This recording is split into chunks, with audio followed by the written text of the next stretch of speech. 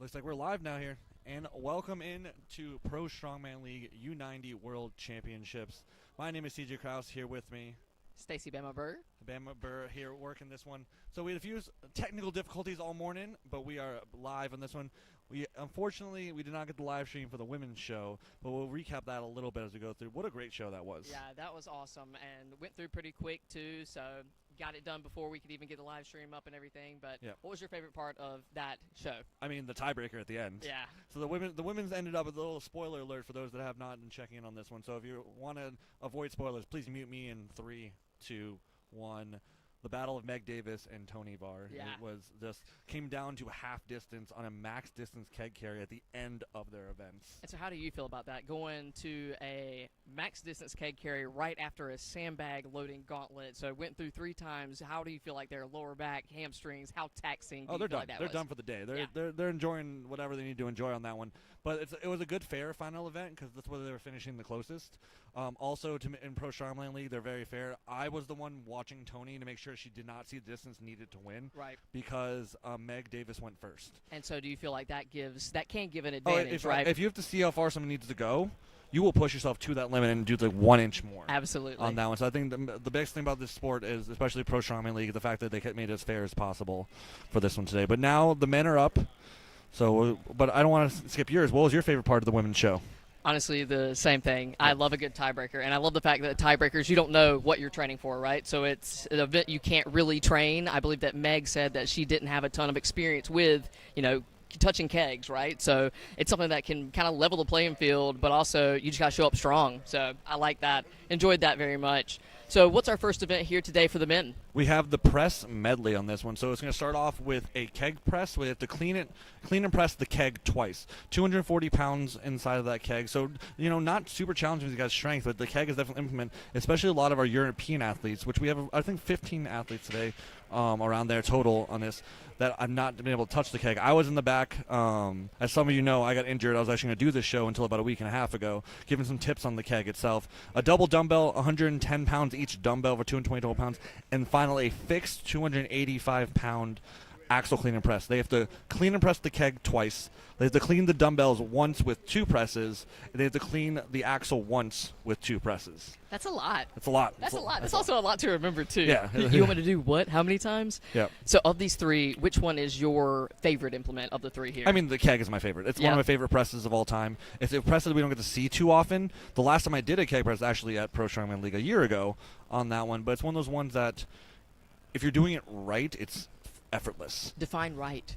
Well, have you ever done a Viper press on Yes. a log? It's essentially a Viper press on a log. So the biggest tip I gave the guys in the back was when you look, you want to see the ceiling before you throw your head forward. A lot of them were bringing it to their chest, trying to dip and drive, and the keg itself is very awkward to have in that, especially so much weighted forward on this one. But that Bartos keg is really nice. It's a little thinner than your normal like loadable keg you do or like drinkable keg. Get some parties in there. Yeah. But the fact that it's so sturdy that you just want to lean back, I say look at the lights and snap the head through, and it's effortless on that one. But yeah, the hardest implement I would say is that fixed axle. Have you ever trained on a fixed axle before? Yes. Yeah, it's a beast of an implement. It hurt my feelings really bad. I'm not going to lie. The first time you touch it, you're like, you forget everything how to clean. Yeah. Because there's no spin in the bar. So we'll see what athletes trained on a fixed axle and did not. Because honestly, I lose like 20, 30 pounds off my top end making a fixed axle because you have to clean it so much higher. You have to like release it from your body and catch it. It's what I've learned the best. Catch it. I understand that for sure. That makes sense. And it's like you can definitely tell who has trained on a fixed axle versus who is just here, oh, well, it'll feel the same, right? It's not going to feel the same. So it's definitely, with that being the 3rd implement of this medley, that's going to be one that'll probably, be a deal breaker for some people. Yeah, getting there's the hard part, too, is you're fatigued when you hit the axle. Like, none of these weights individually for these athletes. These are amazing athletes, some of the strongest in the world. It's challenging. Yeah. If you tell them to press a 240 keg, even the guys that haven't done a keg, that's not a crazy weight for them. But if you're working with the double dumbbells, so again, 110 pounds, they could probably do it all day. Put it together and then finish off with that fixed axle, that's a tough little one we have there. So. Well, that's what I love about Strongman, too, is like nothing is necessarily max effort, right? So, unless it's a max event, but in something like this, you have to do multiple different skills multiple different times. So it really makes it, who's the strongest, but who's also the best. All right, first up, we got Mike Epard. Mike Epard is up here from Maryland. All right, Maryland. Claims MD's strongest man, but that's tough to say when you have myself and Nick Myers up there too. But this guy's definitely a strong athlete. And see how he presses the keg on a little. All right. Again, you saw that right there. He's a little struggling up there because he didn't get his head far enough back. And looks like he's getting no rep on that one. And his shoulder, it looks like, see that shoulder's taped up. It's not liking that keg. So it looks like he came with a little bit of an injury, unfortunately. Okay. Well, and a lot of these athletes, that's something that you usually, a lot of these athletes aren't necessarily spring chickens, right? We've got some injuries that we've had to kind of piece together and stuff, right? So that's another thing with these different odd-shaped implements. If you do have injuries, if you do have shoulder issues or impingements, it's going to be challenging because they're all very different in that way. Yeah. And Mike is a great presser. So but sometimes you can't battle the injuries here. All right, up next we have Sam Cowgill. Sam Cowgill's up now. One of our more eccentric athletes. He said he's a wardrobe change for every event. All right. So I can't wait to see it. He injured his hamstring on this keg about 3 weeks ago, so I know that. So he's battling a hamstring injury. So this keg he's got beef with. Okay. It looks like he gets no rep on that keg. Didn't get stabilized control on that one. Okay. And like I said, this is the wild card event. If you never pressed a keg, the weight isn't the challenge. No. It's just trying to get it there, right? Yeah.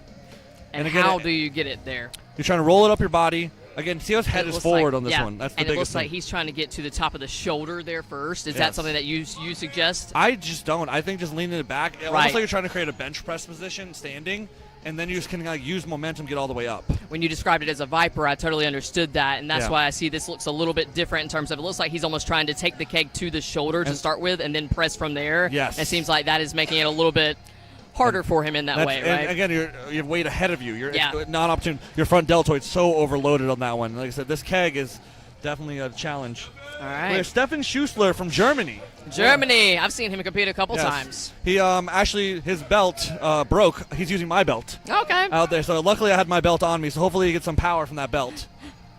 All right. And it looks like he's got to the shoulder. He's using the two-prong technique there, and he's dipping and pressing above head. Not quite there. Not quite there. And that shoulder power. He's got to push his head through. Again, it's that odd shape. The power's there. Yeah, the power's definitely there. We've got throwing these boys for a loop already. And head judge Bobby Thompson, he's being pretty strict about these calls here. But again, Bobby is judge every Pro Strongman League show. He judges fair but strict. That's a good one. There we go. Yeah, he shook the nerves out there. That's our first keg press, the first official keg press. Yeah, first one of the day. Yep. He's stable. He's under it. Yep. Just a little bop. There we go. Good. He's got through it. All right, so he survived. He's our first one. Stephan Schustler survived our keg press. Stephan. Yes, those German.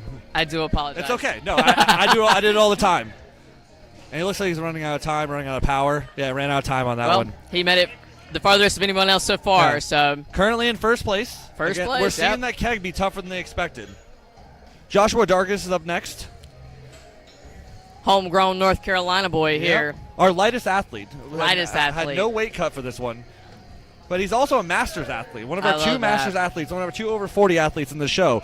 So we can definitely get this 90-kilo class for a long time. It does my heart good to see these athletes working all the way in their 40s. I love that. Yeah. There we go. And I got a pretty keg press there. See, all about the hips there. That's the biggest thing. There was nothing going on upper body-wise. It's all that extension, and then it's already there. And there we go. Yeah. Nicely done. Head through was a little early, but you see that little snap back that he did. Now we're on to the double dumbbells because Joshua is a good presser, but I would say when it comes pound for pound, Schustler would be a better presser. Heard. And so that's how it changes the game sometimes, right? It doesn't matter how good of a presser or how good you are on one thing. It matters how you show up on the day and, obviously implement dependent. It's technique is what it is. And these double dumbbells are proving to be a challenge here for Josh. He's got it up to the shoulder. Slightly fatter handles than normal, so it's harder to get to the shoulders in that one. And plus, you use so much hip drive on there. All right, so another one bites the dust on that one. All right. So, all right, CJ. So we have, I believe, 15 athletes here. How many anticipating do you think are going to make it through all the way? I mean, I would have said 5 earlier. I expect Schustler to get through it, but he had a challenge on that one. So, all right. I think about 4 finished the whole medley. I was going to say 3. Yeah. Jesse Castens claims North Carolina lived. I met him in Colorado, actually. I competed against him directly in Colorado Strongest Man. He took second place in that one. But by second place, I mean he was barely behind me in that show. A bit, yeah. And he was about 225 pounds. I'm like, hey, if you ever decide to cut to 90, you'd be a force. Yeah. And he told me that was the catalyst for Okay. him to start cutting weight. He's a pilot. Yeah. So, Okay. so a helicopter pilot. So he actually has to be under a certain weight for his job. So it only helps him in his job, and now he's one of the top 90s in the world. That's awesome. And also, way to go. Way to recruit. Way to recruit, Yeah, TJ. man. Well, I mean, I see, I made it harder on myself. That's all I did. I know. But I like I that. see talent, Because I believe that you're one of the best 90s. So if you're going to be the best 90, then guess Yeah. what? You're going to have to beat the best. So I want to beat the best. And Jesse has the tools to be the best. He's a little bit inexperienced, heard. but he's strong, as you can see. He had a battle of Lyme disease this year. So Nice. he's been battling that. He was qualified for the 105 Pro Strongman League as well. Okay. That's how strong this man is. But he got Lyme disease right before the event. He got bit by a tick. So he's still Oh, and we got the dumbbells up. There First we one to go. get the double dumbbells up. So remember, the double dumbbells, they only have to clean once and press twice. Oh, saved That it. Saved it. tricep power! Oh my God! He had to press that one through. All right, now here's the fixed axle. You wouldn't know about that tricep power, would you, Yeah, CJ? not Only got one of them. That was his left tricep, so that one's okay. Okay, yep. And let's see what this fixed axle looks like here. Yep, he's got it up on the chest. You see how it doesn't roll, so he had to release his hands. Yep. But now he's got it up there. He's got to get his heels down. It looks like he's stable. Okay. 285 pounds, and it's just you're out of breath. Okay. No Yeah, dice. It's how easy that clean is. And again, that fixed axle does not roll. So if you're not getting it high enough, he should have taken a little more time and gone off his belt and used like a launch. Yeah. You want to use some more like power, but it's hard when you're out there because Yeah. you feel like you're running out of time. Yeah. 60 seconds has never felt so short, especially when you got to do 3 things, right? Correct. So, Yeah. And that also being said too, at the axle at the very end on the fixed, if you're trying to rush it, that's probably, unless you're about to manhandle it, it's probably about to be a hard time, right? Yep. All right. And he's got the keg up to the shoulder. Yep. Oh, a little tight Not quite there for the press. Good hair here. Yeah. Sleek. All right. That's And Robert man. Floater. Floater? I don't know how to pronounce it properly. F-L-O-E-T-E-R. Oh, wow. That's the hard part. Once it's on your shoulder, there's nowhere for it to go, and you can't really get a good dip. It's such an odd angle spot. And you're not allowed to rest it on your head, like use your head at all. So, and it's so much bicep. Yeah. It's so much. And man, He needs to sit his hips lower when he starts, so he gets more torque in it. Because he's very upright. And he just doesn't have that hip drive power, unfortunately. heard. There he goes. Now he's sitting low. He's going to try a different technique. Got it a little bit lower here. I'm not. He heard you. I He don't heard like- you. Yeah. When you bring the hands over the top, though, Yeah. you have to bring them back underneath, and you have to press it. You can't. He's just trying to see throwing stuff at the wall. Hopefully something worked. Yeah. That keg is a. But I like, the attempt, right? So Yeah. the first 2 times we didn't, what we were doing didn't work. Tried something else. I think if he got that low with the switch hand, he just really torqued it. He would have had it. Yeah, I agree. So Dane Bonan's in my Dane Bonan, sorry.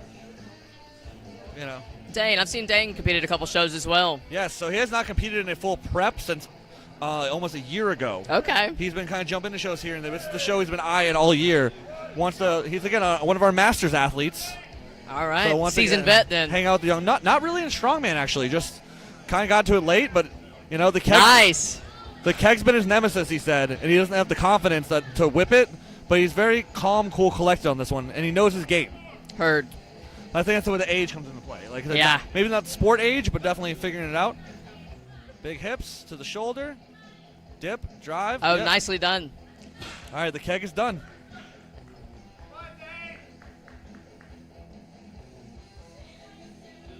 And that's All one right. thing that I think can be super helpful is that calm, cool, collected, right? Yeah. I mean, He's not trying to finish this event. He's trying to get points. He knows No. one press on this is decent points. Yep.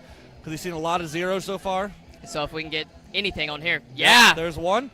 Get down to the shoulders. And there's 2. There we go. Yep. And so far that's matching pretty much best Yep. we've seen so far here. And these orders were random, by the way. They drew an order out of the hat. So the reason.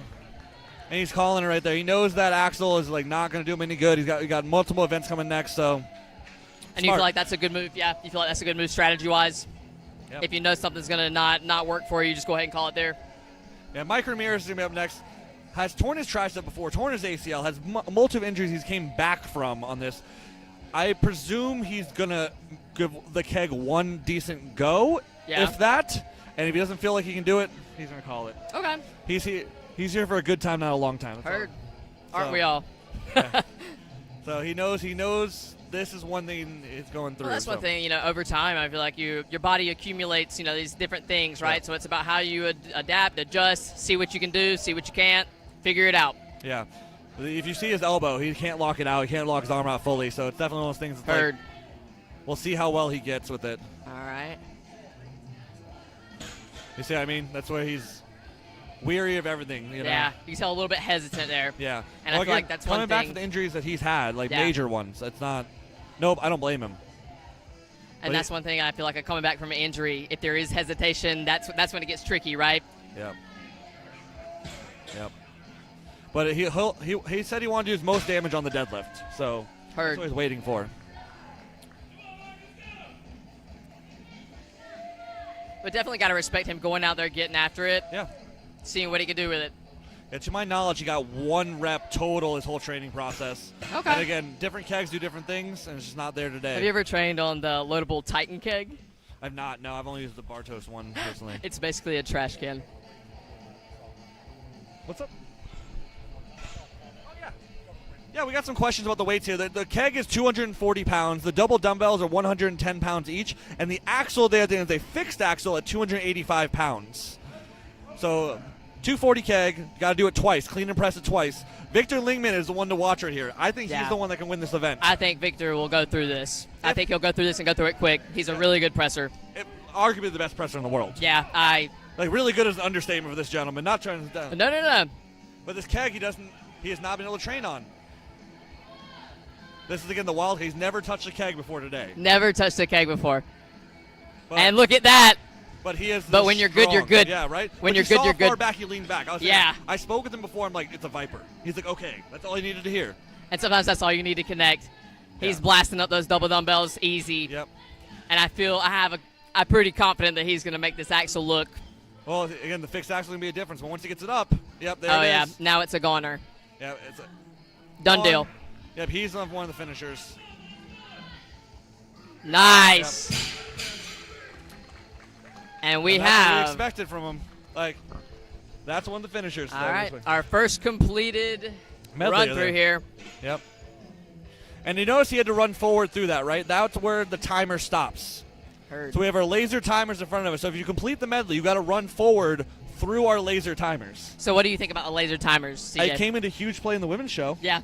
So if you were watching, you need to see the women's show. The race between Tony and Meg went to 4 1,000ths of a second on their farmers to log medley that they had. And we used laser timers on that one, so we knew it was 4 1,000ths of a second. That was a 41.783 versus a 41.69. And that's crazy. And that's something that, human error, you can't capture that, right? So definitely makes it fair across the board and just standardized as well. Correct.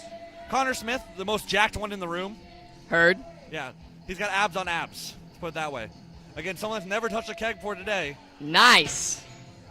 Again, these foreign, these British, these Team Europe, just have never had this implement in their shows. So Connor's a strong presser. And I gave him those tips before. Hopefully he uses them. He's got a good hip drive. Come on. He's got to get in to a tough spot. It's in a tough spot. He's got it set up now, so he's got to dip him. Yes. There it is. All right. Moving Made it on. through. He survived.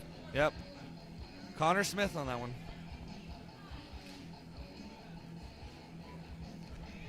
All right. There we go. See, this is comfy for him. This is his wheelhouse. Yeah. You can tell. But how much did the keg take out of him? Not enough. So he's still going. Not enough.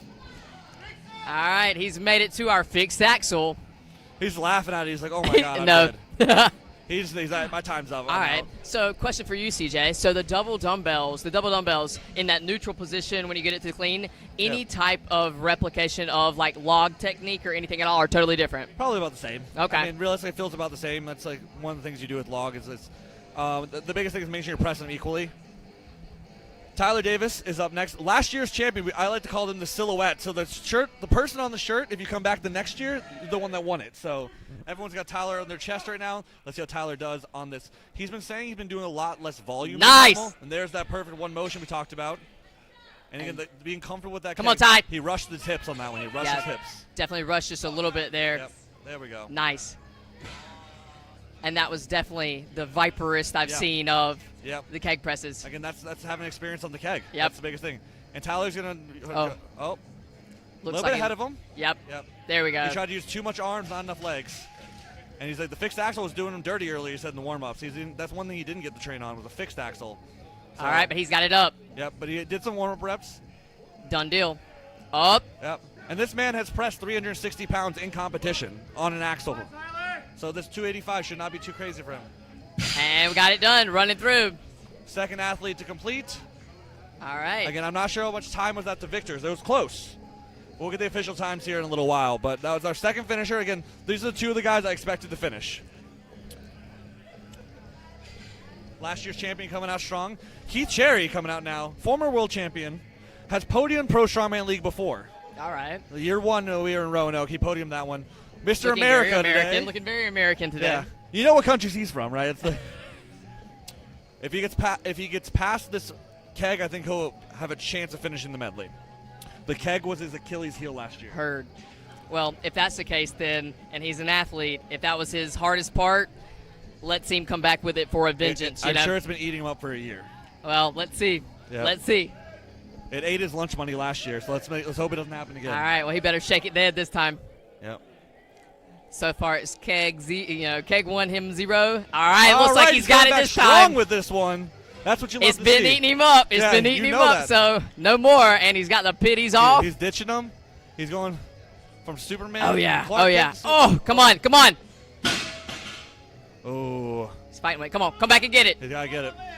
He's recovering from a torn bicep a little bit over 2 years ago as well. So Okay. It's not an event that you want. He's also ruptured his patellar tendon before. So Okay. again, athlete that is one of our near masters, if not master already. So he's calling that keg. He got it Okay. for the one, just didn't get it for the two. But still, one is a good, decent point Yeah. we've seen so far.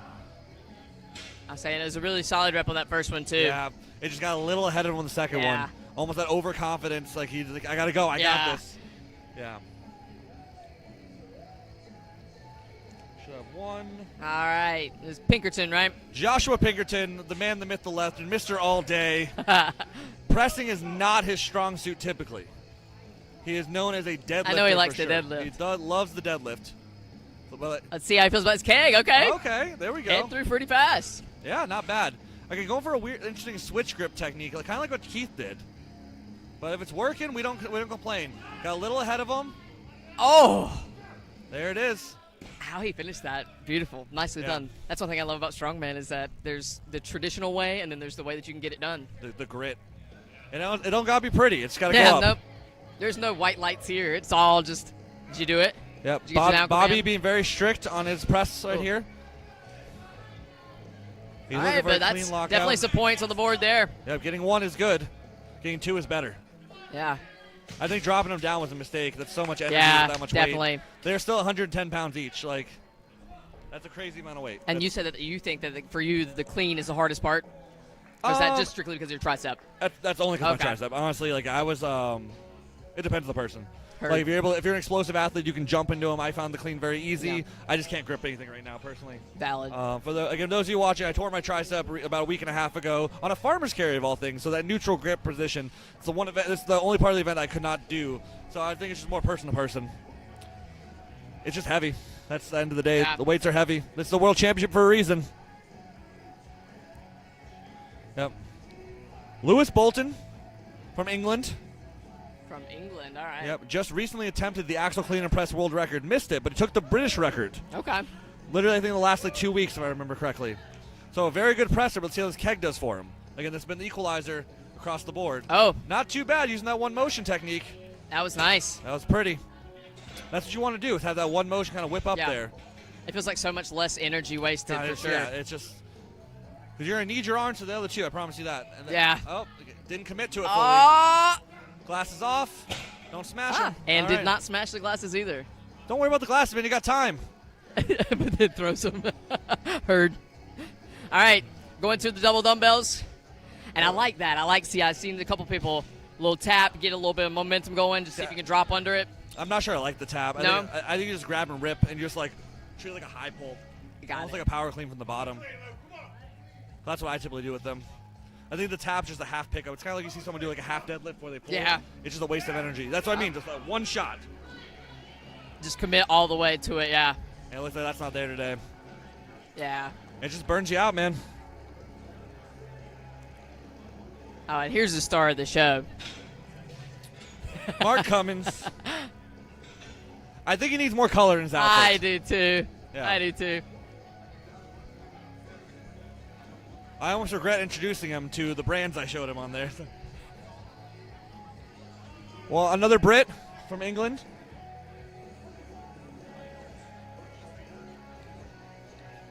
I'll say, I think And I Mark's believe he is pressing has significantly gotten better yes. as well too Mark- since I've seen him compete. Yes. Again, if he gets past his keg, that's his. He's Up. little false start.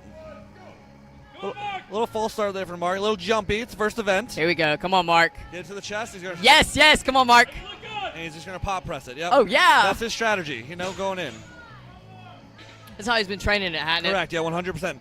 We worked a little bit with it on Tuesday this past week, but Yeah. he's not changing his technique. I'm like, if I had 3 weeks to, I'd try to Yeah. change it.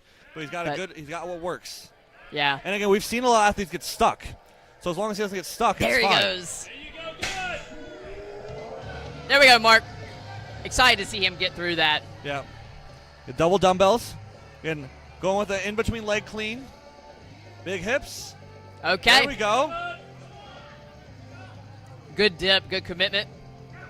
There we go. Good control down. It's right where he wants it to be. Yeah. Now can you get one rep All right, on Mark. that axle? He's calling it there. He's like, nope, I'm not. He took his points. He's going home. Well, that should conclude our first event. All right. I need to get official times, but we know that Victor Lingman and Tyler Davis were the two to complete this event. So we had only Okay. 2 athletes. Yeah. What a brutal. Yeah, brutal that's first tough. event. Yeah, that's tough. Yep. And what are we moving on to next? What's our Let me double check. According to the official sheet, I'll look according at it. to the official sheet? But what's your biggest takeaway from that event while I look this up? Honestly, kegs are hard. Kegs are hard. I mean, and that's something that I don't have very much experience with either, Yeah. right? I've only just started training strongman the past 2 years, and I've started training with kegs. I totally underestimated the hand placement on kegs. Yeah, it's one of the biggest things. Like, hand placement matters. Everything matters on the keg press. Up next, we have the escalating deadlift. Okay. So this is going to be a head-to-head deadlift building up through. We'll see kegs loaded. The keg is the theme today. If we're learning Okay. on this one. Onto an apparatus. So the bar's going to be very whippy, and every rep the bar will keep getting heavier and heavier as we go through. No suits allowed. Okay. Briefs are allowed. Okay. So how do you think that changes into the game here?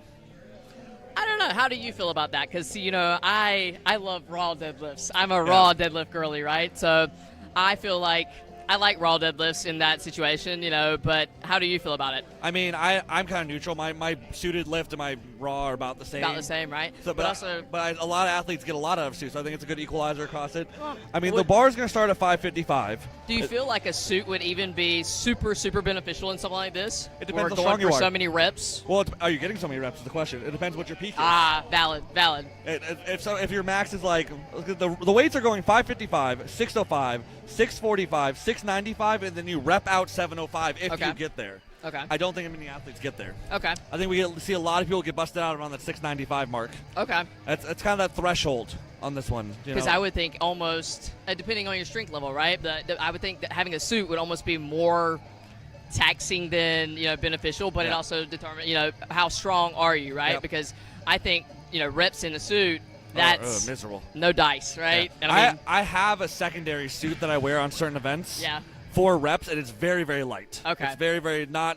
I can get to do it by myself. I don't need help okay. on it. So it's not really a suit. It's not really a suit. It's not really a suit. It's a little bit of helper. You know what I'm saying? But typically, if they say no suits, I'm like, cool, even better on that one. Yeah. But this one, again, the only thing to wear is briefs, so we'll see some of those briefs added on to some of these athletes. But I don't think it's going to change too much. It might get one athlete that, 695 that we're Yeah. not going to get there, right? Yeah. We're adding a small percentage. But now we're loading these kegs up. And again, this is going to be a head-to-head, it looks like, so which is Okay. always fun. Yeah, that's going to be fun. And so, do we know how much these kegs are? Not offhand, no. But Okay. again, with the starting weight will be 555. Okay, so obviously however much to Yeah, whatever math works. make the math make sense. All Yeah. right. So, yeah. They look nice. They're not very heavy kegs. It's just more a visual representation of this. But the biggest thing about this one is that because it is still using a deadlift bar, we're going to see a lot of whip in that one. So what I've seen, they've done this previously at Pro Strongman League. Okay. We've seen it in the 105s. We've seen it in the 125s too, right? The 125s. The 80 kilo men did it as well. It's a lot more whip than you think. So it almost turns into 16-inch, I'd say. So it's going to help the athletes that have better lockout power and worse off the floor power, if that makes sense for anything. Because in a deadlift, if you do have a lot of whip, it's going to take a couple inches off the bottom for you, and especially, are you a yanker, CJ? I already know the answer to this, but pretty close to be. Yeah. I mean, so I drop the hips underneath me, I just pull. Yeah, and if you can yank it off the floor, it's gonna that couple inches there. All you gotta do is be able to lock it out. So definitely play to your strengths for sure. This would have been an event I'd be very excited to do. Yeah. Especially. Have you ever done the one like this? I've not done this exact one, but I'm always like, I love reps of 700. Honestly, I think it's that threshold to where like. In this show, when I was prepping for the show, there's definitely athletes with better gas tanks than me on deadlift. But you got to be strong enough to get there. But you got to be, that's the thing, you got to get to that 705. And that's where I think the great equalizer of strength to gas tank kind of comes into play. Yeah. Like I said, Tyler Davis is one to watch out for this one and this one, but he told me because of his training lately, his gas tank is shorter than usual, which I think is going to affect him a little bit on this one. My money on this one, I would still give it to Joshua Pinkerton with his crew. Okay. On this one, even though I think only how many reps do you think is going to win this event on the 705 itself? I don't know. I have no idea. How many do you think? I think 3. Okay, I was thinking like 5. 5? Okay. I was thinking 5, but honestly, I could see 3. I could see finishing it in a little bit more. Yeah. Right. Yeah, I think with my training, I was getting about after all of it about 5 was my 5 to 6. Okay, so if you were doing it, you would get 5. That's kind of what I'm looking at. I think Pinkerton gets about 3 to 4. Okay. I mean, he could push that 5. He could always turn his brain off and go for it. He's always got that in his tank. But it's looking at everyone's maxes, looking at where they're at right now of all these athletes. I think the winning number is going to be 2 to 3, and Pinkerton might not even need that. Yeah. But again, he's not going near the top. He's not going to know what he needs to get. Yeah. That's where you get kind of like that Tyler Davis and Victor are going to be able to play the game. Because in Strongman, if those of you have never watched before, so welcome to Strongman, Pro Strongman League, U90 World Championship. It's a points game. So the winner of the previous event got the most points, so 15 points to that athlete. It trickles down to 14, 13, 12. But you also get the bonus of going last on the next event. And I think that is that's so helpful. So helpful. Especially on a rep event. Yeah, because then you see what you have to do, right? So if you don't need to do 5 reps, you wouldn't. I would right? stop. No, you would stop at what you need to do. It's not about an ego contest here. It's about what I need to get done to save enough energy for the next event. It doesn't matter how many reps you win by. It matters how you win the event or how many. Like, if someone wants to do like 30 reps after me and they get first place and I get 2 reps and I get second place, that's a 1-point difference. You can have it. Go for it. I'm proud of you, man. You had your moment. But it's all about. Then you also have 3 more events after that, so best of luck, right? Yeah, it just depends on and then the Shirley Pro Strongman League, it's definitely one of those things that like you got to be ready for the next event. You got to be going to the next thing because it's such a different, and each implement is crazy different. Yeah, because everything is so fast-paced, right? Like, I've had people talk to me about, differences in shows and differences on how things are run. With Professional Strongman League, any of the shows that I've ever been a part of here, it's back-to-back. You may have time to warm up, but also you probably should just be warm. Well, one thing for talking to amateurs and moving up to levels of pro, your warm-up time gets a lot less. Yeah. That's one thing that you have to learn and accept. Like at local level shows, I love to help out and I love to get work back with them, but they always want more warm-up time, and I'm like, you don't need it. You don't need it. 1, you just get out of your head a little bit, but 2, you're not going to get it. Yeah. The better you get. The higher level you go, the less warm-up time you typically get. So you need to be ready to be able to go in. So that's my biggest advice to a lot of athletes trying to climb the ranks is train the way you're going to be competing. Yeah. Like, know your jumps, know your attempts, and and be ready for curveballs. Yeah. And that's the biggest thing. Be ready for it to change a little bit. You have to be conditioned. You have to be conditioned, and you have to have enough, you have to have enough gas tank to survive that, right? So if you do 1 event a day and call it there and rest 3 minutes between sets like a power lifter, but, like, that's not going to cut it in this kind of situation. What do you say, 2 reps? A few reps, he said. A few reps, okay. So right now they're showing a video for these athletes about talking about what they believe they're going to do. So it's good to see these athletes knowing their confidence levels. Yep. As we talked, Mike Ramirez is up now talking about it's going to be best event. And then Joshua Pinkerton right after talking about his best event. So again. Okay.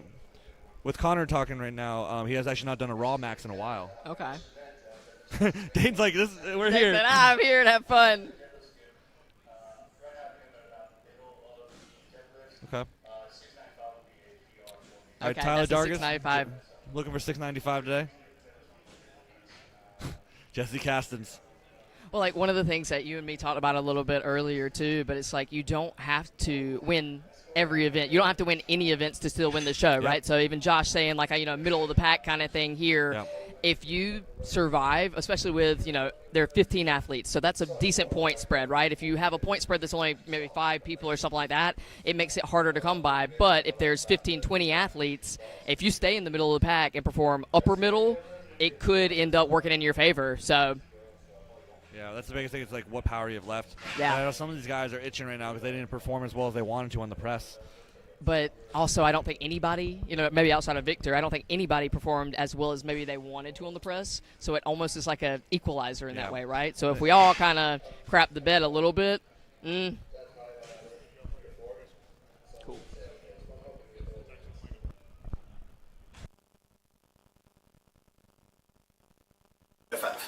Escalating deadlift, I'm feeling pretty decent. I'll think probably work up to hit 650, and then anything over that will be a PR, so hoping to hit that afterwards. Probably one of my best events coming into this. I have a pretty good deadlift overall. I love deadlift. Deadlift's my best event.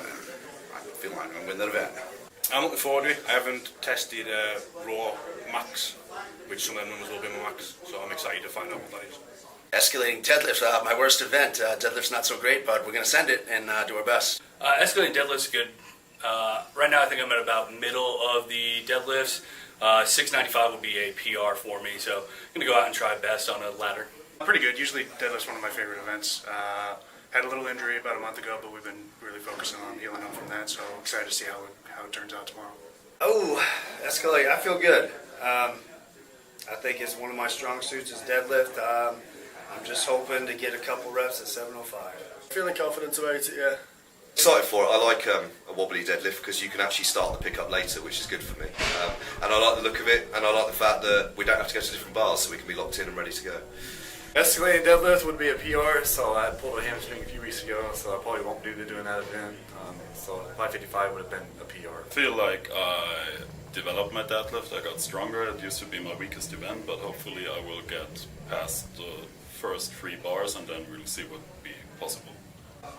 I'm excited. I haven't done that high of a ladder before, so we'll see how it goes, but I'm hoping to get all the weights. All right, and we're back, ladies and gentlemen, and we're about to get started up on our deadlifts. Yep. Escalating deadlift. So that's the biggest thing in this one. So this is a tough event to prepare for because every rep gets a little heavier, and you have an up command and a down command, so you're double listening on that one. How are you with listening about to your commands? Are you good about listening for your commands? For the powerlifting, I assume you. Yeah, I think so, right? I mean, when you're competing, I don't feel like I hear anything, I don't see anything, but like I lock in on what is supposed to be happening. Yep. I'm not gonna lie to you, the press might have got me a little bit tripped up with the multiple reps on multiple different things. That might have gotten tricky. Up or down on a deadlift, yeah, that's fine. Yeah. So you got to wait for them to load at the next weight. You got to make sure it goes up. But what do you think of this apparatus? It's definitely an interesting setup, right? It's interesting, and I mean that's one thing that I love about Strongman is like you can train how you want to in training, and you can have friends add weight, do whatever, but you don't have more than likely, unless you have access to this specific implement, you don't have friends that are adding kegs on it. So it's like it definitely levels the playing field, and it makes it challenging because you're not prepared for it. Yep. No matter if you're prepared, you're not prepared for this exact implement. So it's kind of, all right, who can adapt? Just like that. Tyler's doing warm-ups, and, maybe one of the kegs fell off. Like, there could be all kinds of little things. They're going to latch for them sure, down. for sure. But hey, maybe one moves. Maybe something feels a little different, they're going to move. Right? Well, that's one of the big things about this one is if you're a really fast puller, you have to control it back down because it could spin and turn. Yeah. Because you see the apparatus spins, moves, turns, yeah. pendulum. That's one thing the athletes have to be ready for is that little pendulum. Well, and that's little things like this that, the more time I spend in Strongman, the more I watch, the more I observe. You see almost stuff like on a farmer's with a turn. The way that your technique has to change based on what your implement is and what your instructions are, right? So, we got up and down commands. This is our implement. There's so many little things that can happen and different strategies that can come into play with new equipment. Yeah, one big thing about this one, you see some of these athletes wearing some new shoes. Notorious Lift has sponsored each of these athletes with a pair of flat deadlift shoes. Yeah. On this one. Shout out to Notorious, one of the best shoes. I deadlift in those shoes now. I'm a big fan of. Have you tried those yet? Yeah, I've deadlifted in a pair before. Big fan. I've got several of my power lifters that use them as well.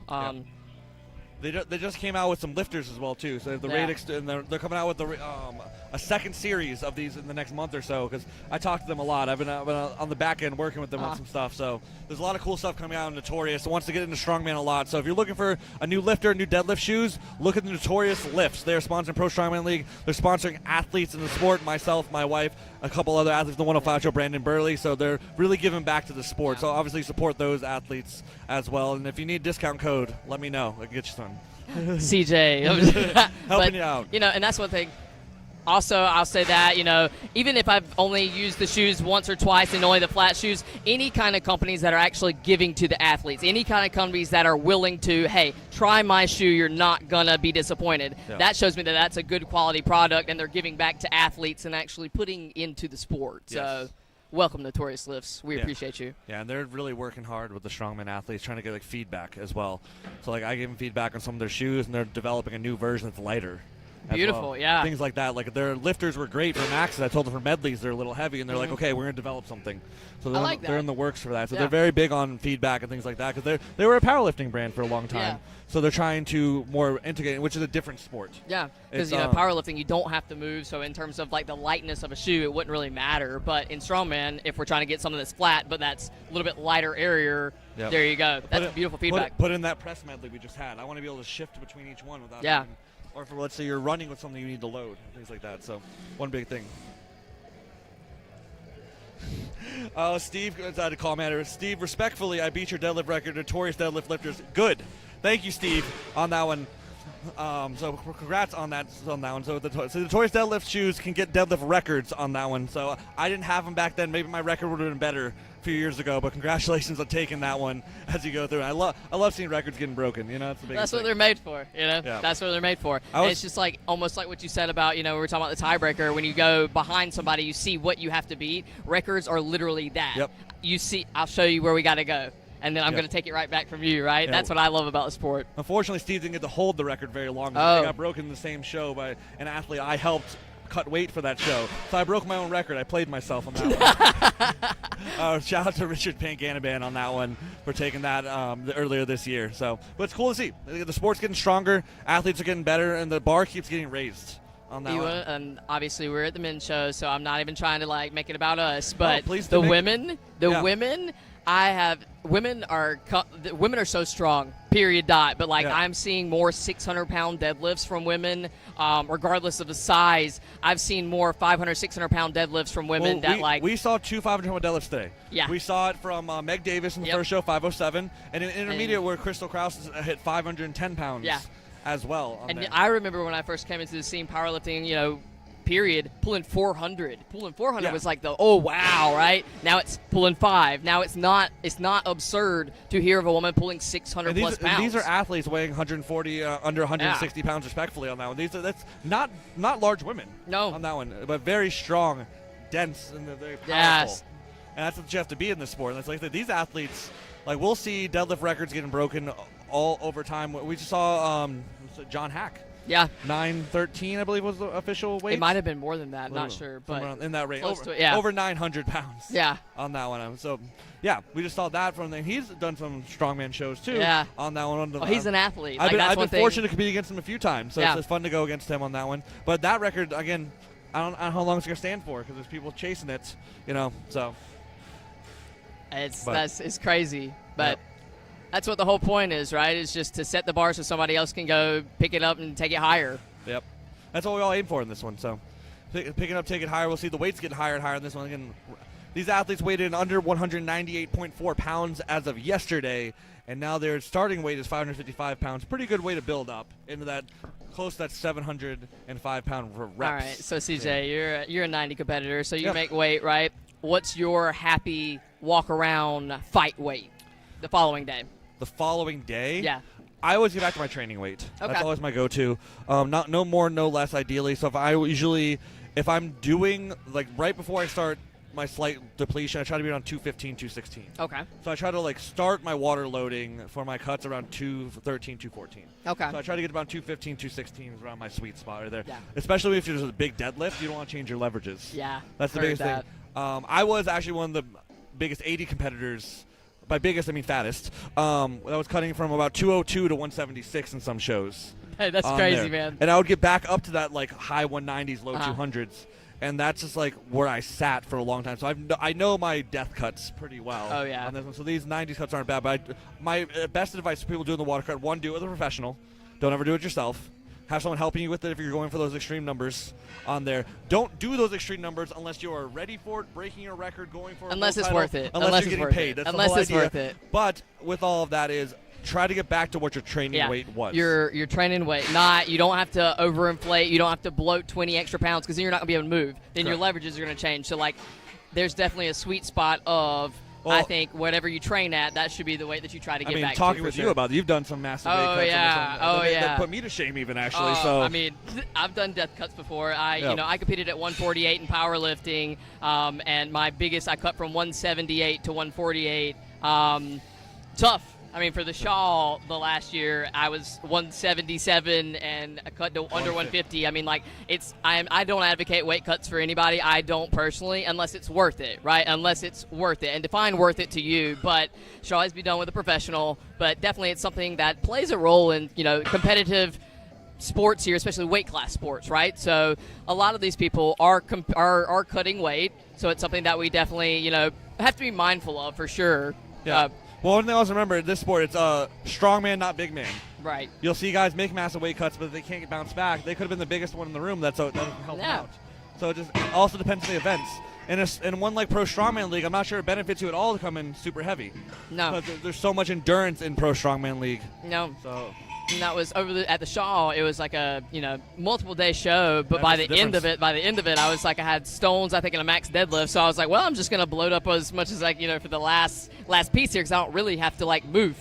But I completely agree. On multiple day shows, that's when you do the more big cuts. You're sacrificing your first event, though. For sure. You will not perform up to your standard on your first event. So when I work with athletes a lot of the time, I look at what the first event is, and how much they can cut. If they're very good at the first event and we can sacrifice points there, I might consider a little bit more. If that's their worst event, we're coming in lean, we're coming in light, we're just going to feel good on the first event. But multiple day shows make a difference. But again, what we're doing with today, some of these athletes, and we saw it a little bit with, like, I know Stephan was one of the bigger athletes. He had a bigger cut, so his press didn't go as well as he wanted.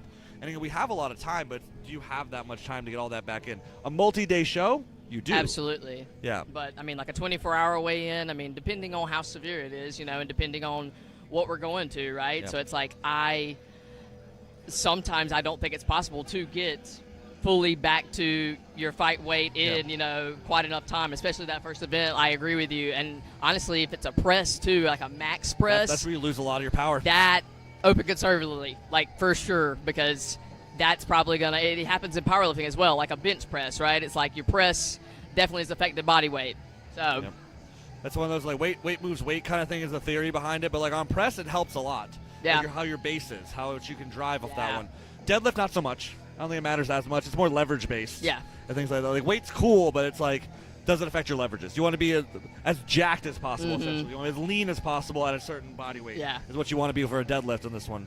So it's all dependent on what it is. And again, of course, we want to be conditioned for strongman. Very different sport on this one. So these athletes are getting a good long break, though, so I assume we're going to see some good pulls going on. But is that better or worse, you think? You think the nerves are getting to them a little bit, or do you think that they already shook them out with the press? I mean, honestly, I feel like probably most of these guys shook out the nerves on press because they're probably a little bit irritated. Most of them, we said that they didn't probably feel as confident or didn't perform as well as they wanted to. So honestly, maybe just the anticipation here, I feel like they're gnawing at the bit. I feel like they're ready to go. Yeah.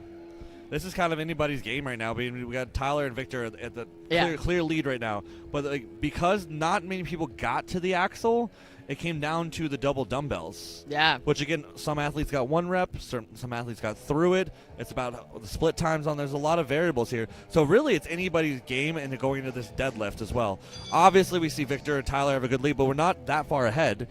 But the athletes that zeroed have a lot of work to get ahead of them here. That's the hard part. There's not many events left where I see an athlete that could zero an event. So in Strongman, just so you guys know back home to kind of clarify this, if you get no reps on something that's a multiple rep movement, even you're considered last place, but you also get 0 points, where typically you would get 1 point for last place in an event. So that can make a huge difference, especially with a lot of athletes. Yeah, definitely can. So I mean, every point matters. We saw it come down to a tiebreaker in the women's event. I've won a show by half a point. I mean, yeah, I've seen multiple shows won by half a point, barely, you know, so it's like every point matters. Every point matters. I mean, split times matter with, you know, events that you require split times. So, I mean, everything matters in Strongman. And like I said, the best thing about with Pro Strongman League, we got the laser timers from Vault on this one, so it's really important to have those. I think that's the game changer Pro Strongman League's bringing in this one. No, I those definitely laser think. timers. Like I said, they came into play today. Yeah. But that way, like, nobody's upset. You know? You can't be. You can't be. There's no human error. Like, as an athlete, it's one of those things I hate that voice in the back of your head. Like, I think I beat them, but did I? Or like, I mean, because there is a level of human error there. How fast did they click this, that? Well, the laser timers, it tells you exactly when you ran through it. It's on you. It also like puts on the athlete, right? You have to pass that line. Yeah. Like we've seen athletes that forget they're there and not run to it, but that's part of the event. Every athlete knows it's there. Yeah, that's part of the event. I think that's where the sport's going, is like to kind of get rid of human error on this. I think it's gonna be very important. I think it's the next phase of the sport is hopefully they see how this is working here, and more promoters, more shows start using similar techniques, because we've all been there at a show where it's all the judge's thumb, right? And it just like it eats away at you whether you win or lose that. It's like it was too close to call.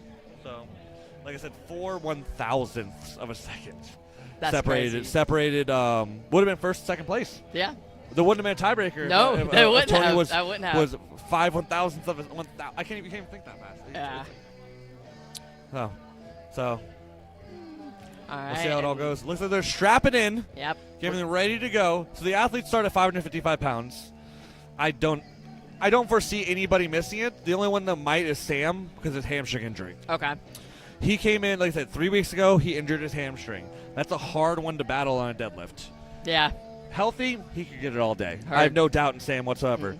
We'll see what he does. And that's once we talk about, like, you know, hesitation, right? Because, like, with a deadlift, you have to commit, and especially something like this that's a little bit odd kind of lift, right? Where it's a deadlift, but variation of a sort, right? So, like, there's got to be, and especially with a slack pull, too. So I don't know about how you feel about it, right? But just like with a slack pull, we can almost fight through the loading of the hamstring so you don't really even feel it, but then you do, right? Yeah. So if we commit, I think you'll be good to go. I don't see any zeros on this. I don't see. Yeah, I don't think so. But I just want to bring him up. If he does, I don't want anybody to be like, oh, he's so weak. He's not. It's just injuries happen. Sometimes your body doesn't cooperate. We've seen it happen too many times, unfortunately. And honestly, I mean, like, even if, like, regardless, even if, like, these are 90-kilo men, and, like, love you guys, you know, you're big and bad, but also. Are they though? They ain't that big. you know. They ain't that big.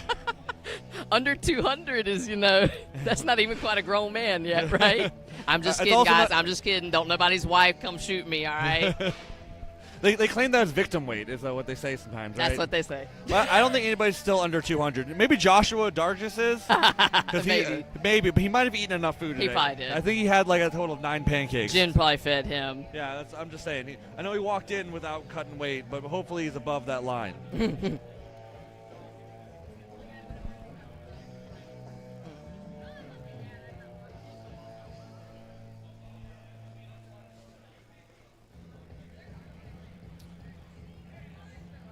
All right, looks like they're double checking everything. Again, these athletes had a good long break, which is nice for them.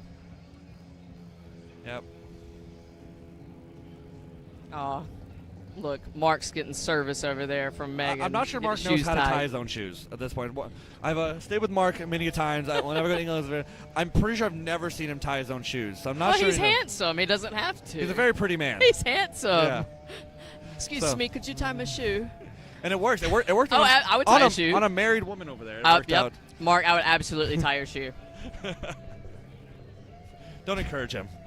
He doesn't need it. Yes, he does. Yes, he does.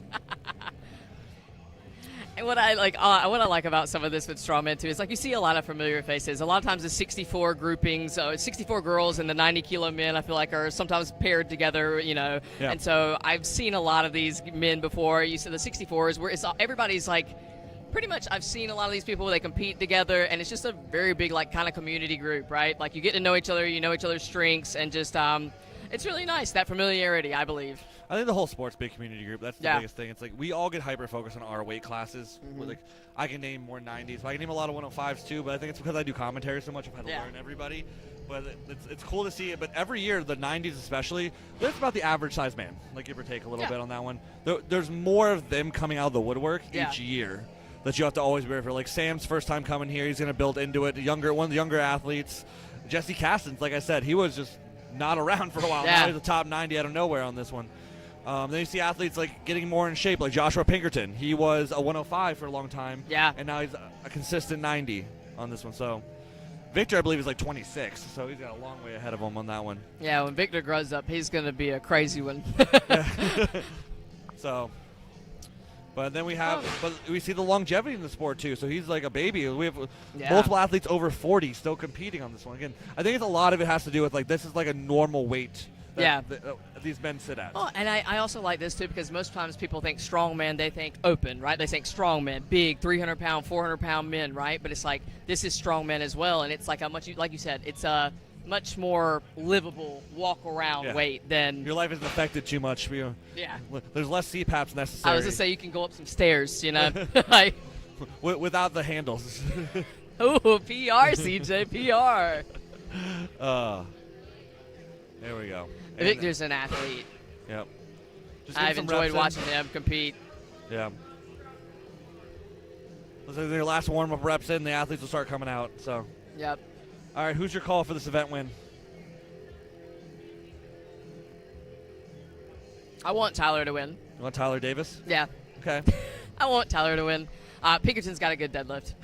Since you're not competing, you would have been my shoe-in for sure. But Thank you. Yep. I guess we'll find out. Yeah, I think Pinkerton's the lead on this one. Again, Tyler's, is his gas tank hold up?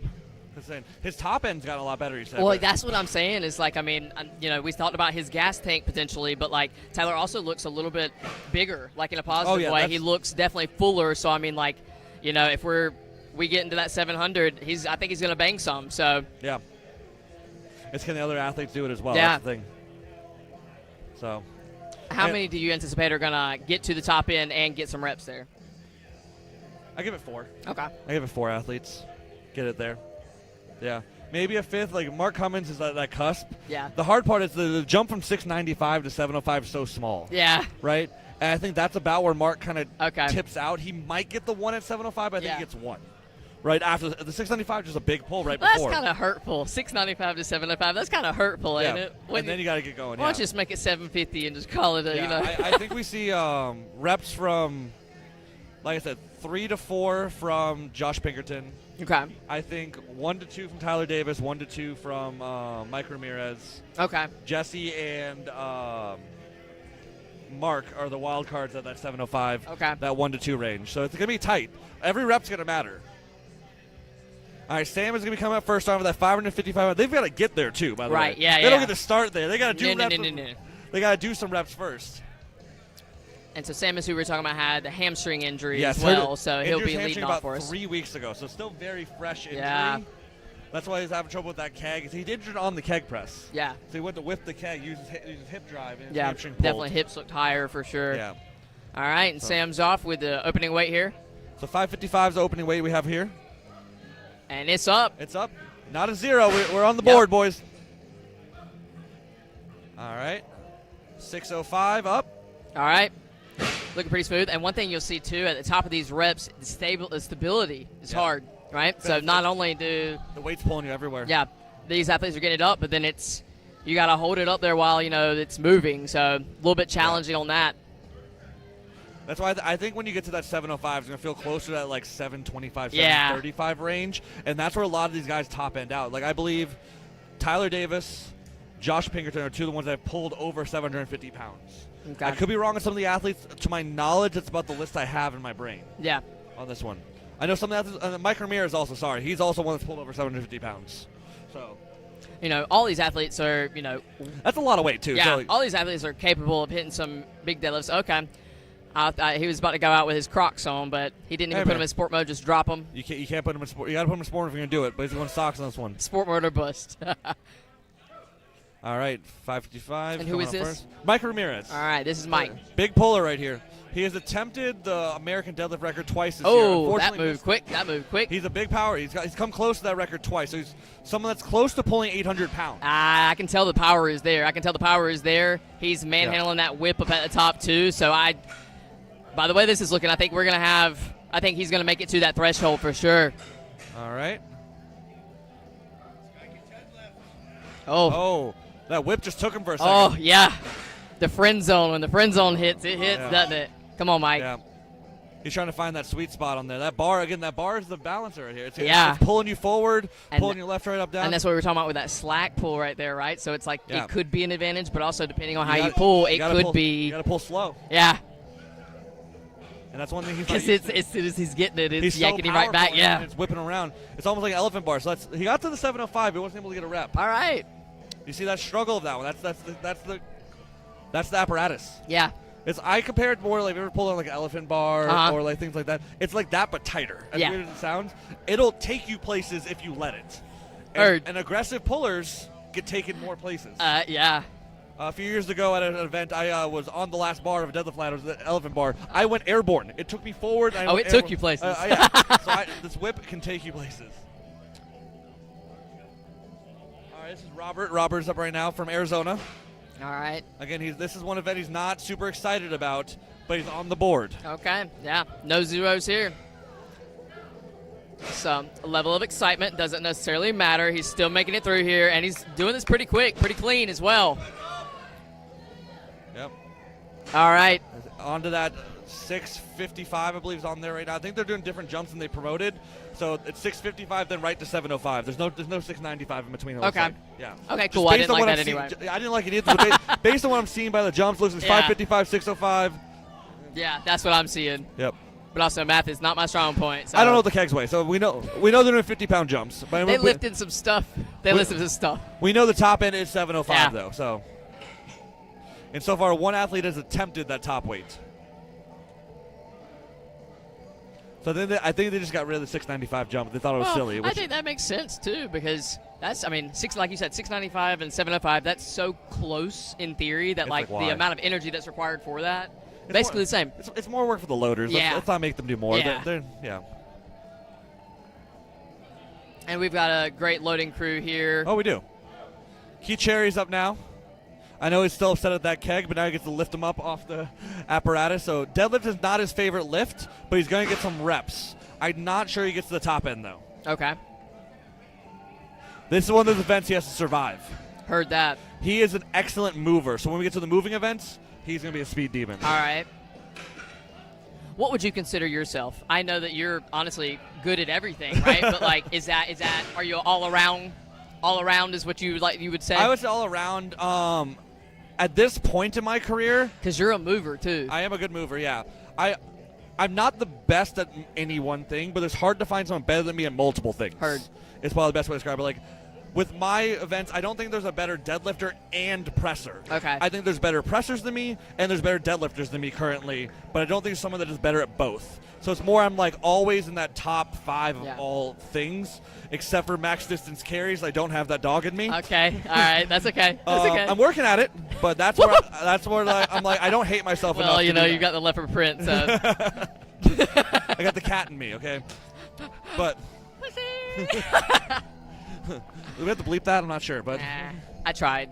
But I tried. Everyone knew what I was thinking, but I'd say, because you're a mover too. Because last year at PSL with the frame, and then at Chaos with the farmers.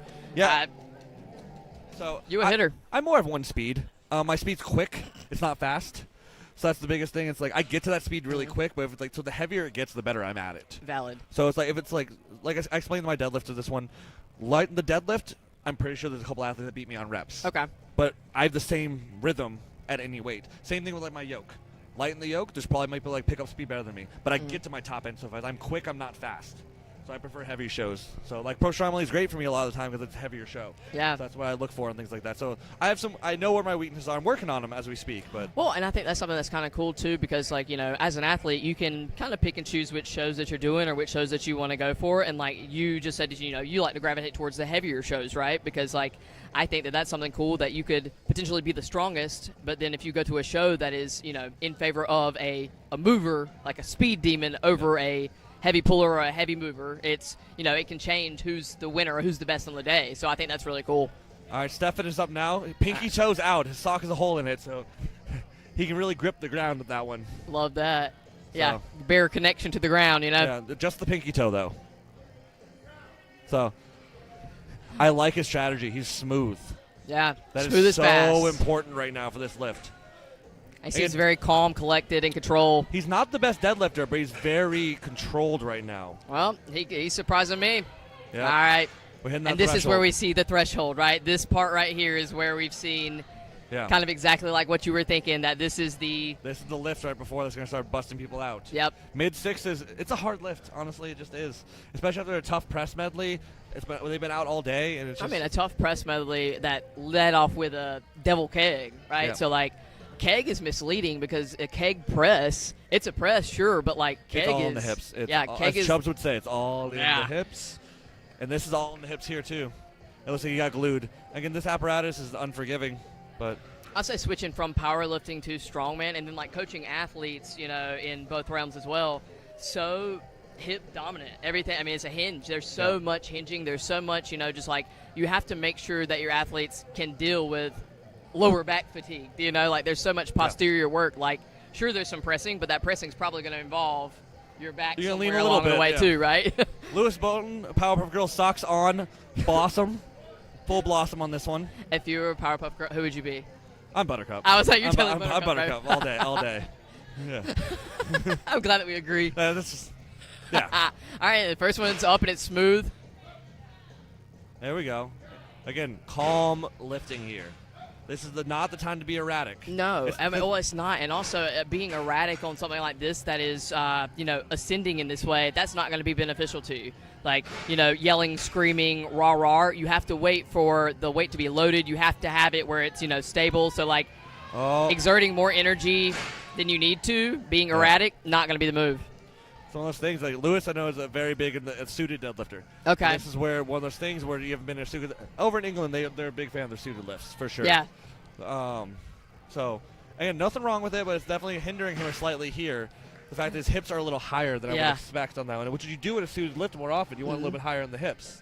So he's lifting and not used to that positioning. Yeah. I think that you needed for this. But I loved his pacing.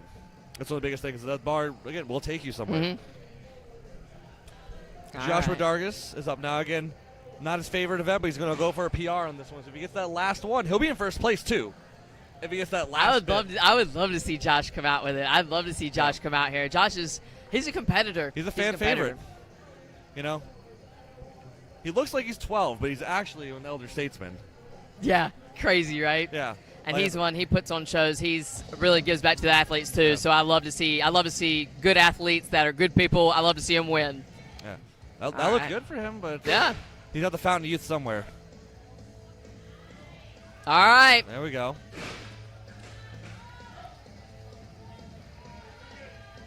There you go, Josh. And he's getting some reps in here. I think this is partially where we're going to see. Come on. Let's make him work for it. Nope. I think the hardest part is the athletes can't hitch. You try to hitch this bar, it's not going to work. That's not going to work. And I don't know how to hitch. I've never learned. I have no clue. I tried. When I see people do it, I'm like, that's really cool. I can't do that. I practice intentionally hitching. I practice to try to learn it because in powerlifting, that is obviously something that's a hard no, right? Yeah. But I think it's a skill, and especially in a suited deadlift. In a suited deadlift, we saw again talking about the women's show. Meg Davis on her 507 lift. Oh yeah, she got it just above her knees and sat back into it with a beautiful one motion hitch. Yeah. So like I said, taking notes on that one. And it's kind of like one of those things, people always talk about, sumo's cheating versus conventional deadlift. In a suit is cheating. No, it's not. It's totally different. It's totally different realm. We got Joshua Pinkerton wearing those notorious lift shoes on there. Nice and white. Nice and bright right there. Crispy. Yep. Again, each of the athletes got a free pair to utilize on this. So. All right. And this is CJ's pick for all of it for this event. I think he wins this event. Let's put money down on it. I know he's a great deadlifter. Yeah.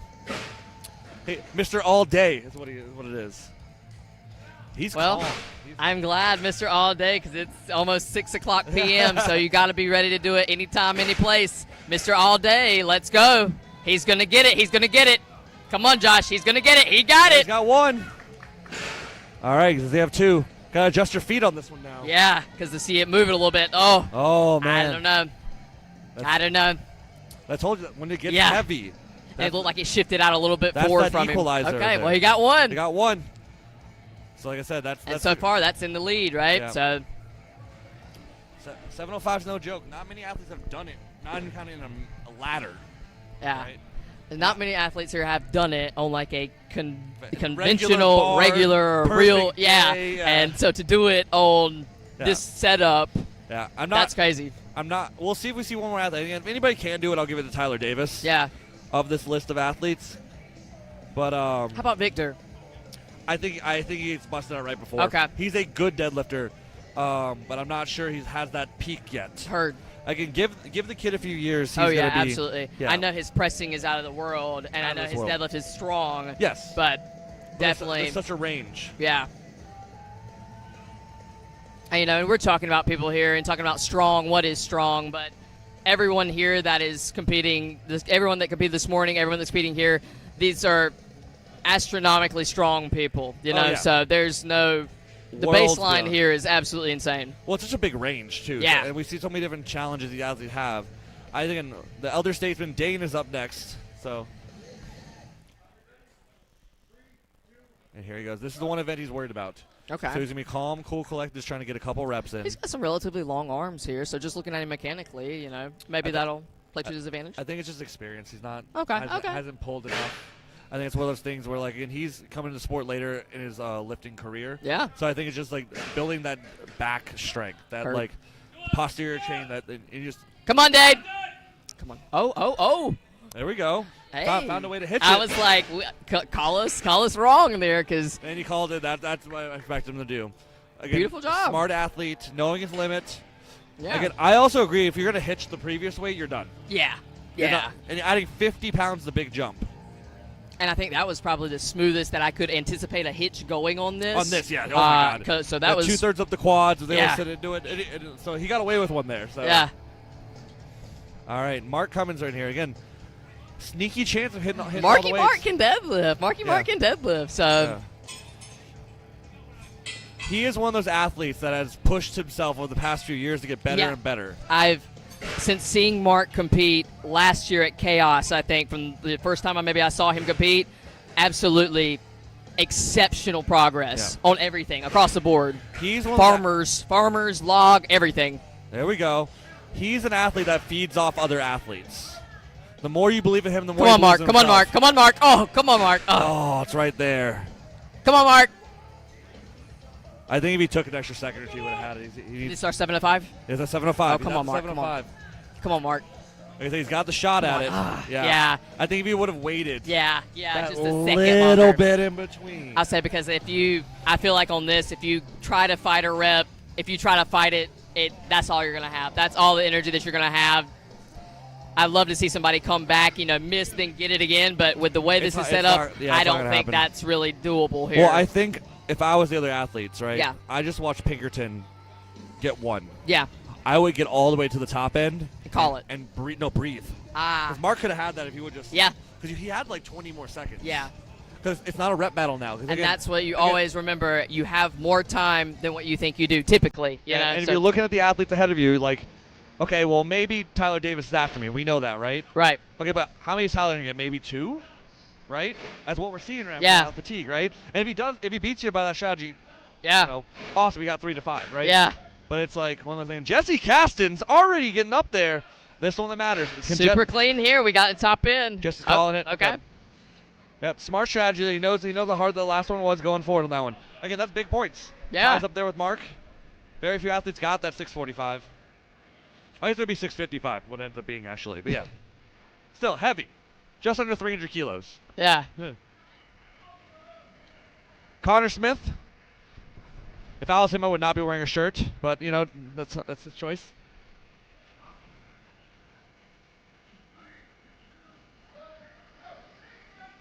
All right, he's locked and loaded. This is an athlete I don't know much about his deadlifting, so I can't even call it out on this one. I assume he's strong because he's here. Oh, that's the way that moves. Yeah. He's got the mustache power, so that's yeah, a bonus. honestly, if you got a mustache like that, you probably got to be able to deadlift. He's moving really well, and it seems, Very good, back-driven, consistent here though. too. Yeah. Yeah. Okay. He's the one that said he mostly deadlifts in his suit. You can Okay. see that. Yeah, I can. With I the way can see the that. arch of his back is Yeah. on that one. Because you could tell that he can definitely use the hips a lot. When you're using a suited deadlift. Yeah. Versus So a raw lot- deadlifting. It's a lot more quad. Yeah. He's not able to dig his hips low enough to use his quads Yep. as much.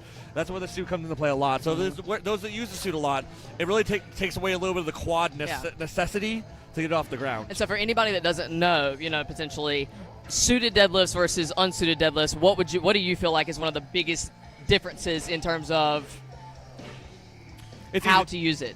I mean, it's not always tighter is better. That's one thing. That's valid. Not always, but it's about finding what works for you. That's why I prefer ones that are more customizable and things like that. And really, it like Leviathan or okay. It helps with floor power. That's the main thing. It doesn't help you lock it out. No. But it helps it pop off the ground, which negates the quads a little bit. All right, Tyler Davis, your pick All to right, win now it. this is my guy. Don't let me down, Ty. And I don't think he is. Well, he knows the mark to beat. Yeah. He knows he has to get 2 reps of the top weight to take first place in this event. And he wants this event win because I believe he is sitting in second behind Victor. I believe Victor still has to come up. Okay.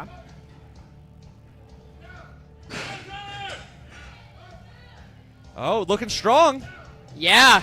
Come on, Tyler. Oh, and you see that, we've shifted up a little bit after that. Oh, but he's got another one. There's 2. So that's 30 seconds. He knows Victor's after him. I would get one more. Yeah, to be safe. yeah. Oh, and he's going to hit you. He's going to hit you and pulled it off Yep. I would call it there. Personally. Yeah, me too. That's what I call it. Getting 3 is big pressure on Victor. Oh, yeah. I'm really excited about that. Yep. Again, that's one of those ones where the gas tank didn't matter as much. Yeah. Right? Well, because you had to be strong enough to get there in the first place. And so... And Meg Davis over there, that's her husband, just in case you guys did not know. PSL U64 Women's World Champion Meg Davis. So Meg Davis... on a tear this year. 64 World Champion, Shaw Lightweight Champion, America's Strongest. Woman, 64, all of it. The trifecta, right? Yeah, she's hailing from New Zealand. Yeah. All right, we got Victor Lingman up. Victor knows the mark. Victor won event 1. And remember, Pro Strongman League, every event win is $150. Cha-ching. It pays to win an event. So no matter what, he wants to win this event more so too. Yeah. Not just to get the points, but to get the money. Who loves money? Yeah. He's got 150 in his pocket right now. So why not make it 3? Oh, he needs this. He needs this. He needs this one for sure, but does he have any more in him? He's got to get one more. He's taking the split per second. He's taking the Okay. split points per second. That's good for Tyler. Yeah. Tyler's jumped into first place overall. All right. Because it's going to be a split points on this one. So we had Tyler, Pinkman, and Victor, right? Yes. I don't know. Mike Ramirez is going up again, it looks like. Maybe there was a issue with the equipment. So they give him a second attempt. Okay. My guess there was an issue with the equipment the first time around and the loading. But I'm not sure, but he's getting another shot at this. All right. This might shake some stuff up. I mean, obviously a disadvantage because obviously you've got to go at it twice, but hey, maybe an advantage in a way because you already know kind of what it feels like. So we'll see what happens here. And it looks like Mike Epard has pulled out at least this event, if not the show, because he's in the audience right now. So I assume okay. Yeah. And that was Keg. Keg got him, right? Yep. All right, he's up to the top weight. Okay. CJ. Can he get it up? That's going to be huge for Tyler. Tyler my God. wants him to pull He this is so fighting bad. He is fighting it so bad. And if he can commit to that hitch right there, oh, yeah. Dang, it looks like he just missed it. Again, that's good. It's great for Josh, and that's great for Victor. All right. And a beautiful effort there. Yeah. All right. And I believe that'll be concluding for our ascending deadlifts, that right? should wrap it up. The ascending deadlifts on that one. Yeah. Wow. You called it. Tyler Davis taking an event win on that one. Manifest. Yeah. All right. What was your biggest takeaway from that event, Stacey? Honestly, get strong. Get Like, strong. well, because what we talked about in the beginning, it's like they have to make it too. So it's not even so much about who's going to get the most. You got to make it to that first. Yeah. So it's like sometimes I think people, okay, well, I need to train reps so I can get ready to rep it out. Well, dude, you got to make it there first. Yeah, get there first. You know, so like people, they, you know, prioritize maybe like their endurance or something like that. Well, I want to be able to rep it. You got to get stronger first. So Yeah, I think that's kind of one of my takeaways there. How about you? You got to know the show. Yeah, that's the biggest thing. You got to know the game. I think, again, the strategy involved in that was so important. Watching the athletes have their strategies. What's your thought on this? I think that getting strong is the hardest part, right? If you're already strong, you can become a better mover through practice. It's not as taxing on you per se to like do sprints, to do conditioning, to get faster, to get better, you know, in that way skill-wise, right? So do you think being stronger, like prioritizing getting stronger over, say, get strong first, then get fast, or what do you say on that? Well, one thing I've always learned in my career, you can't teach speed. Right? Heard. That's one that you can't. They've done this across the sports, like everywhere. You can't teach someone to get faster. So you got to find your advantages where you can on that one. So that's why I think quickness is actually better and more important in this one. So I think the quickness is more important than anything else. That's one of the biggest things. So getting strong never hurts them. Yeah. But strength and strength training is actually one of the hardest things to commit to, in my opinion, because it's just a grind. Yeah. It takes effort and time. That's literally all it takes to get stronger. You can't cheat it. No. But you can't cheat on that one. Now, when it comes to quickness and technique, that's different to me. But I think learn your strengths and focus on your weaknesses is my best advice. So in that case, with that logic, right, is most of your training, does it suck? Always. Right? Yeah. Because training shouldn't, in theory, Two-thirds is terrible. training shouldn't be stuff you're good at all the time, right? The amount of times I actually deadlift is not super crazy often. The amount of times I'm doing technique work, like I'd say probably most of my training is like 2 days of heavy and then 2 days of just technique. So my problem is I am strong. Yeah. I am a dumb ape, and my techniques need more I will work. be strong. Yeah. So like I did the opposite way, where I kind of like I had a sports background. I knew my strength, but like I needed to get strong. So I spent like 5-6 years getting strong and never learned the little technique stuff. So I've been working with new coaches about learning techniques. Valid. But I think everyone's got their own path, but lean into what works best for you on that one. Like what about your strongman journey right now? Well, I came in strong, right? So I came in strong and no skill at all. Still, not very much skill. I'm just strong. So now I'm learning the skill, but I think it makes everything so much easier because I am strong. Yeah. So, like, if you're strong going in, you can learn how to refine it, right? But, like, if you're not strong enough to pick up a bag, guess what? You can't pick it up or get. It doesn't matter how well you do it. It doesn't really matter. If you can't make it to the 705, you can't rep it out. So, like, I think my journey has been fun because, like, I'm strong, right? And so that's what's given me the confidence to compete at high-level shows, knowing that I don't have the skill, knowing that I'm just strong enough that over time, with skill, I'll be a great athlete. So it's like... Yeah, I think it all depends where your journey starts, right? That's the thing. It's like, I came from more of a rugby background, so it's very much about, like, fast moving. That's why I was a good mover to start off with. And I had, like, no conventional, like, strength background in terms of how I was taught. Like, I've always been naturally gifted in my strength. Like, I benched 185 when I was 13. I had no clue it was good, right? I'm just naturally gifted in some certain strength aspects of it, but I was never harnessed on that one. You know, it's your autism. Yeah, it's the strength. But it's one of those things that, like, so it depends where you are as well as an athlete, too. But I think it never hurts. Never hurts. To be stronger. Never. It's never a bad thing to be stronger than you need to be. Nope. That's probably the best takeaway we have on the entire tangent we just had there. But it looks like they're setting up the Double Dragon right now. We saw this event with the women. We see some slightly different implements in this one. So what's your opinion on this event that you saw earlier today? Honestly, I mean, it looked like a pretty fun event. It was definitely grueling, and I mean, I think this is one of those things that, like, this is probably where we'll see, you know, it's not so much about raw max effort strength, right? It's about, this is some moving, this is some technique, you know, with the arm over the arm with the rope. Like, I mean, so this is something that I think could be, in theory, anybody's game. Yes. So for those of you who don't know what the Double Dragon is, so they're setting up right now. They have the sled apparatus there. We are starting off with a duck walk, which is actually my favorite. Really? It is the most graceful, the funniest move in all of Strongman. The duck walk is coming up next. The duck That walk would be your favorite. That would be your favorite. I think it's hilarious. I think it's a walking deadlift. So duck walk, 280-pound duck walk. So pretty heavy on this one. And the implements, we saw a very high pick on these ones. Into a 300-pound keg they have to load. So the first half, they duck walk it down. They load it into the implement. They have to run back, pull the sled halfway. Once they pull the sled halfway, they can go back and grab the keg, load the keg, and pull it the other half. And so how do you feel about that in terms of pulling it halfway, right? Does that kind of like, because, sometimes you get in a groove, right? So say if you lock in and like now you're in it, you're in your flow, you're only going halfway. So if you go halfway, then you have to come back to restart to finish the drag. Do you feel like that plays into, how you play this at all strategy-wise? I will be completely honest. I have zero strategy on this event. Okay. I think I saw Alec Patron do this event, and he was so erratic, so fast. Yeah. But he was so strong that and he just worked. Yeah.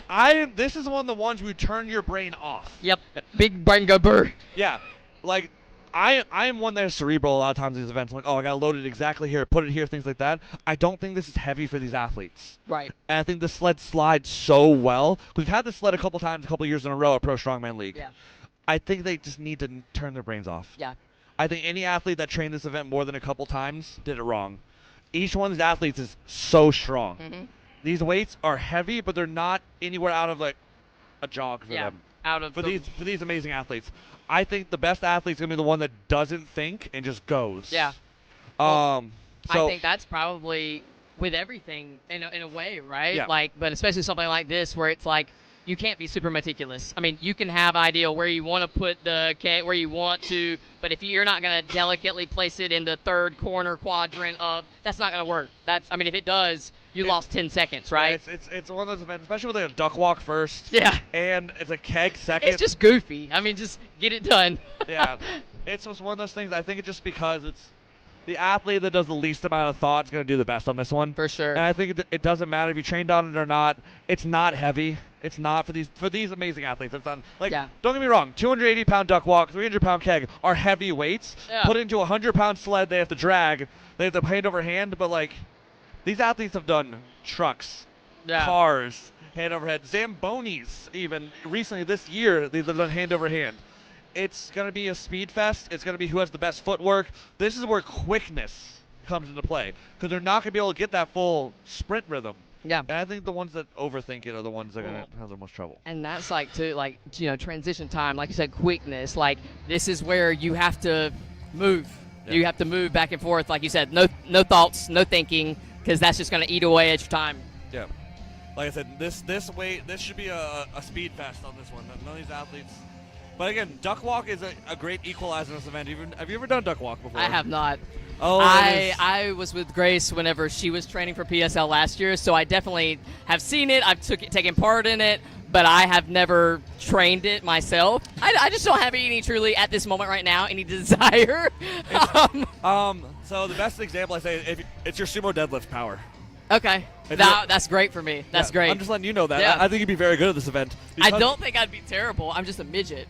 Well, that depends on the pick height on this one. Like an apparatus like this would challenge you, right? Yeah. How high it was. But realistically, we saw a lot of the women get it up on their hips and just kind of walked it forward like that, right? That's where the height difference is. But these men, again, it depends how much sumo deadlifts they do in their training, I think, personally. Well, that's one thing that I actually, with one of my guys that I coach for Strongman, I had him doing a decent amount of sumo deadlifts. And, to start with, he was very what do you have? And I was like, mechanically, a lot of the crap you do in Strongman, all the picks, look at that. That's a sumo deadlift, exactly like what you were saying. It's the most underrated accessory lift. Slept on. I like doing it from... I just like you a lot more now. Okay, all right. I like doing it from deficit. Okay. Deficit sumo deadlifts, I think, is the most underrated, utilized strongman. Tell me why. Because you want to pick height harder. You're working on those muscles even more because realistically, you're trying to make them more powerful. Right. So when you get a higher pick, it's easier. Yeah. So you have to work through the whole range of motion on that sumo. So I think that's the most underutilized.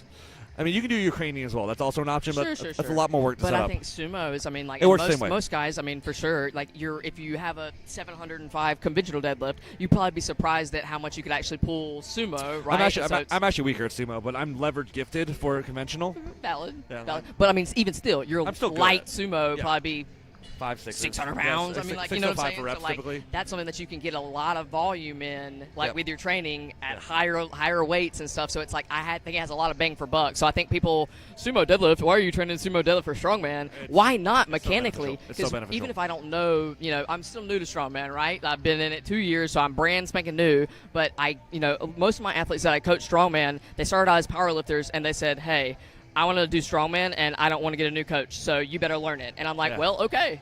But like mechanically, that's what I see. I see leverages, I see angles, and I'm like, Yeah, if you ever need a collab, hit me up. We can oh, talk dude, about I love programming. I love talking about programming. I'm a nerd, and like I love when people think outside the box. And like your training should not be event specific all the time. I think that's so stupid. Very rarely. Because that's going to beat you up so much. And if you can find the low hanging fruit, like sumo deadlift, like even I like sumo off blocks too, right? That's Because fair. then Yeah. you're cheating the range of motion in theory, but you can usually use a little bit more weight, so it's like almost replicative.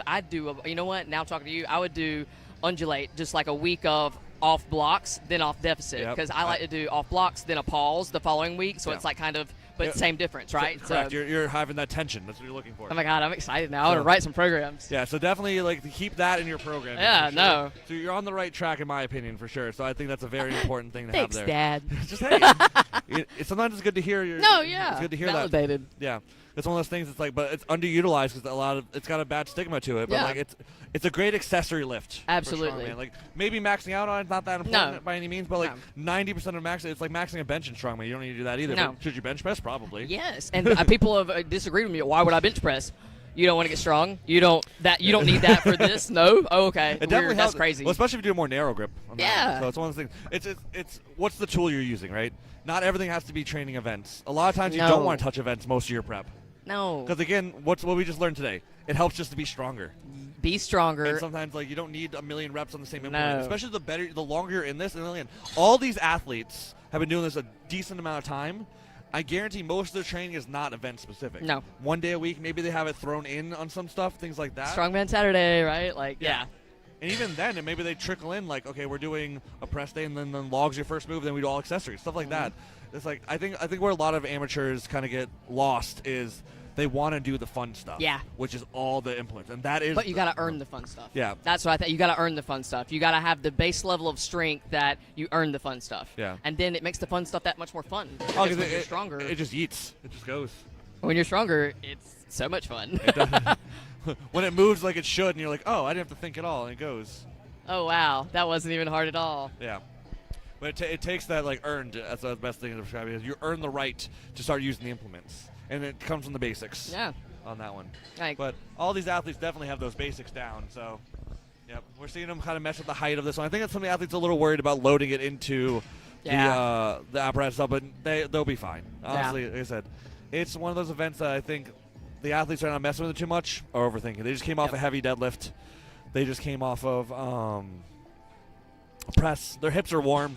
They know that keg, at this point. Some of them have a bone to pick with that peg. They need to get going with that thing. Yeah. So this is where you get to throw her around. So you get to go for chuck it. Right? it. Yeah. The biggest thing is this floor is so slippery. We learned that a few years ago whenever none of us could slide on the floor. We're sticking on this one. I see some athletes wearing the notorious shoes, which is going to be super helpful, Bazinga. how grippy those shoes are. Athletes starting off with Zone smelling salts as well. Another one of the great sponsors we have here. So, do you have a favorite smelling salt? Are you an ammonia person? Pegasus. Okay. Pegasus. I like Pegasus. Use code BAMA at checkout. But there's a ton of different kinds of salts and stuff. The guys at Pegasus, like I said, I like companies that support athletes. And so I know last year Pegasus, he sent a whole box of stuff for the girls, and I mean he sends me stuff all the time. But definitely I like the support companies that are putting on for the athletes and taking care of them. Yeah. What opens up your nose holes? That's different. What wakes you up a little bit. I like the more cool flavors of ammonia. I don't like the spicy burn my nostrils. Oh, I don't like the cinnamon. I'm like, no. That's not for me. I don't like any of those. But if you give me like some of like the wintergreen or those like the spearmint stuff. Well, I'm one that I actually have before events. I do cough drops. Okay. For every event, open up my nasal capacity. Have you tried the do you know what I'm talking about? It's like nasal shots or something. I've seen those. I've never used it before. But okay. I think it's just like honestly, it could just be just habit that I take a cough drop before an event. Yeah. So I have a bag full all the time. That's just like a little opens up my nasal capacity and it kind of gets my brain ready. So everyone's got their tick, right? It's like when I'm in competition, it's cough drop, mouthpiece in, it's time to go. Cough drop and mouthpiece. Heard. All right. So they're setting up everything now. It looks like everything's ready to go. So, all right, another event. Who we calling on this one? I don't know. Yeah. I don't know. How about you? I mean, it's hard to bet against Tyler. I don't know. I mean, but arm over arm is not his specialty. Yeah, I know. I know Meg had to coach him a little bit on that. If Tyler has some weaknesses, a lot of it's his grip, and a lot of it's arm over arm's a lot of grip. I know he had a tough time this year in a competition that had arm over arm. Yeah. It cost him a spot going up the podium on this one. So again, maybe he's got a bone to pick with it. Maybe he needs to battle it back. Maybe. I think Dane is a dark horse on this one. That I could see. Dane, I think, because he's I think there's a couple of those out there, right? Yeah. So like a couple of I don't know, because this is one of those things that like. It's not necessarily max effort anything, right? It's kind of about who's going to be the best mover and who's going to be quicker in those transitions. So I'm excited to find out. My pick, if everything goes right, is Keith Cherry. Heard. If everything goes right, Keith Cherry is my pick to win this event. Heard. So, yeah. All right. Well, I guess we'll find out. We'll find out. Yeah. Right. Again, it's a lot that can happen. There's a lot of moving parts in this event. Yeah, definitely. And a piece of it's how tight that window is. They have. Of that lip. That's tough. Looking at that. So if they pull it straight, it'll work great. If they pull a little crooked, they're looking at that right now. Danger. Yeah. But we're getting set up, and it looks like I believe my time here is about to get cut short. So CJ, I'm about to be dipping out on you, so you'll be in charge for yourself. Yeah, solo dolo. Are we bouncing out of here? But I have definitely enjoyed this so very much. All right. So you're gonna make it. So you.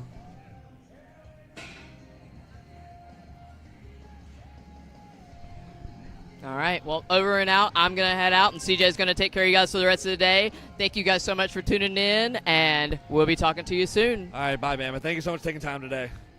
Cool. Appreciate you. Yeah. Have safe travels back to wherever you need to go, so prepare for this one. All right, it looks like we're about to get started on this one. Oh, she's still popping back in for a pick, it looks like.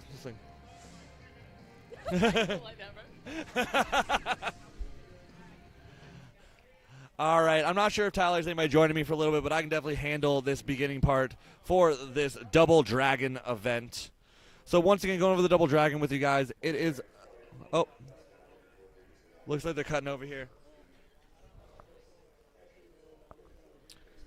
So are they cutting the athletes' videos here?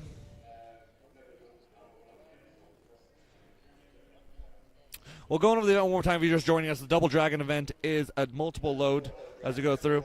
They're going to talk about it here. I'll send it off to the athletes, talk about the Double Dragon event. It's probably the best event I'm looking forward to just because I like moving events. So speed is one of my best attributes, so looking to make some good points up on that event. That's going to be interesting. I've never done arm over arm in a comp before. So, again, excited to find out how it goes. Really looking forward to Double Dragon. I've never lost a duck walk event. I hope to keep that the same, but we'll see. There's a lot of strong boys here. Double Dragon, one of my favorite video games. But again, another fun event in my opinion. We have a moving, and then you do basically static arm over arm, and another moving. I like the idea of mixing events. That one's just going to be rough. It's going to be later in the show, and everyone will be tired, and I'm excited just to kind of see how it goes. Been working on speed, so I've been getting a lot faster. I think I can be bent packed now, because it's not heavy at all. It's just working speed. I don't know how I feel about it. I'm excited for it. Looking forward to doing it, and I think it'll be fun. Double Dragon, I've not really tried it at all, so we'll see what happens. It's more of a gassy one now. I don't think it's heavy enough that it's going to catch anybody out, but I do think people are going to make mistakes. So it's going to be about how quickly you can pick it up and about how well you place it as well. So it's going to be fun to see how quick people are on that. Double Dragon, it's definitely going to be fun. Hopefully it moves nice. Double Dragon is going to be a pretty good event. I'm not the best at moving events and cardio, but we're going to try it. Double Dragon, I was the fastest in the nation on the in-person qualifiers, so I want to try to come play around with that one. Honestly, I didn't practice it more than once, but I think it's a fun event, and I think I'm a good arm-over-arm puller, so let's see. The Double Dragon, in my last competition, I was not very good at a rope pull, so I've really been training hard with my wife, who's really good at it, Megan, and so I think we fixed some of my flaws in that. So.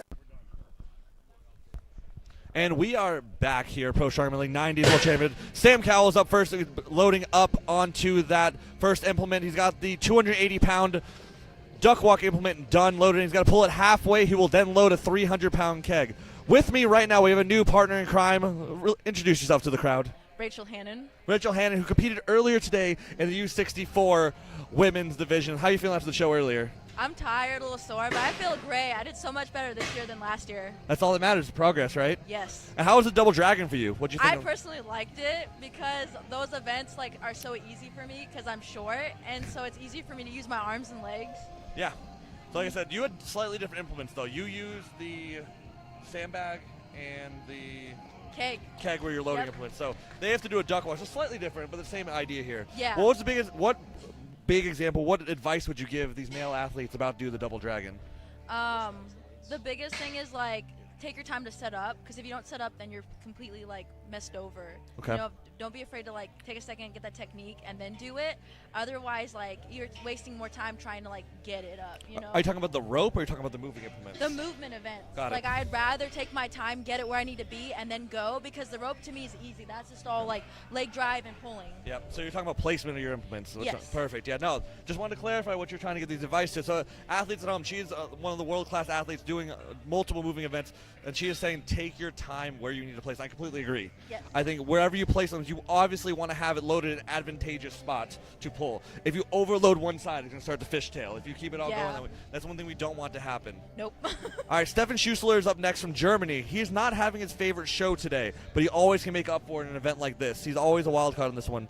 So double dragon here, 280-pound duck walk. Have you ever done a duck walk before? Are you a fan of it? Do you like it? Do you hate it? I actually like it. Yeah, I'm the weird one that wants more duck walks in Strongman. Me too. Let's get more duck walks. So. It's easy for me, and I have short legs, so I already kind of like, I don't know, I don't want to say waddle, but like I can just sumo lift it and then go. It's as I was talking with Stacy Burr about this, it's a movement sumo. Yep. So it's one of those things we're talking about, like what implements. That's a big pull. Let me talk about Stephan right now. Yeah, that's about wild. the big leg drive on that one. That's really important for him because his carry wasn't great, but he's got that big hip and leg drive for this one, Yep. which I think makes up for it. Again, that placement matters. It does. As we have going on. So again, there's not a lot of room with this 300-pound keg. He's got to place it where he wants it. And he shifted it right there, and he's gonna get his legs going here. That's impressive, though. Like, literally almost there. Just, like, One big pull. He's going to have to nip it a little bit more.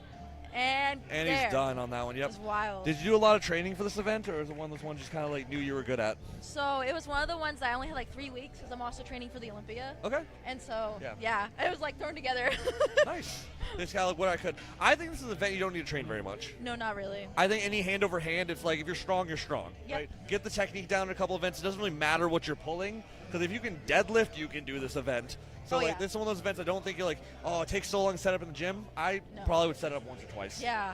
It's really not that bad compared to more of like the pressing techniques where you have to like practice. Where it's like, I think that's things that we all can't do this for a living. We all have our own lives, our own jobs. So we have to make time where it works in this one. So again, strategize how you prepare for a show or multiple shows. Yeah. If you're coming into it.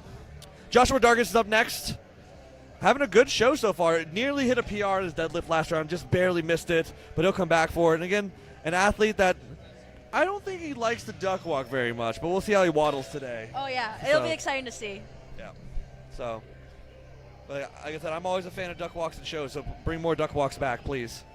Yeah, I agree. All right, Josh is up now. Hard to follow Stephan's run there, but we'll see how he goes. Oh, yeah. So far, every athlete has completed this event. He's less duck walking, more just like holding with the shoulder. He's shrugging it. Yeah. Shrug and go. It's almost like when you're That's going to be tough to work with right now. Where is he going to put the keg? He's going to have to probably slide on the side and hope that it doesn't roll out. This is where like placement matters, as you were talking about, as like, that apparatus is shifting left, right, up, down. Yep, and that could also throw him off a little bit. It has to re-pull. It has to re-go every time. I don't know where he's going to find place for this keg. I don't know either. I guess we'll find out. Whoa. Ooh. Oh, he's playing a risky game here, ladies and gentlemen. Is it going to hold? Oh, it looks like it's staying there. It's locked in. Oh, wow. Okay. All right. Well, good finish there. Yeah. Heart attack on that one. That proves there's not one way in Strongman. You find a way. Have fun getting it out, ladies and gentlemen, out over there. Yep. That was a good run by Josh. We were both nervous about that, but I think the whip of the duck walk apparatus made it tougher in his pulls. Yeah, I think so too. It was shifting forward, back. So Plus, they have like 3 implements where women, we only had 2 to load. Well, the sandbag's already loaded just to make it heavier. Oh, okay. Well, man, that even takes some more room. It's preloaded, that sandbag, just because these guys are so strong that they're like, that would have slid too fast. Yeah. So originally there wasn't that sandbag in there, but they did test runs because this floor. Remember you were here last year. It's slick. It's slick, so you get good easy slides. Yeah. So I think they learned from the women's how well you guys did. They're like, it slides too well. We got to fix this. Yeah, I was amazed because the one at my gym, we have a turf. So Yeah, it's it does not go. Yeah, we've trained on turf as well. Right. All right. Looks like Robert is up now. Good duck walk. Yeah. Oh, that's caught the lip a fast. little bit. And he's going to go. He's quick. He's moving. He is. Oh, look Big at that. pulls, yep. Using that leg. There Good, you go. using his total body. Oh, little stumble in the hands. Yep. But he's got it down. Go, go, go. He is booking it right now, ladies and gentlemen. He is. Big drive. gonna Got to place it. Slide it in. Right there. you Good go. spot on it. I like where it is.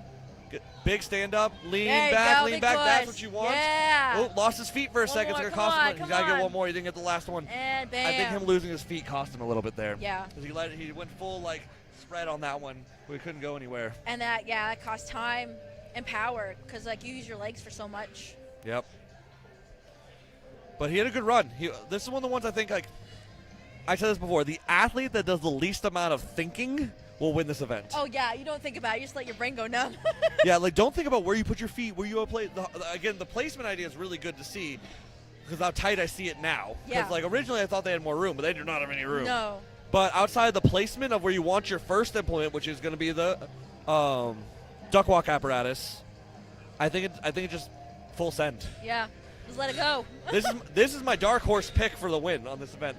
He's going to be a top 3 finish if he has a good run, in my opinion. Yeah, no, he's impressive to watch. Dane is definitely a mover. He's like 8 feet tall, so it helps. I know. He makes me look like a big bean.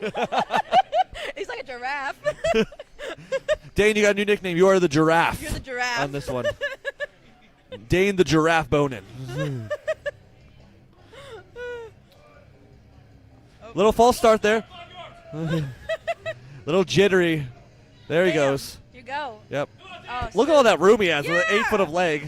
Some long limbs. Yep. Go, go, There we go. go. Good movement. Steady pace. Nice quick. Yep. Big pull. That was beautiful. That was. That was a great drive. Using his whole body here. Stay nice and tight in that rope. Right there. Just that rope out of the way. Moving well. There you go. 300-pound keg is a challenge for him usually, but he's got a good lift on it. Oh, yeah. Place it where you want it. Get back there. And pull. Get your hands on it. Pull. Good. Good transition. Yeah, that's smooth. He didn't get his foot caught like he almost did. He's got to get one more pull in there. That's going to be tight. Him and Stephan will be tight. Yeah. Stephan got the second half in 2 pulls, though. He did. Every other athlete's taking 3 pulls. Yeah. That's going to affect him. But he was quick. Yeah, and I feel like that's where the time's going to cut is like who's loading it quicker and then who's pulling it. How many pulls it takes, right? Yeah. That's the thing, is how much energy you're exerting on this one. So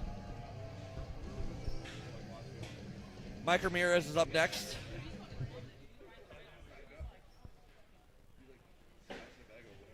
One of those, I think this is one that we'll see a good run from Mike. I don't think this is his favorite event though. I don't think so. I think he got through the deadlift. I think he's a little annoyed they didn't get the 705. I think so too. He had that look on his face. It was close. I know he has the capabilities in there. So maybe this is where you like get that motivation. You dig deep and you're like, Yeah. okay, now I've got to send it. And I think too that's how you split the body and the mind because your mind wants to give up, but your body's like, no, let's go, you know? Yeah, it's hard.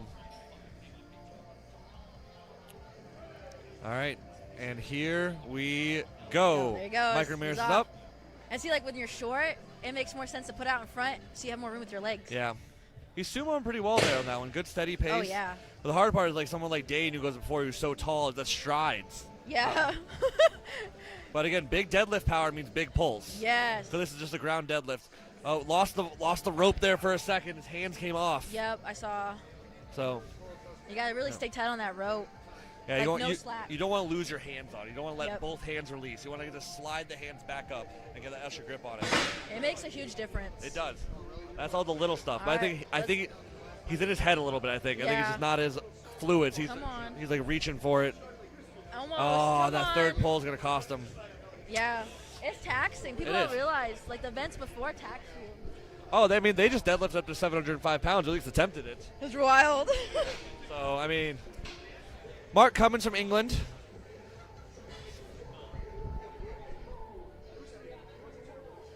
I dig the pink. A lot of the guys wearing pink. I love it. It's a big color here in the 90s. They're a big fan of it. Him and Jesse Castens are definitely leading the pink drive on this one. Yeah.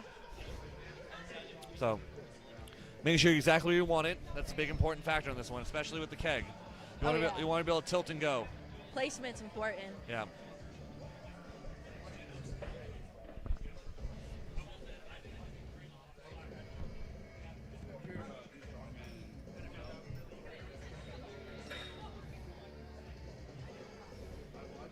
All right, Mark's getting everything he wants. A seasoned athlete, Mark is here. He calls himself a journeyman. Really? He really is like, I get invited to the big shows. I've never had a great placing, but I'm always in the hunt for it. So I like to see Mark have a good show today. I think he will. I think so, Getting too. it high enough on this one. There you go. There we go. Smooth. So he's one of those athletes that gets better every show he does, and he does a lot of shows. So it proves how bad he was when he started. That experience helps, though. Yes. He's not using his whole deadlift power right now. I think this is an event he's not used to. He's definitely all arms, very tight. Yeah. If he would lean back, like throw his whole body into it. I just had inexperience on certain things on this one. And you can kind of have a little bit of leeway, too, especially if you know your abilities. Yeah, I think he's not trusting his lean. Yeah. See, look how tight he is. He's sitting so upright, so it's all bicep power, all arms, and it's just not. I think it cost him time. I think it did.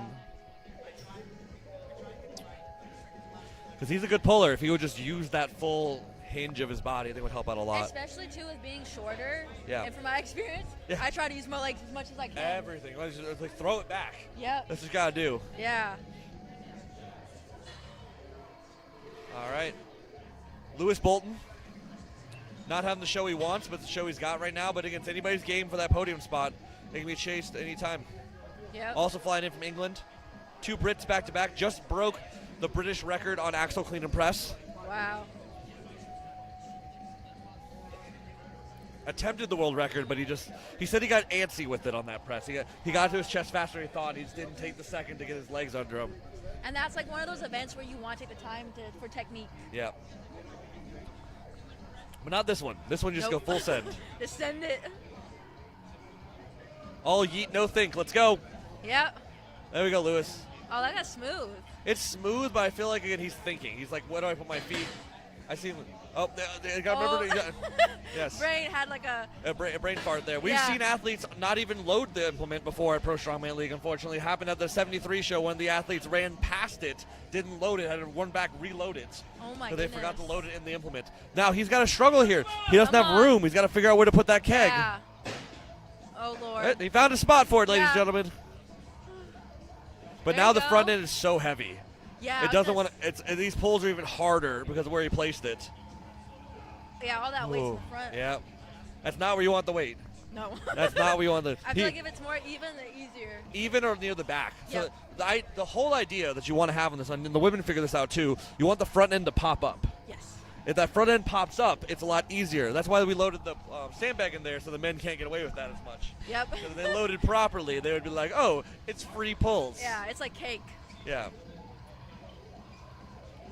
So, Keith Cherry, my pick to win this event if everything goes right for him. So, Keith is an excellent mover, former world champion, former podium at Pro Strongman League. Wow. So, yes. Elder statesman, about to break into the Masters division, though. So, oh, wow. yeah, looks good for a 40, you know? I didn't even know he was 40. Yeah. It's the mustache, keeps him young. Oh, there you go. I know his family's out there. He's got his, I believe, 3 children watching him. So, I know they're proud of their dad. That's what matters. Yeah. He's a firefighter as well, so one of our, one of our first responders out here. So that's awesome. Just all around great person, Keith. Yeah. Yep. Placing where he wants. He's been waiting to move. He's had 2 static events. He's been waiting to move, ladies and gentlemen. Yes. And you can see him just picking it up, Like placing where he wants. Yeah. Use that tall frame to your advantage, Keith. There you go. There you go. Big pulls. Yep. Nice. Look Again, at that. total body movement, but not a full extension. All right, he's got loading out of the way. There we go. There we go, Keith. Nice Again, and smooth. Yep. 300-pound keg like it's cake. Yeah. Those Notorious Lift shoes are nice and grippy for him. No, those are nice shoes. And there you Big go. pulls, come on, One big body, one, big come body. on. One more. He's got to get one more. He's lost a little bit of time. It's going to be tight between him and boom. Stephan. Ooh. That was a great run. I feel like they're all going to be stacked on time. Yeah. You know? I think Stephan's 2 pulls to keep it close, but I think Keith was fast. Yeah, his moving, quick. Yeah. He likes to run. Another great athlete. Pretty in pink, Jesse Castens.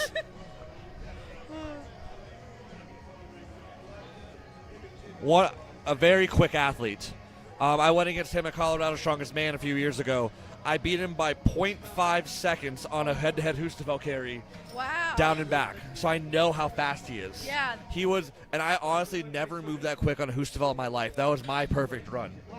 So not even saying, like, run that run 100 times, he probably gets me like 60% of the time, if I'm being honest with myself. Yeah. That's how good of an athlete this man is. Wow. There he goes. Oh, my God. Yeah, he's just strong a lot of the time. That's wild. A little bit inexperienced a lot of the time with implements, but he just has the power, has the capabilities.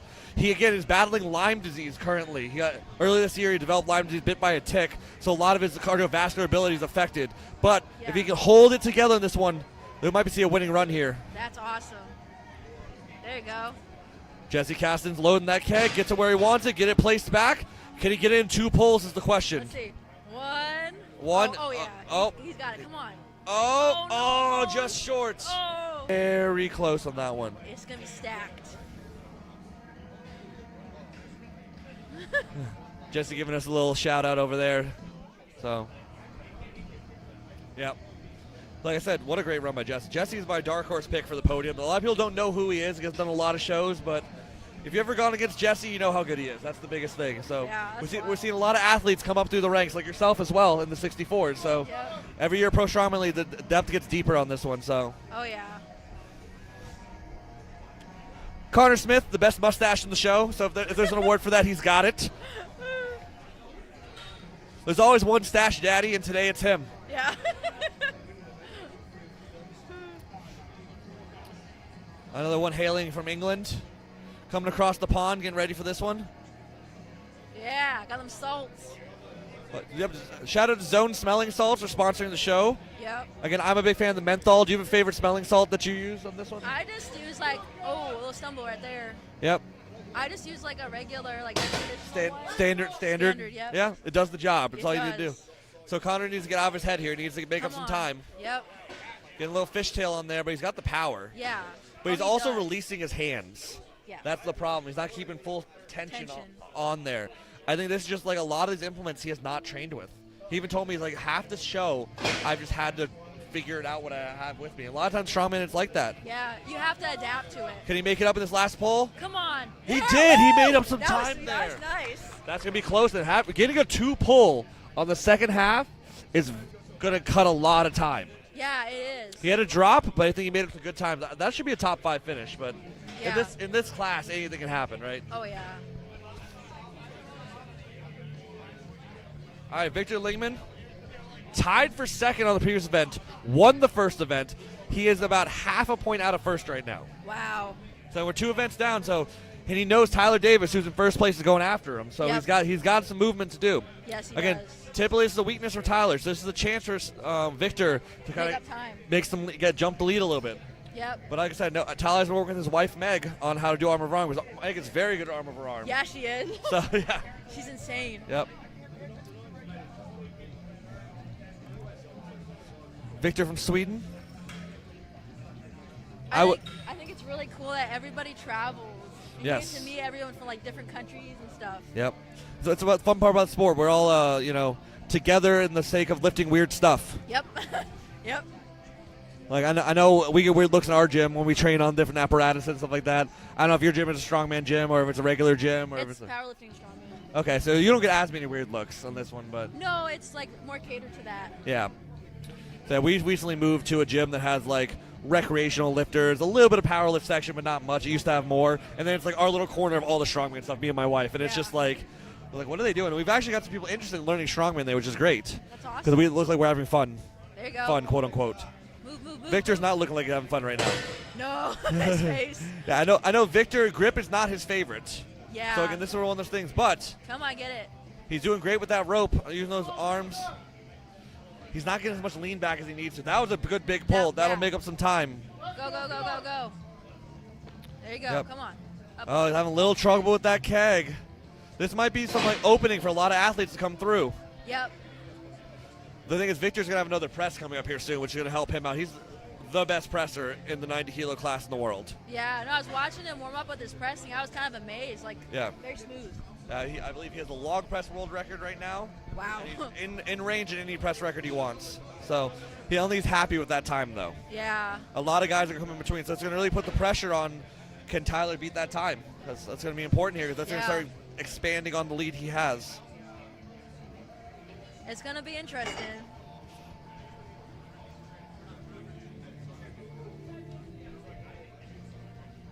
Joshua Pinkerton's up next.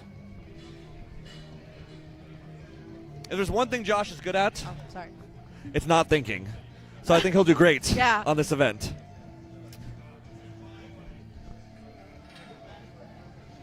Big deadlift power that he has. He's got pretty good grip. This is the event if he can just figure out how to move well enough. Someone told me earlier he moves like an action figure. The way he's so robotic-esque on this one. So Interesting. that might help out with his, as you see, Yeah. with his duck walk. It looks like an action. His hips It don't does. do it. There you go. Oh, he's got the situation where it's going to start shifting. Yeah. As he pulls. We'll see.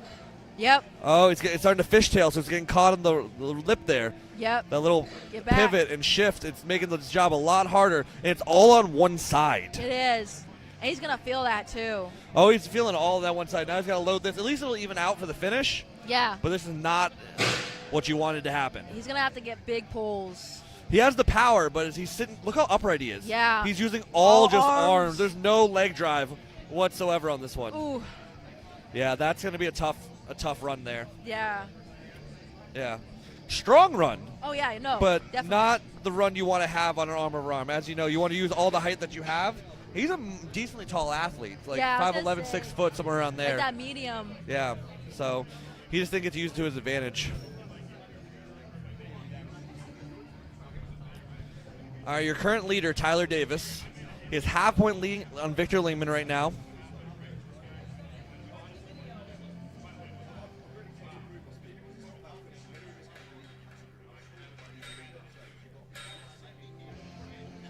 All right, here we go. Again, a great mover. Arm over arm has been his weakness, but he's been working on it, so let's see how he does. Oh, yeah. And I never count Tyler out on any event. There you go. Yeah. Yeah, very fast, getting high on the hips. Woo! Oh, crooked's finish, not great, not what you want. We'll see what happens. Yes, full body. Look at that. Oh, He's been working at it, you can tell. look, whole body. Oh, yes. missing his hands a little bit, but He's trying to go, though. He's trying to. he's being erratic, but like I think it's some of the events you want to be erratic on. Yeah, you got to be fast. That time matters. Yes. Yep. Just full chucked body. it in there. Slipped a All little the bit. way. Yep. All Big the way. pull. Oh, didn't get a pull on that one. Ooh. Getting stuck. Oh, no. This is going to come cost on. him some time. Oof. Oh. There we go. But he did. He was leaning back. He was, but I think he just didn't have any. He didn't he had too much slack. Yeah. So he went to pull, he got nothing. Yeah. Used a lot of energy to get nothing. And that'll cost you. That's heartbreaking. That might cost him some time. He was fast, He was. but it's so hard to tell where everyone finished on that one. But I think the question is, did he beat Victor? That's the question, and you can't tell on that one. All right, what's your biggest takeaway from that event? Like personal or like for them? From what you just saw. Oh, I think a lot of them have like the right idea. Again, I think it's one of those things you just can't think about, and you just gotta use your whole body and do it. Especially on like that pull, because that's where you can lose time in anything. If you're too slow, if you don't load right, if you don't put it in right, if you don't get the slack out of the rope, like you could lose time on literally anything, and it matters. Yeah. I think we saw two athletes get two pulls on the finish. I think those are the ones that made up a lot of time. We even saw it with Connor. He's tripped a little bit to pick it back up, but he's smooth right into it. I don't think it cost him that much. I think the pull he got him back in the game. Yes. On that one. Stephan, like I said, the two pull in the second half might have made him jump because he's not having his favorite show. But you can always come back. We're on 3 events done. We got 2 to go on this one.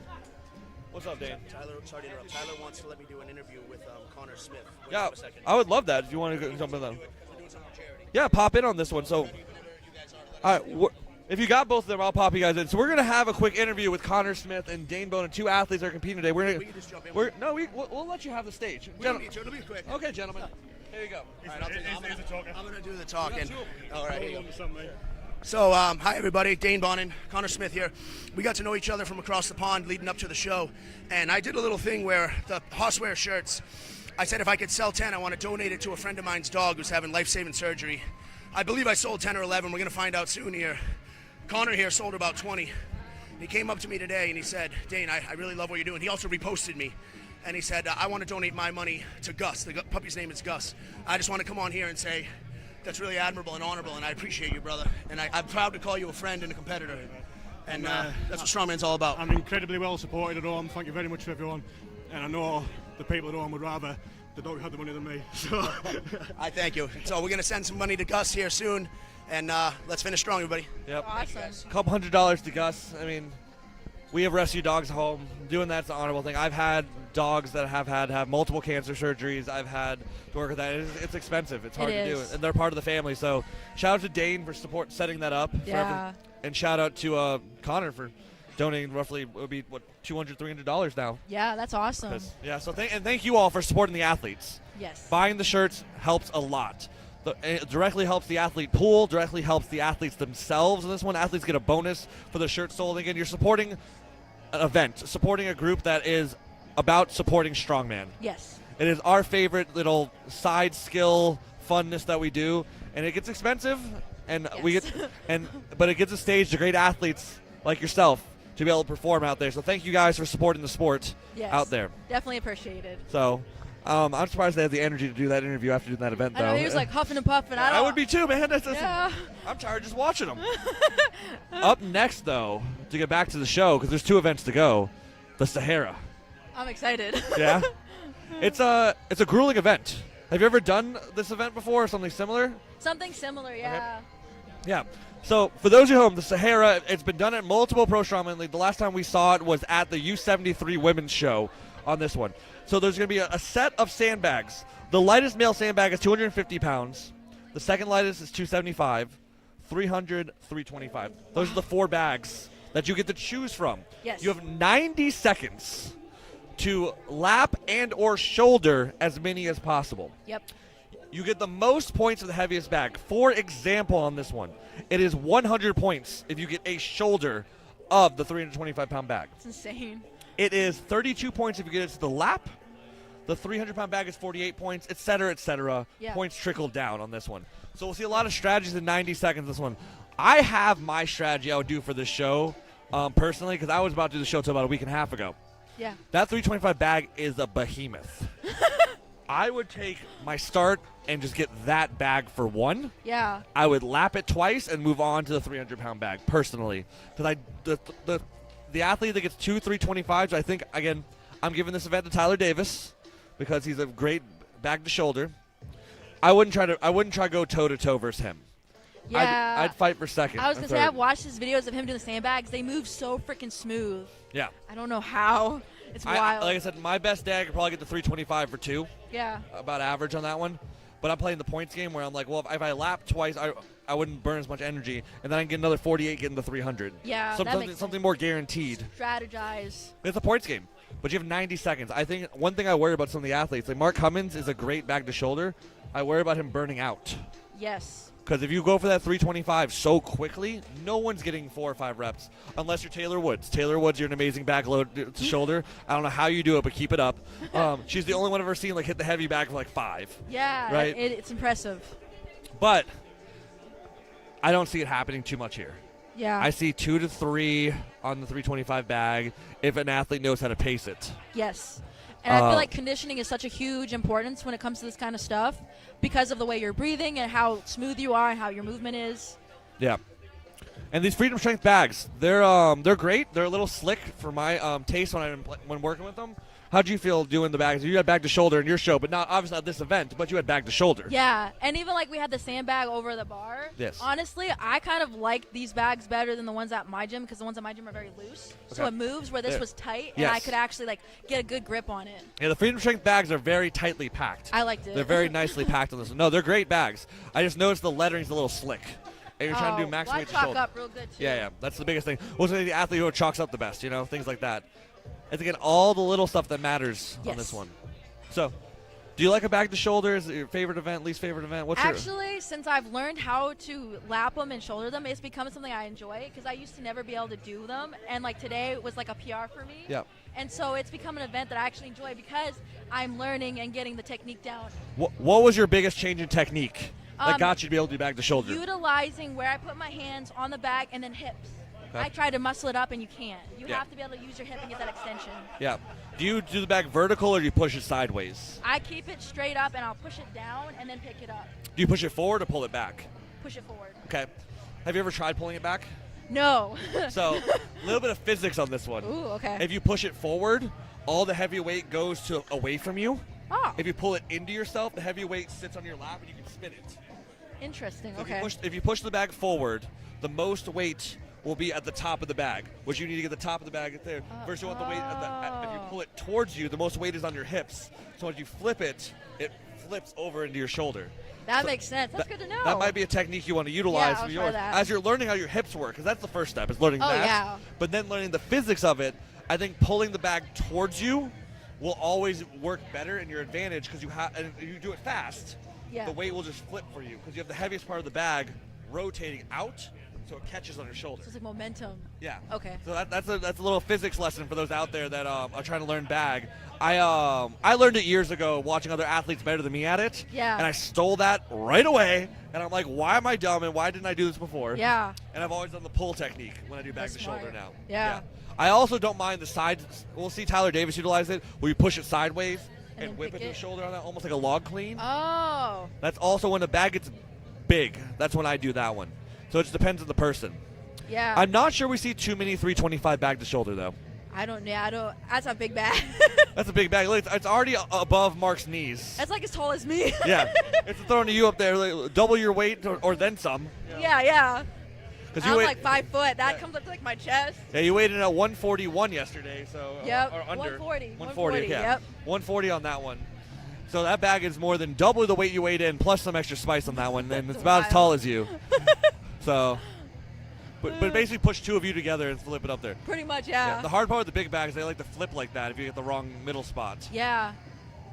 So, but 90 seconds is so long. It is. Have you ever done an event for 90 seconds? I don't think I have yet. I think the longest was like 74, which was today. Yeah. So I mean, it's definitely not a fun time. I can imagine it's gonna be so taxing. I just see Lewis Bolton up there doing the good bag to shoulder. I believe that was the 300-pound bag. He just knows he has it now. I think so, yeah. I know Sam's coming in with an injury right now. We've talked about this a few times. His hamstring. This is not an event you want a hamstring injury with. Nope. Because you use your hamstrings. It's like RDLing it. Yep. So Sam on his is your fourth outfit? You're on your fourth outfit, Sam? Fourth outfit. You're looking good, buddy. Yeah, you got one for every event. There we go. Cool. And we're about to cut to the athletes talking about this event, see how excited they are, so we'll learn more about that. We'll be back shortly at Pro Strongman League U90 World Championships. I'm pretty confident that I will hit some reps with the heaviest bag, so that should be a good event for me too. Again, good event. How it'll be at the end after a few tough events, it's going to be a challenge, but something that should hopefully go well. Oh, man, I'm really looking forward to that one. Again, little niggles, as the British guys say, in the shoulder, but we're looking to send that too, try and hit that 325 PR. Sandbag to shoulder is going to be fun. I'm glad that the rules have changed a little bit, where it's only 2 laps and then you have to shoulder it or move down or up. It's going to make it real interesting with everyone. That's going to be the most exciting of all the events, seeing all the different strategies that can come out with the different options. I know what I'm kind of basically planning, but it could change on a moment's notice. I love Sandbag shoulder. It's probably my second best event. I think I can probably be second there after Tyler. I'm good with that. Sandbags is kind of my game, so. going to be one of my favourite ones, that one, so I'm looking to surprise a few people on this one. That should be my best event. I enjoy sandbag to shoulder. So, I mean, you can overthink the tactics when it comes to points for this, but I would like some reps on the heavy bag to shoulder. And then when I get too tired, maybe lap it or go down, because every point can make a difference in that one. Sandbag to shoulder is going to be fun. That's actually going to be a pretty rough event for me. I tore my ACL on a 400-pound bag to shoulder last year. So me hitting the 325 will be a comeback PR for sure. Bag shoulder, that's a good event for me. I'm looking to hit the heavy bag, at least attempt it once, get to the lap, get some points on the board, and then go from there, and then play with the time after that. Bag to shoulder, I wish I could be able to do 325. It's quite a long bag, so I'll probably just do some reps on 300. I'm hoping for 2 or 3 on 300. So that's actually one of my bread and butter events. I've never actually lost a sandbag to shoulder in competition, so I'm really looking forward to showcase my sandbag to shoulder skills in that one. We'll see. I think that's going to be my biggest weakness tomorrow. I haven't really trained it a lot, but I have high hopes. And welcome back to the Pro Strongman League U90 World Championships. My name is CJ Krause, here with me. Rachel Hannon. Rachel Hannon, who competed earlier today, so she still has the energy to come chat with me and chat with you guys about this men's division on this one. If you missed me talking about it earlier, we have the Sahara coming up next. The most grueling event. Yeah. I mean, I had to drop out of this show due to injury. I'm not heartbroken missing this event by any means. 90-second time frame. Bags of choice. 250 pounds. 275 pounds. Yep. 300 pounds. 325 pounds. There's no good answer. Nope. You get points for getting to your shoulder. The most points is 100 points if you can shoulder a 325-pound sandbag. 32 points if you get it to the lap. 48 points for the 300 bag. 24 if you lap it, etc., etc. It trickles down. There's some math to do here. It's a lot of work for my brain. The main thing is bigger bag, bigger points is what we're looking at it. Yep. But there will be some strategies involved in this one. So That'll be now, fun. if you were doing this event, what would you do? Would you try to attack the heaviest bag first, try to get some points? Would you get some guaranteed points on lighter bags? I would go for lighter just because I know it's one of my weaker points, Okay. and I'd rather just get the points that I need, and then whatever time I left, I can actually utilize to get that heavier bag. So one strategy athletes have done before, and they've revamped the rules in this one. An athlete can lap a bag twice before they have to shoulder it to gain points. So they only get 2 laps. So if you want to cheat points, quote unquote, 'cause we saw this at the 105 show. The athlete that won the 105 show in this event just lapped the same bag 20 times. Oh my God. That's all they did. But they got the most points by lapping it 20 times. Wow. But they revamped that rule on this one. Now you can only get 2 laps before you have to shoulder it. Gotcha. Or move on to a different bag. Okay. Does that change your strategy at all, or just kind of it's one of those things you don't think about till you have to, right? I feel like, so you said that's lap first and then shoulder? You get points for each. So for example, let's say you, breaking it down for you guys, it's significantly different points on this one. So the 250-pound bag, you only get 1 point for lapping it, 2 points for shouldering it. By comparison, the 325-pound bag is 100 points. So it's worth 100 more points to shoulder the 325 than just the lap. Yeah. And then there's an example of 8 points for shouldering the 275 bag, 4 points for lapping it. If you can get a 300-pound bag, that's 48 points just by shouldering it. Yeah. 16 for lapping it. So it's where's your threshold, right? It's one of those things, too, then I would have to be okay, I guess I could go with the heavier one, lap it, and then work my way down. I would probably be taking, maybe a little less points, but it if I takes, can shoulder more of Well, the other one. there's only a 75-pound difference, which is only. Yeah. But it's percentage for these gentlemen, right? That's Yeah. a big difference in that one. It's not massive. No. 250 to 325 is a big difference, but when it's not 100 points difference to me. Yeah. You know, so I think the 250 just is there as a formality. If you want to chip a point, Yes. I'll throw it up real quick and chuck it. Just get it, yeah. Yeah, but yeah, it's one of those things. We'll see some interesting strategies. My odds-on favorite, and you saw the video, Tyler Davis has never lost the sandbag to shoulder event. Yeah. I don't foresee it happening today either. No. So it's one of the biggest things. So we'll see it starting soon here. But again, it's tough. Yeah, Definitely makes you feel your lungs. 90 seconds though. 90 seconds. Again, That's grit right there. one event I'm not too heartbroken not to do. The first 3 events I really wanted to do. This one I'm man, I'm okay. So Yeah, I'm not mad that we didn't have to do this. yeah. This is one of the ones. Those Freedom Strength bags are locked and loaded. They're packed tight, as we talked about earlier on this one. So it's gonna work really well with them. But Yep. Did you feel like they got a little wet though? They're a little heavier than normal. The 200 bag was wet. Yeah. That felt heavy. And those, sand plus moisture makes more weight. Yes. So maybe we had some rainstorms today. That's Yeah. why your show was delayed by an hour and a half. Yep. Affected some of the technical difficulties we had earlier, having the thunderstorms around here. We got it up and running now. It's been beautiful ever since then, but Yeah. some of the bags might have gotten a little wet, and we don't know that. They've been reweighed. They've been trying to make it the best they can. Yeah. But I think some of the bags might be a little heavier than what we're ready for. But It's just something you gotta like, okay, and it's whatever, you know. I think biggest thing is being optimistic, and that's one thing I've learned. Because if you get into your head and then you allow yourself to be like, oh man, I sucked at that, or I didn't do this, the next event's gonna suck. So you have to be like, okay, clear your brain and move on. a goldfish mentality, roll with the punches. Yep. It's one of the things that you can gain momentum anywhere. Yes. Especially with a field like your field's a little bit smaller. You only had 5 athletes. It's a little bit harder to make up points. Yeah. They've got 15 athletes. So Yeah. That's a big point shift on this one. So we can see some big swings based on certain things. Yep. They're just going over in the back with some rules here. Bobby Thompson's been very clear what he's looking for. And again, you've had Bobby judge your sandbag to shoulder. How tough is Bobby Thompson on a sandbag to shoulder? Actually, he's pretty good. You're just like, But I got it up where I needed to be. I Yeah. was confident, so I didn't really have an issue with him. Yeah. So. Bobby will make you earn every rep. I've learned. Yes. Bobby, my judge, multiple years at Pro Strongman League. He doesn't give reps away. No, he By don't. no That's means. one thing. As long as you're smooth and you're thorough and you get it where you need to be, you'll get it. Yeah. So we'll have to see these athletes because I think it's easier with the bigger bags to like get it where you need it to be once you got it up. There's a lot more surface area of bag to be on your shoulder. Yeah. With the small bag, you had that 150-pound bag you had for the shoulder. Yep. Yeah, that bag is very tight and compact. There's not a lot of shoulder for you to fit it on No, either. you gotta like squeeze it on. Yeah, you're like bicep hugging on this one. Yeah. Well, like a longer bag, again, it's tougher to get started, tougher to get there, but it's easier for it to like sit. You can have it a little bit off, and it's not too bad. Things like that. Yeah. So. Yep. We'll see a lot of big changes on that one. But yeah. So, but big changes going on this one. I think again they're double checking the weights and everything going at the back on this one. But yeah. So this is your second year competing at Pro Strongman League, correct? Yes. What's your experience from year 1 to year 2? What was the biggest change? So the first year, I didn't really have a coach, and I winged it, but all the girls were awesome. They helped me, and it was just, I had to take that risk. Coming from Alaska where there's not really much, and there's not much in regards to, like, competition, you have to be willing to step out of that comfort zone and just do it. And I did it, and I was proud of myself. This year, I actually had a coach. My coach is Luke Davies.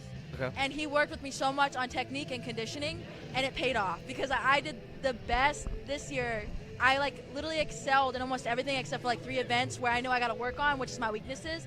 But it's just taking the time to train technique and having a coach and having someone that's going to help you. That's one of the biggest things that changes an athlete, right? Just having that guidance, having that understanding. Because I don't know about you, but like when I was used to like years ago before I got a coach, like I can't, like it's been like 6+ years since I didn't have a coach, but I would be either too nice or too mean to myself. Yeah. And that's the biggest thing. I would either be like, I don't want to do that. I can skip. I can do something else. Or I would be like beating myself into the ground with like volume or work, and I'm like, I never let myself recover. It's good to have that outside perspective. Yes. That's one of the biggest things that we have here, and it's what's important for this sport. I mean, there's not a lot of athletes that get to the top in any sport without a coach or help. Yep. I like to use like LeBron James as an example for this one. How many coaches does he have on his team out of season for his nutrition on that one? And arguably the best basketball player of all time. Yeah. You know? Yeah. So it's one of those things. It's like if you think you can do it just on your own without that support system, it's really hard to do. It's hard. All right, so we're about to start. Sam is up. 90 seconds will be on the clock on this one, so he's double checking everything. Again, Sam Cowgill had a hamstring injury going this one. I think he's going to try to get a couple points and savor the day. Enjoy the experience. I think it's one thing to commend him for is coming out here with an injury and just enjoying the experience. That's a big thing about the show. Yes. You're not going to get better just competing against your local levels. If you have the opportunity, take it and learn how to get better. Got to get out there.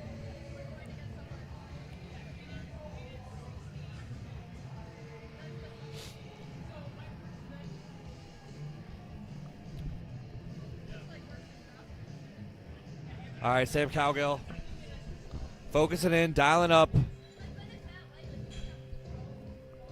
The shorts are shorts. The hip are ready. He's got to get it back to his shoulder. Hamstring's got to hold on. Yep.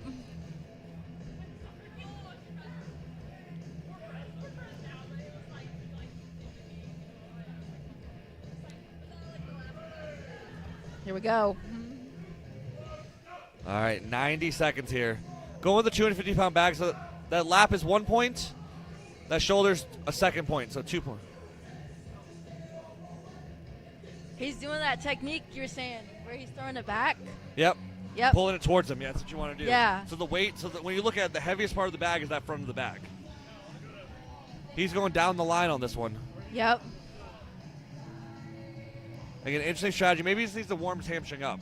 There you the go. 300-pound bag, again, pulling it towards him. The heavy. He needs to get moving, though, because that heaviest weight's getting heavier by the second. Yep.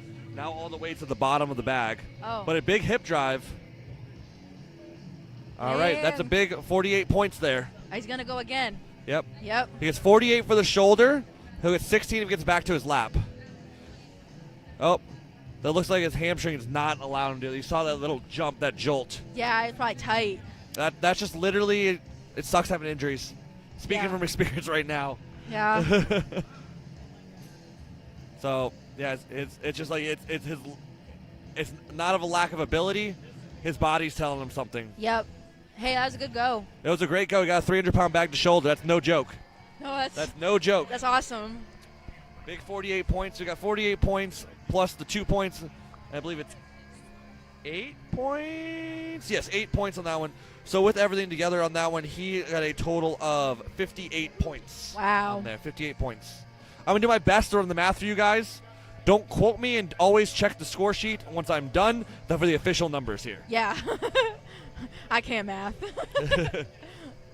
All right, Mike Ramirez is up now. Here we go. And note, the athletes do not need to start in the lightest bag. No. They can pick whatever bag they want. Yep. Again, pushing it forward, you see how much weight is in the top of that bag. That bottom of Yep. the bag is lighter, which can help him if he knows how to flip it to his shoulder. There you go. But now he's going to, if you're hugging it the whole time, it rolls really well.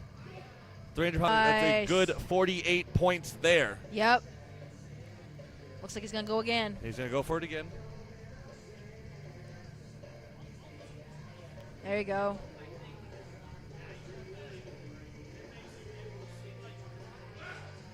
$16 points for the lap. Can he turn it into 48 again? There you go. All right. Turns into 48 there. It's 96 total points. That's wild. Again, using his time. You have 90 seconds. Yeah, might as well not. Don't break yourself, you know. Yep. Strategize. The thing is, though, he's gotten 2 reps at the 300-pound bag. Do you think he could have gotten 1 at 325? I feel like he could have, yeah. Because the 1 at 325 is worth 100 points. I think he could have done it, especially since he got 2 on that last one. Yeah, did he waste too much energy on the 300? Maybe. Yeah. That's what the strategy might have bit him in the butt a little bit. Yeah, he needs to get a little 8-pointer here to push some people. Yep. So, yep, this is where the math comes into play. Oh, okay, so that got him 4 points. So he's up to 100. He's up to the same amount of points as if someone shoulders a 325 bag alone. Yeah. That matters. It does. That matters a lot right now. That'll be 100 points he was given on that one because he did get a lap. Yes, he bag. did. So keep that in mind at home, guys. That should be 100 points there. That is equivalent to 1 shouldering of the 325 bag. But that's a lot of asking for somebody, the 325 bag load. Yeah. So let's say someone misses that bag. Yep. And they miss it twice. Mike jumps them points-wise. Yes. So Yep. the strategy of the Sahara. Definitely in a solid spot with the bag. All right, Joshua Darcus is up now.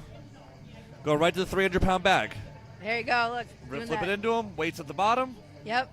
And now you can get that big hip drive and chuck it over. He got his lap. You see how much it flipped? Yeah, that's So crazy. now you see you're learning yeah, right now. that's awesome. There's a quick 48. Lap. Quick 16 on top. Oh my God. There's a 96er if you can get the handoff. Yep, there you go. All Oh, right. he's going to go for it. Well, again, if he just laps this, that's 32 points. Yeah. That's such a behemoth of a bag, though. It's so big. He's trying to lap it. He's just not doing what he wants it to do. There you go. Oh. He needs to get the points. He should go back down to the 275 bag or try to lap this 300. One or the other. Yeah. Looks like he's Because going right now, Mike Ramirez has the lead on him with that other lap. Yeah. There you go. There's Awesome. the lap of the 300, 16 points. Yep. So we're at 112. He's Math. at like 1 minute mark. There you Third go. shoulder. That is big. That is big. That's 146. That's crazy. I think. Math. Josh, big extension, get it up. 144. 144. 144, 144. okay. Sorry. You were off by 2. That's okay. Yeah. 148 with the lap. He's probably tired too. Yep. There you go. 152. 152. Awesome. Yep. That's big points there. Yeah. So now again, 152 is a unique score here. Puts the pressure on their athletes. That is, well, that's one shouldering of the 325 bag, one shouldering of the 300 bag, and then they have to do something else Yes. to equal 152. Yep. So they're really gonna have to like. They Whoever's gotta- going next is gonna have to really think about that. Yeah, because 148 was, a good score. That's 1-1 of the 300 and 325. Yep. The 152, that's shoulder. The extra 4 points right there. It's big. Yeah. All right, Josh Pinkerton is up now. He's going for that 300. 300 seems like the sweet spot for these guys. They really enjoy that 300-pound bag. Lap is done. Oh, getting a little tight there. He's going to get it up there for that quick 48. And he got his shoulder.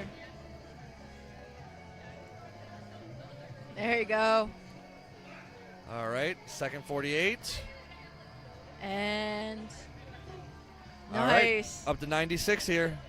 Just got to keep hollering He's at in a it. good rhythm. I think he saw the athletes go ahead of him. He's making decisions to stick with it. I feel like, too, if you can see who goes ahead of you, kind of Yep. gives you an idea. Using that belt is a little bit of a spring shot on that. I saw that. Yeah, not the worst idea. No. It's Strongman. Use what you got. We're at the 144 at 45 seconds. Dang, he's got it. He's got it. He's got time. He's got to breathe, get it. Oh, didn't get the lap on He's that tired. He needs points. He needs 8 more points to match Darcus. Yep. This is going to, Looks smart to switch the stance to the lap. yep. Remember the sauna, Josh. Call him the lap. That's going to be a 16 points. That's 160. Wow. That's important there. Dang. That's a 160 score right now. I think he's going to go again. Remember, you get 2 laps before you have to shoulder it. So he is allowed to lap one more time to get points. Yeah. You got to dig deep. Mental. Oh, that's time. No, we still got a little bit of time. Oh, I think he's he's just got done. some time, okay. Yep. 160. That moves him to first place. Again, Yep. These unique scoring systems. Getting that Pretty cool. lap was important there. Yes. Because he would have been well behind Darcus on that one. All right. Stephan's up now.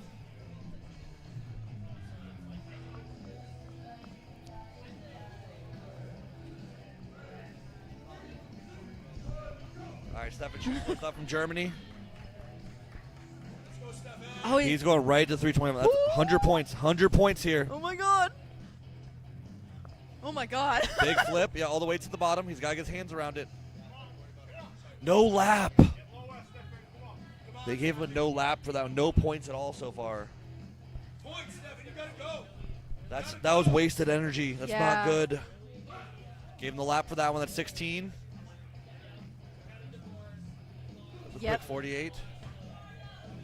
But how much did that 300 take out of him for no points? Yeah. That 325, man, that's rough. That is rough. Stephan's just not had his best show, unfortunately. And I hate happens. I hate seeing athletes travel so far and not perform up to the standard they know they could. I know it's gonna eat away at him more than me saying this. Oh, yeah. All right, he's at 96. You got it. Let's go. He needs one more shoulder and a lap to tie for first place. Yep. Come on. You just got to dig deep. You got his lap. You got to grind it out. He's got to get the shoulder. There you go. All right. You need a lap, buddy. Get a lap. He needs a lap. Oh, he's going to try to tie Darcus, I guess. There you go. Oh, oh my God. He didn't tie Darcus. Oh. That's a 148. Oh. By not shouldering or lapping the 300 there, it's going to cost him 2 spots. Yeah. That's a 148 score. I think not getting that big bag, that 32 points for lapping that, is going to come back to bite him. I think he should have just shouldered it, should have went for it. Yeah. It's your last attempt. That would have tied Darcus. Yep. Oh, it's heartbreaking. It's hard to tell when you're out there. You don't know what's going on. Yeah. Oh, a little false start there from Mark. All right, Mark is coming out now. This 325 bag Ooh, has there you been go. routine for him. Yeah. It's not easy. No. But he's hit it many times. He's gonna. He's a fighter for this one. He got the lap. That's 32 guaranteed. Oh my God. Come on, Mark. Oh my God. That is 100 points, ladies and gentlemen. First 100 pointer we have. That's wild. Mark is a very good. He's going bag. again. Yep. That's 32. Is that 132? Extension. Let's go. Can he fight it? He's so close. That is 200 points, ladies and gentlemen. Catapults himself into first place with 200 points. That's crazy. That is the first athlete who loaded his shoulder, did it twice.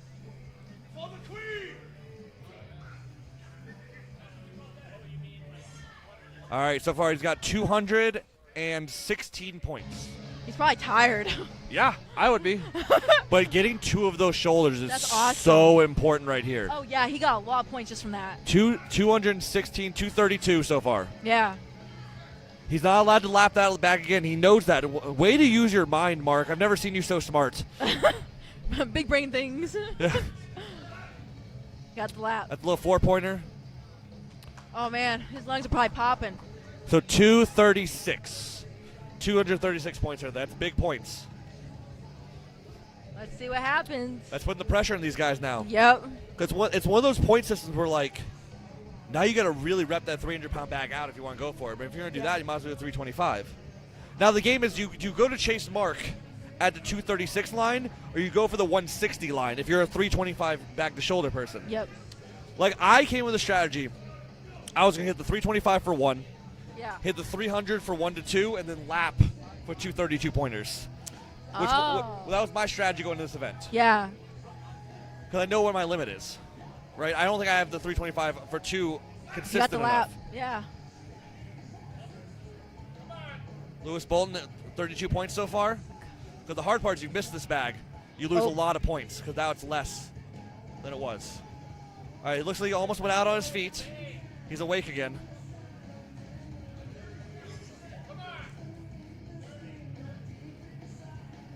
All right, so he's only got 32 points so far. Okay. Yeah, I think he just lost some oxygen, almost passed out there, but he's Yeah. 32 plus 16. That's gonna be 48. There you go. All right, so it's 48 plus 32. That's gonna be 90. I think it's just so much energy missing that big bag. Yeah. So this is one of the ones where it's like Oh, I see what he's doing. a little touch and go, but these are only 8 points each. Yeah. That's the hard part. These aren't really doing him a whole lot. It's better just to lap the bigger bag. I think he didn't get the point system. Yeah, I agree. That's 24, 32. That's 90 plus 24, so it's 114. So he's still so far behind. Yeah. He's doing a lot of effort for not a lot of points. Instead of just utilizing it on the 300. Yeah. That's a 118 score. Again, it was a lot of work Yeah. for not a lot of points. I think he should have just taken his time. I think he just got ahead of himself, just wanted to get some points in instead of working on the 300 more. Yeah. Because that's just where it's at. And that's the hard part of the Sahara. Understanding the point structure on this one. That, like, 275 bag's almost worthless to rep out. Yeah. Just because of point system-wise. It's good at the end when you're like, I need to get a couple points to jump, like Darcus did. Great job on that. Yeah. Oh, Victor he's gonna- Lingman, going right to 325. Again, do you chase the 160 or do you go for the 200 plus? Might as well go for it. Well, Victor's got a good shoulder there. Okay. First 100 pointers on the board. Yep, he's got his 100. Yep. Looks like he's going to go again. There you go. Yep. All right, second lap. We're at a 132 already. And he's going to twist it up. There you go. Little spin. This is the other technique I was talking about, the spin twist. Yeah, I saw that. There's 200. Ooh. So right now the score is 236 to beat. Let's see what happens. Yep. Yeah. Victor, big slap. Come on. Get aggressive. He's got to get to his lap. 32 points matters There a you lot go. There you go. Oh, that's awesome. He's got his lap. He's going for his shoulder. here. He's at 230. This is going to make or break the event for Victor. There. That's 300 points. 300 points for Victor Lingman there. Catapulting in the first place. I mean, if I was him, I would Oh God, like he's not super tall. You know? But his power is there. Yeah. 316. Stone Cold Steve Austin, we're proud of this one. Get your beers ready. If you're in the comments, give me a hell yeah. Yeah. That's impressive. Wow. He needed those points back, though. He did not perform great on the previous event. 316 points on that. He made him up. He made him up, that's for sure. Yep.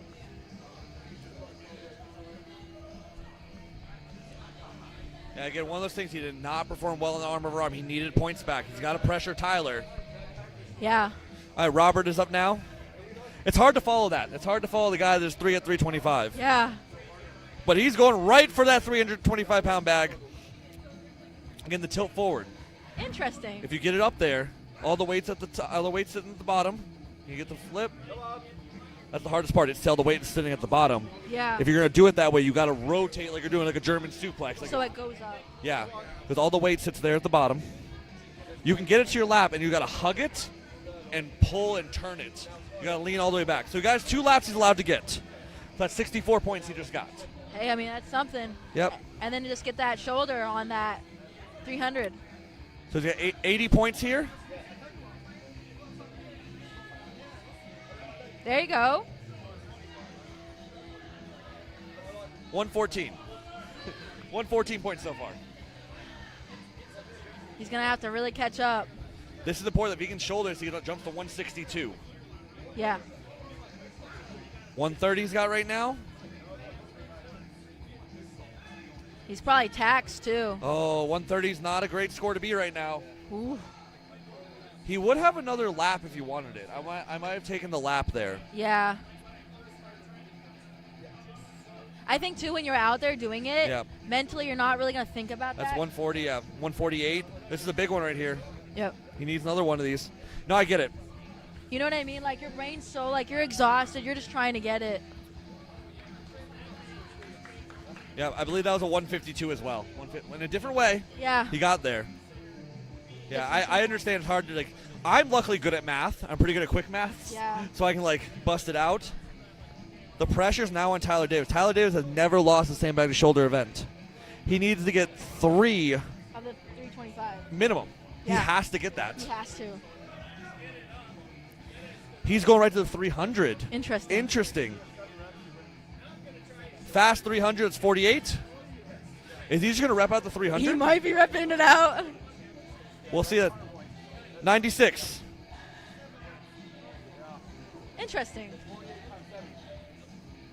144. He's probably just going to do it. There he goes. 192.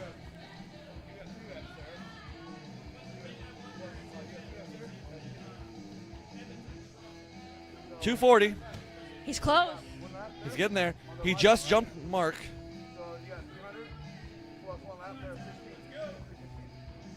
$288. All right. He needs one more shoulder. It's going to come down. See what he gets. That's the win. That's the win there. I don't think he realizes he won right now. Yeah, he's probably not even thinking about it. He's asking for Yeah. time. I don't think he realized he has the event win, though. He's going to go for that. Yeah. He got his lap. That's 4 points. 88. Yep. It's one of those ones, again, you can't keep track out there, so he's getting points. He got his another lap. Oh, He just wants another point. Yep. There's the point. He's not running the numbers right now, but he already won the event.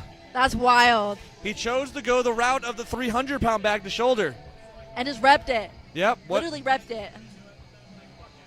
Well, he's the athletes after him, though, so it's important to get those extra points. Because Connor was able to watch him go. Yeah. So he was trying to do what he could. Yep. So we got, 2 laps on that one? So Connor Smith just saw Tyler choose the route of shouldering the lighter bag multiple times up to the points. And what strategy is he taking? He's going straight for the 100. He needs 3 of them to make it worthwhile, though. Yeah.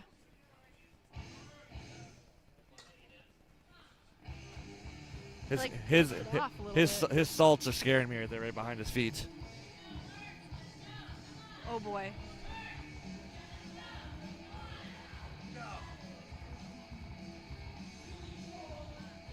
That's the first 100-pointer. Is he taking too much time though? He's gonna go, yeah. And he's gonna try again. Because he needs 3 of them. Yeah, to even get close. Because right now 100 ain't doing him no good. No. Even 130 won't do him any good getting into the lap. He has to hit this shoulder. It's so much energy expenditure.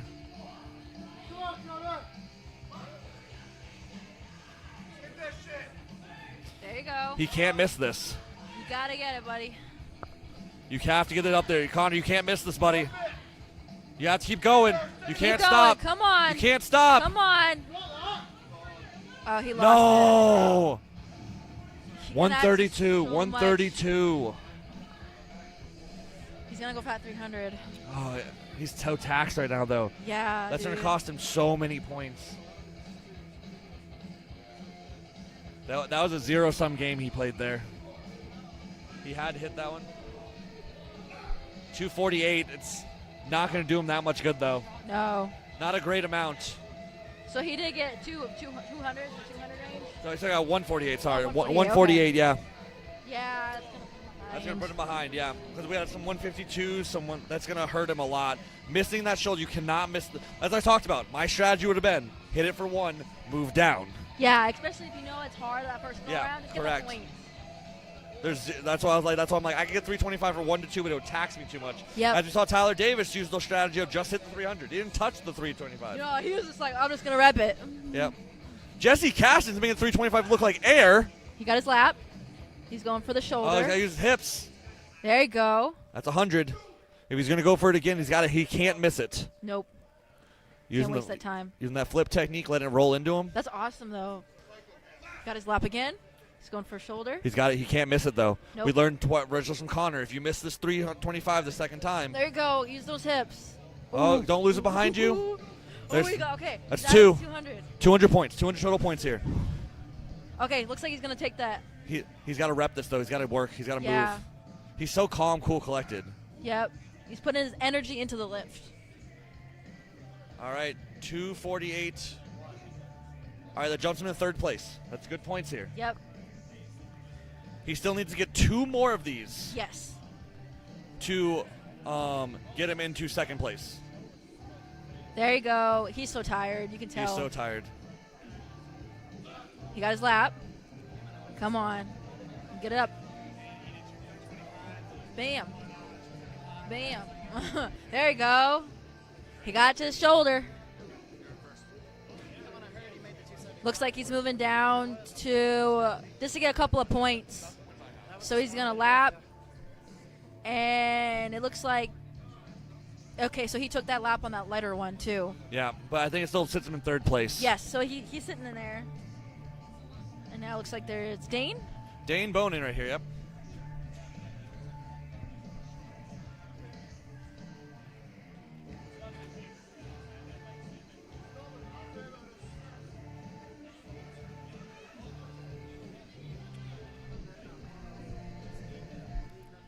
About to find out. Here we go. Dane's ready to show out here.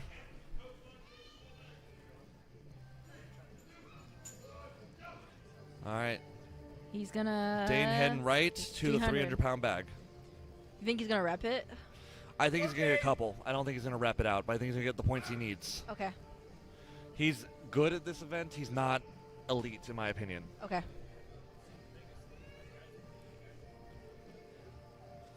Yep, there's the 48. Yep. There he goes. Get a nice, easy 96.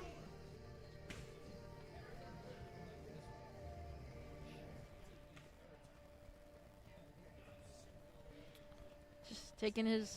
He's Yep. going like steady. Yeah. That's a 112. 144. He needs some points here. Let's go, buddy. Do it for Gus. It's 160. It's big points there. Yep. That's an important line to be at, is that 160. Yep. That's Come good. on. Wow, that's good. Catapults in the top 5. You got 40 seconds, so he's got to He's got plenty of time to keep this going. Yep, just stay steady. Yeah, he's already put himself in the top 5. Which is like huge. Huge here, huge points in this field. Yes. Yeah.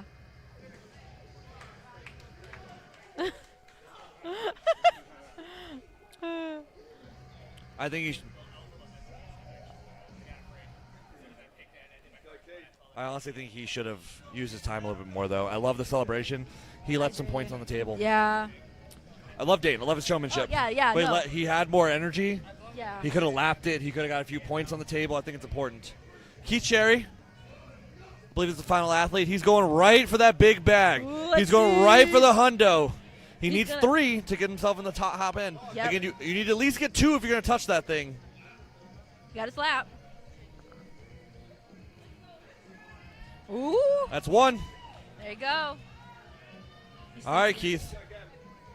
Yep. And I believe Keith won the previous event, which my call was right. I got first and second in the last event correct. Yeah. So, Yep. He got his these are lap. big points. He's got a good position. There you go. Come on. Oh, lost it a little bit. Stay tight. You got to get this. You can't miss this. You cannot miss the second bag. Ooh, so he's going to go down to that 300. That's only a 132. That's missing the second bag is a death sentence. Yeah. For a lot of these athletes. Come on. Hype. They're so tired. You wasted so much energy. This is important to get here. He's at 148. He's not leaning back far enough. No. He's not getting it high enough. And I don't think people think about that. Oh, listen, Hampshire tightened up. 148. That was a lot of work for not a great finish, unfortunately. Yeah. It's how much that. You just gotta be smart, you know. It's smart to leave, smart to walk away from it. Yeah. But man, that bag is just that second attempt. That's like I said, I feel like the more I watch these athletes, is that like my strategy was correct that I would have walked in here with. Yeah. If I wasn't injured, because like again, scouting your competition is half the battle. Yep. So looks like Tyler Davis is the winner of that event. Victor Lingman coming in second place on that one. So it was close. It was close though. But that's awesome. It came down to strategy. And Tyler executed his. Didn't even go near that 325 bag. Nope. Just kept spinning the 300-pound bag. I think too, it's also like having confidence in your ability and what you can do. You know. Knowing your lines, knowing where you're best at. Yep. So Tyler Davis once again has never lost the Sandbag to shoulder event. So it's keeping that going forward. But anybody's game here still going into the final event. The Farmers Log Farmers on this one. And that's the last one, right? That'll be the final event. So, how do you feel about the Farmers Log Farmers? I know you had this one. Yeah. So. I mean, for me, I like the Farmers. It's something that comes natural. It's just for me the log. I practice on a 10-inch, and so the 12-inch is like a little harder. Very different. But yes. I'm sure it's like because of the weight the men are doing, it's gonna be like gritful. You know what I mean? You gotta pick up a heavy weight, then you gotta sit up for a press, and then you gotta go back and pick up a heavy weight. But definitely. You know.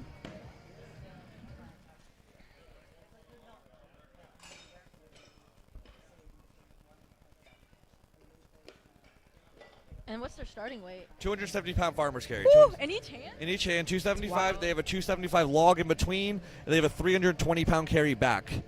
Unfortunately, this is the event that actually tore my tricep a week and a half ago when I was training for it. Okay. So if you need a new fear unlocked, it is potential tricep tear on and of those of you that don't know me, this is my best event. Really? I have carried 400-pound per hand farmers carries.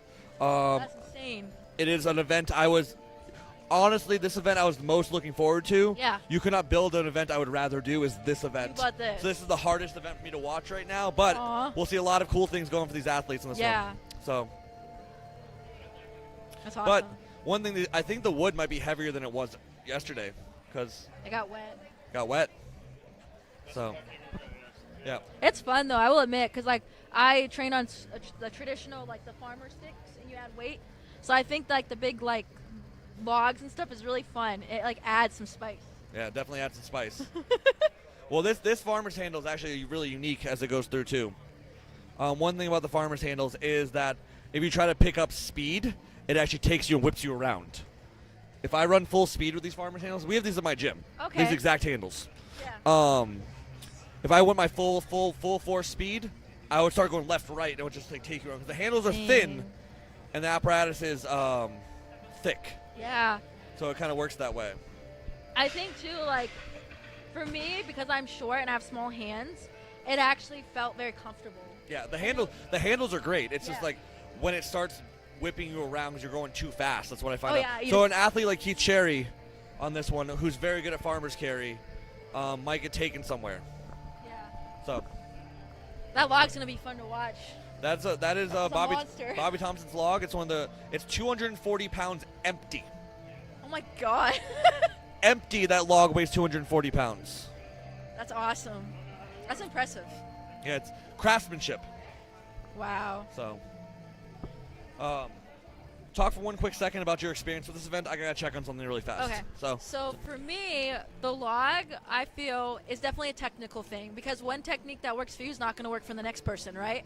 And so the biggest thing is like setting yourself up for success. My biggest takeaway is learning what's going to work for me, especially if you train on like a 10-inch log and then you go to a 12, a little bit of a difference, so you're going to be off-centered. So one of the biggest things too is moving into bigger competitions is learning that I'm just going to have to train with a 12-inch log to get better. You know, like you can still train with a 10-inch, but as a woman and you're utilizing a 12-inch, you might as well just train with that and just get better, you know, and then lock that technique in. And the biggest thing is that like you can deadlift weight and just run with it. The farmers, you can make up your time. It's just with the log, you don't want to like fuck around. You want to actually like sit down, take your time, get that technique, and then go. So, but I think they're fun. It's definitely a fun event. It's just something that it's going to tax you, you know, especially since you're doing a certain amount of weight. You're running down, you're doing a log, you're doing 2 presses, and it's press away, and then running back to the other farmer, which is more weight. They added weight, and you got to run all the way back. And they're lasering it too, so it definitely, that's going to count by like a microsecond. It's super and crucial, but yeah, it's a fun one though. It's a fun one. I enjoyed it. yeah, it's definitely an event I was looking forward to on this one. But yeah, I just want to double check some things. There's a loading issue. I want to make sure that all the athletes are prepped properly, but they got it figured out. So I didn't want one handle being heavier than the other one, so I want to make sure it's all set up. Again, this is the second to last event, so we still have one more event after this. So anybody's game. Yeah. Tyler Davis is sitting in first place right now, but not a comfortable lead. And again, if Tyler has a weakness, it's grip. Yeah. So that's one of the biggest things here. 270 pounds per hand shouldn't be challenging for a lot of these athletes. Down, but when you have a 275 log in between, again, by itself, not that bad. Added weight? During it? Huh? Like after you're already taxed though, man, that's going to... And it's hard to warm up right now. The athletes, we see Lewis out here playing with the log. It's like that's the 240 pounds before they even load it. One of the cool things we have here today, we see these vault laser timers. They came into play a lot during your show. What did you think of the laser timers today? I liked it. I think it's awesome because, like, I could have kept going, but the laser caught me. Like, because, I mean, I'm going to keep running, right? I'm one of those people I just don't want to give up until I'm told, okay, you're good, you know? And so the laser actually catches you and gives you a more accurate time. And I feel like, too, with these close calls, that microsecond counts. I mean, did you catch the difference in the women's run between Tony and... Dude, that was close. It was like... It was awesome. We'll talk about that in a second. It looks like they're cutting the athletes right now. So we'll hear what the athletes hear about the farmers, so log medley. I'm not a fan of farmers, if I'm honest. Its grip has never been my strength. But the first leg should be okay. The log weight is okay, but once you've done farmers, it's a little bit of a unknown. Farmers I feel great about. The log press, I'm always hit or miss with my overhead pressing, so we'll see. I feel good about farmers. If I can get my hands on it, I don't think anybody can beat it. I hate farmers. So I think it'll be interesting. I like the idea of a moving event mixed with a static event. The first farmers will be good. I've gotten the log plenty of times. It's at 330 farmers at the end that may be difficult, but it's short distance.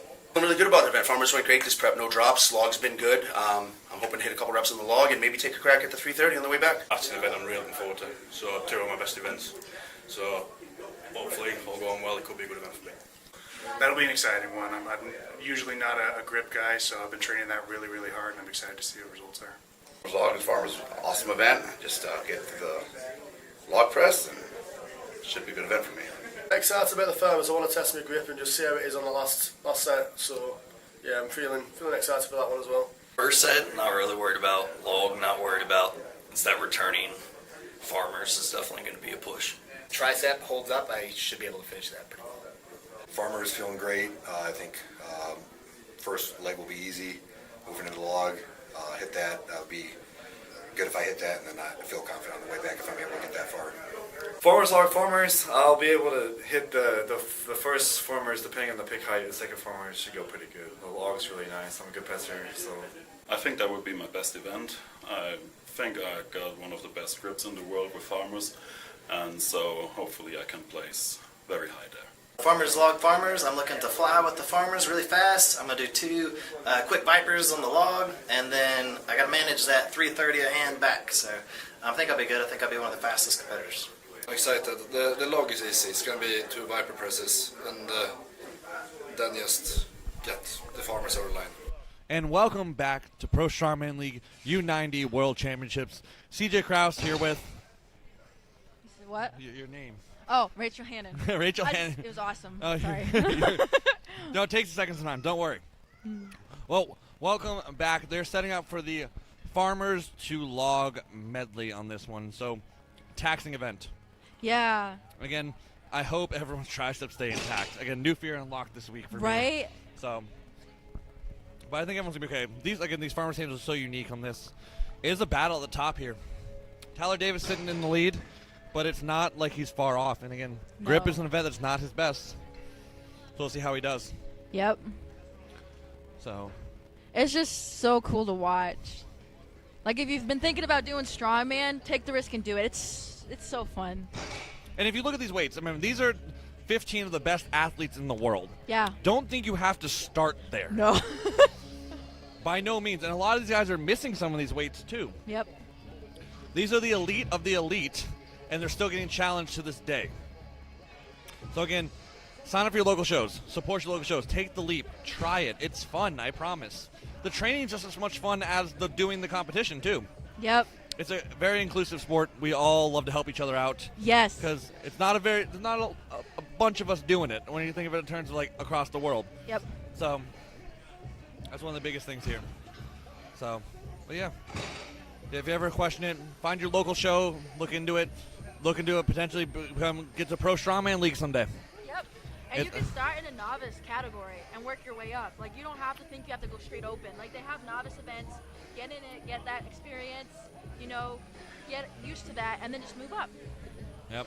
See Victor warming up with that 240 empty log with some weight in there. It's probably 260, just viper pressing it. Yeah. All the way up. Let's see, Victor's like motivated right now. Victor yeah. is not happy with the scoring on the previous event, how he got beat, even though he shouldered the big bag 3 times. Yeah. So he's got a chip on his shoulder right here. And this is an event I think he can do very well at. I think so, too. Again, he is the best presser in the U90s in the world, arguably, if not. Yeah. It's so smooth, though. Like, I'm still trying to figure out how to do a viper press. When I watch these guys do it, it's just incredible. Oh, I love viper pressing. It's one of my favorite presses. It's That's like awesome. And it's just like a quick one movement, right? It's a timing game. Okay. So it's a lot about the viper press itself.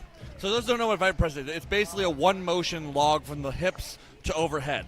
A lot of the viper press is having the upper back flexibility to get in position and a timing game. Typically what I say is whenever it hits the center of your chest, you should be initiating the launch. Oh, wow. Of that one. Yes, that's quick, huh? So the second you sit in your lap, it's all power from the hips, lean back, and launch it. Like the best viper I've ever done in competition is right around 285 pounds. I did a viper in competition. Oh, my God. So I'm one of the keen people on viper pressing. So if you ever want to learn about any tips, and I can help you out with that. Oh, yeah. No, that's good to know. Yeah. So there's a few of us that are very good at viper. Andrew Haynes is another one that has done over a 300-pound viper. I've done over a 300-pound viper. Victor's done one. So those things, wow. It's all a hip drive and a timing game. Yeah. It's a risk reward, though.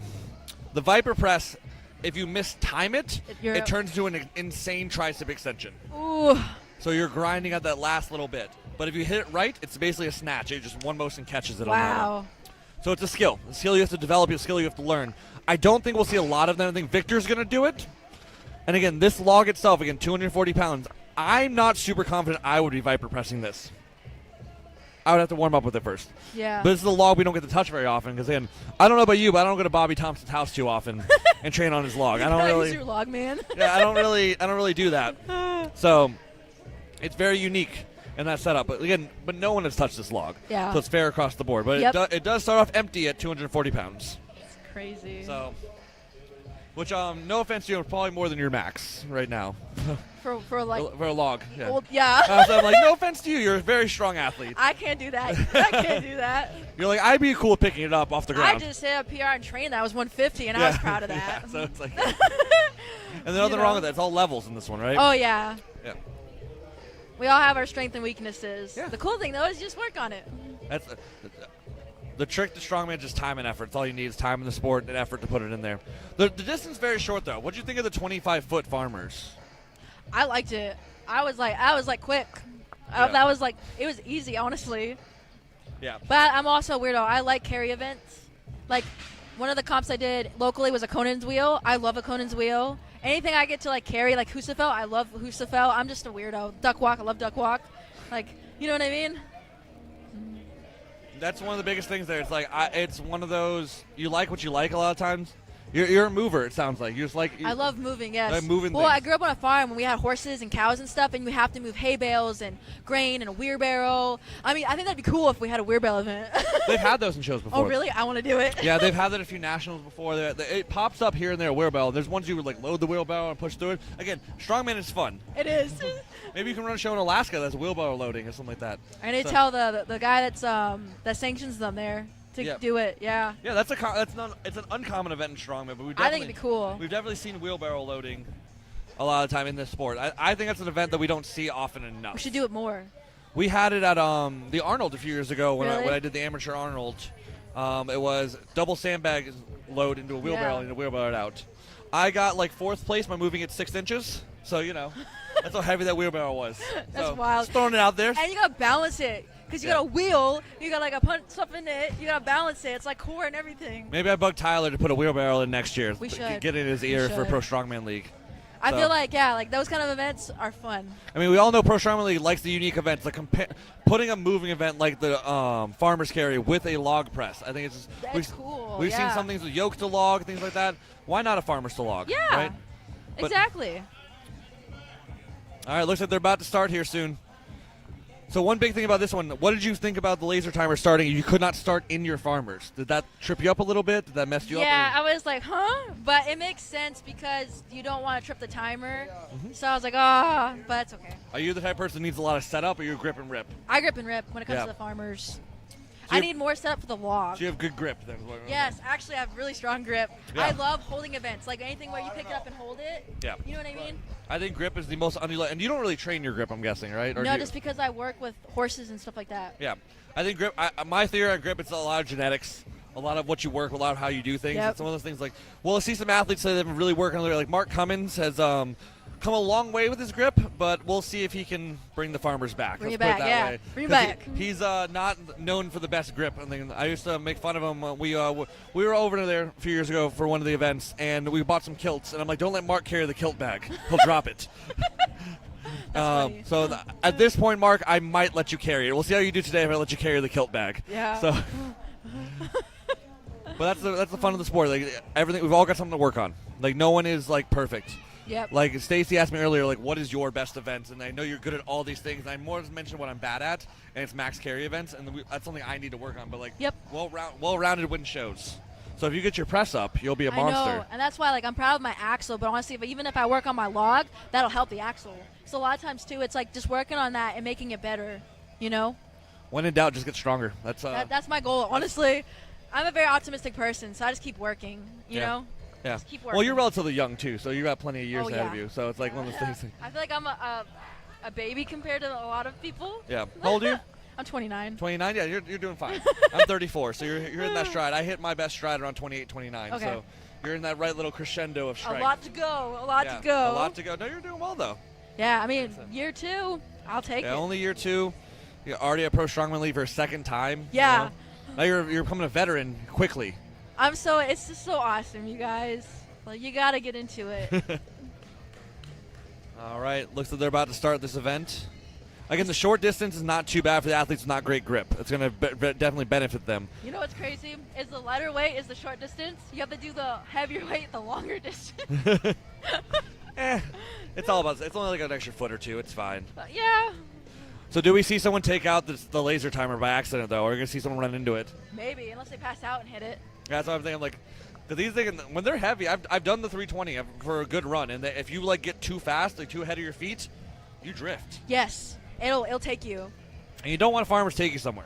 Nope. You want to take the farmer somewhere. Yep. We've all been taken by an implement. Okay, well, I guess I'm going over here now. And that's never a good time for the athlete. Nope. Yep. So what'd you think of Roanoke? Beautiful Roanoke, Virginia. So. I like it. It's calm. It's quiet. Not too crazy. The weather's nice. Right now in Alaska, we just got snow, and it's like 40 degrees. So this is like great. Yep. All right, Sam Cowgill's up next. Again, I think his hamstrings been bothering him, and bothered him on the last event. I can't tell if there's a little discoloration or not in the back of his leg. Do you see what I'm seeing on his right leg? Yeah, it looks kind of red. Yeah. Probably going to be bruised up, too. He's going to give it the best try he has, though. Yep. He showed up, and he's there got he goes. Oof. There we go. There he goes. He's moving. Again, that right leg just wants to fall. You see it kind of jolting? Yeah. A little bit more. Come on. It's so hard to do this event with a hamstring injury. Yeah. All right, coming off this log. He's got different shorts on. Again, he's changed for every event. He has a wardrobe change for every single event, just so you know. Fifth event, fifth outfit. Fifth outfit. As someone that likes outfits, I appreciate his, I his was gonna say yours is dedication. Oh, that leg just did not want to do the leg. No. You saw the drive was there, but he couldn't stabilize it. Yeah, and as someone that's just healed back from a hamstring tear, that's the biggest thing. Is more re-tear it. Well, it's more the restabilization when you're pressing overhead. And again, I don't think it's a tear. I think it's a strain. I think it's something he's going to heal back from. Yeah. It's very recent. It's the stabilization of having something where your leg has to be in position. After running a Farmers, I don't blame him for calling that. Yeah. But I do say, Sam, you would have had that with 2 good legs. So take that in stride. Oh, yeah. No, It was an easy drive off the chest. So.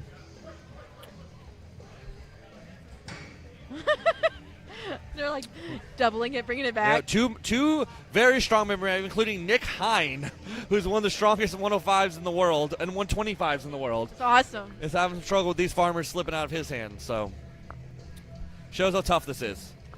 He is dealing with some injuries, so give Nick Hine a little bit of slack. Oh yeah.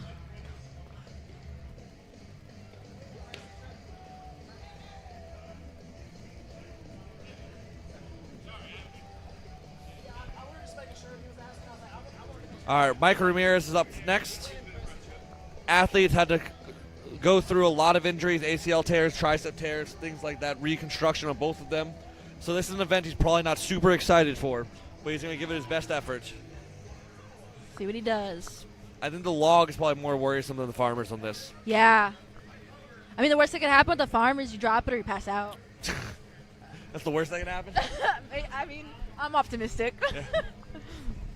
As long as no one tears the tricep on it, that's all I care about. Yeah, well, you're like the only person that's ever done I that. think I am. I think again, I've never heard it funny. before either. Trust me. I did, and when I didn't think it was a tricep tear. That's how much it shocked me that it was. Wow. So that's still wild. Yep. So, but it proves that even routine weights are a risk factor. That's why athletes, I believe, I'm a big athlete advocate. Pro Strongman League pays their athletes for every single event win. They pay for the podium on this one. No athlete fees to enter this show whatsoever. That's That's one of the biggest things about giving back to the sport. That's why I think the Pro Strongman League is a very good lead on everything in the sport itself. Yep.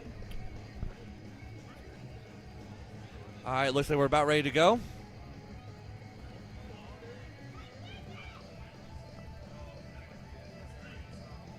All right, Mike Ramirez is about to start. There he goes. He's off. Whew. Moving well with these. Nice balance. Yeah, very steady. Yeah. That's what with these farmers, I think it's very important to be steady, stable, because the way they can take you. And he's giving the log a tap and calling it a day. Yeah, but he knows his tricep can't handle it. Yeah. And sometimes knowing that, but he got the farmers. Yep. You know? I mean, that's like some kind of point, right? It's better than nothing, right? Better than nothing. Again, there might be athletes that can't pick up these farmers. The handles are nice. They're nice and thin, but it's still unwieldy. Yeah. And we've seen an array of strengths of these athletes. Like some are really good pressers, some are really good deadlifters, some are great at sandbag to shoulder, some struggle. It's all like so well-rounded are the best athletes.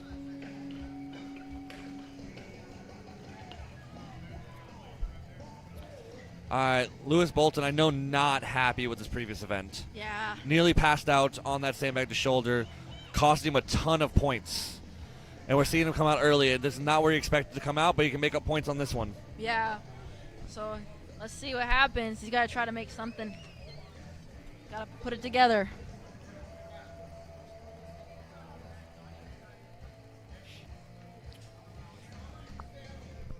Again, a monster presser, so this log should not be a huge challenge for him. Oh, yeah. I don't know how good his grip is, though. I don't know much about him in terms of grip. Either.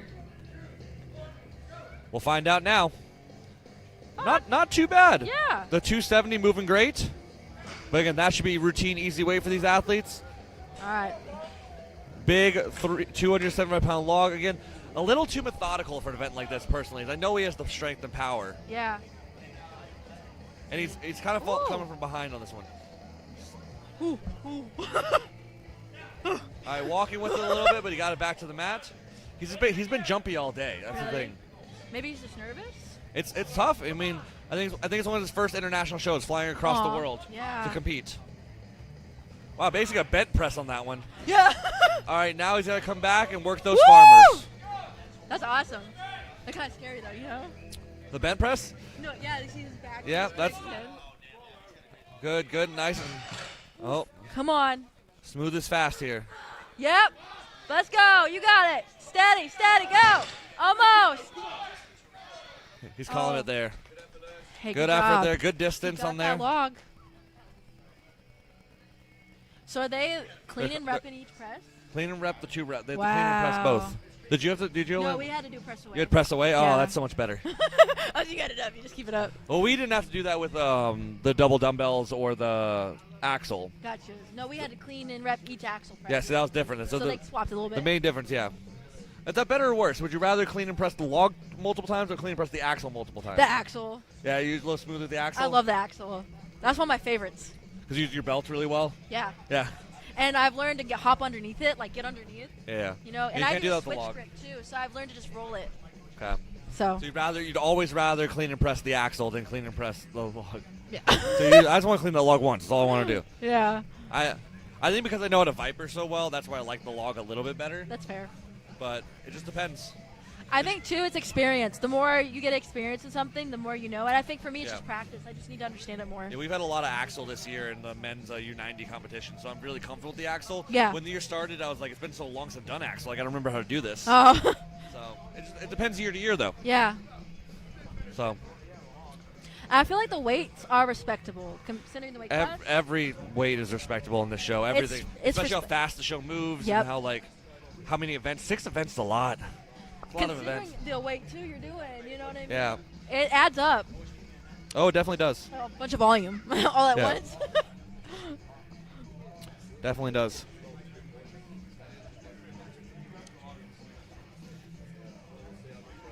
All right, Robert coming out now from Arizona.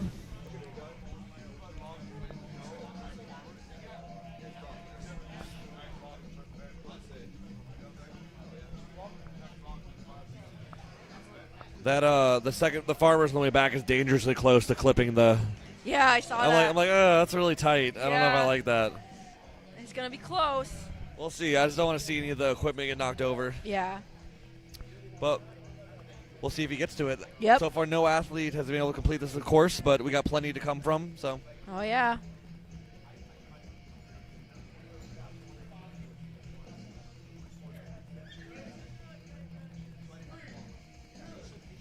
And here we go. He's a moving. Very smooth, very fast. Yeah. Almost got ahead of his feet. You saw that. He tripped up. Yep. Remember I told you, if you pick up too much speed, it'll take you somewhere. It'll take you up, yeah. And that's what happens. Every time I did it too, when I got to my top speed, I had to slow down because I couldn't, it would take me somewhere. Wow. And that's just experience on these farmers. That's the thing with me. Yeah. And it took me 2 training sessions to learn it. This looks like this nearest top end of his log press, it looks like. Yeah.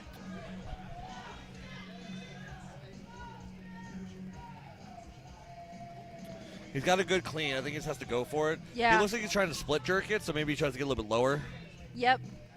Just drop underneath it. Are you a split jerker? Yes. Okay. So you're like. I like literally split jerk my snatches. I am not smart enough to split jerk. I'm just a dumb ape. It's comfortable. I've been working on it for almost a year now, plus now, and it's not. My brain doesn't do it yet. I'm working hard on it, but yeah. It's like a natural movement for me. That's the thing. Lean into your natural movements. That's what I do. So another athlete done with the farmers, but the log was a little bit much for them, which again, it's a long day. Yeah. They're about 4 hours into this, and they still got one more event. They got the grueling Sandbag gauntlet, which you did earlier. Yeah. The prize to do well at the gauntlet is you get to go again. Not sure Yeah. much of a prize. And then it adds though.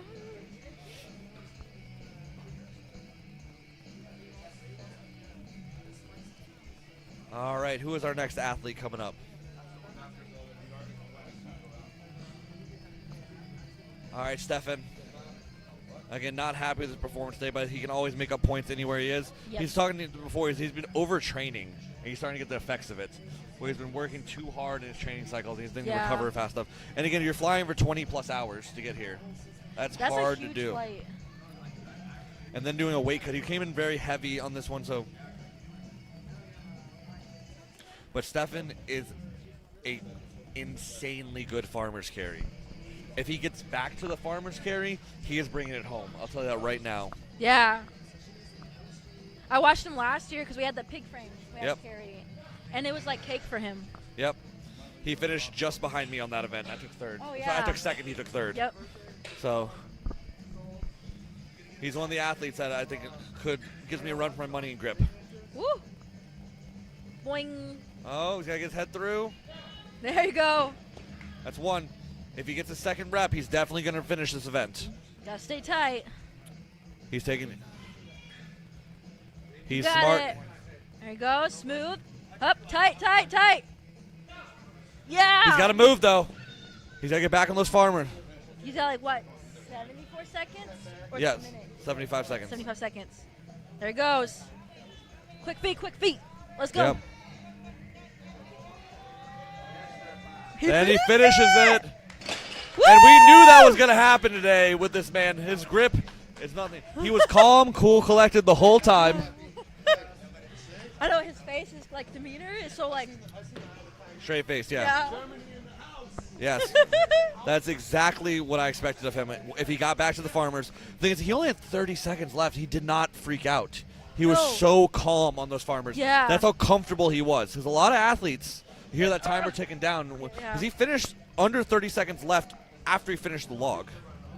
He got it. Oh, no, he got it. It's just like, imagine you hear that. Like, you're more prone to rush, typically, what I would say. Yeah, I feel like, well, for me, I'm like, well, it's going to be what's going to be. Yeah. Like I said, I'm optimistic. Keith Cherry's up next. Again, very not happy with how his bag to shoulder went because he was so close in that second to shoulder and it cost him so many points. Yep. Fell behind just by the strategy he had, unfortunately. But that's half the game here at Pro Strongman League. It's Strategy. playing into the strategies. Yep. All right.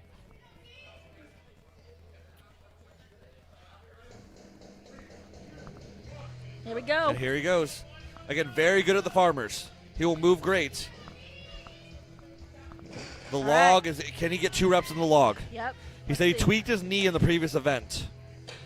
And a tweaked knee is not good for a log clean and press. No. Yep. Bam. He's got to get good leg drive, and his leg's not letting him do it, it looks like. Oh. The worst feeling is when your body doesn't work for you. Yeah, it sucks. It's like you're stuck. It's unfortunate when it happens, though. It does. Trust me, I know from experience right this second. Yeah. And everything he wants right now is his leg to stabilize. And you feel that. You feel that for him. He just can't. His body just is fighting against him.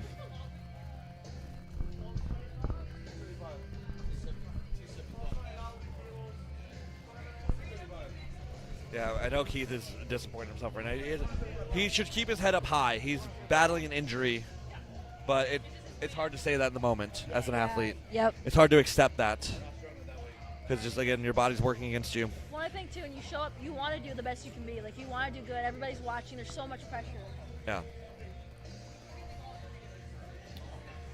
This is Connor Smith up now. Connor Smith. Stash Daddy.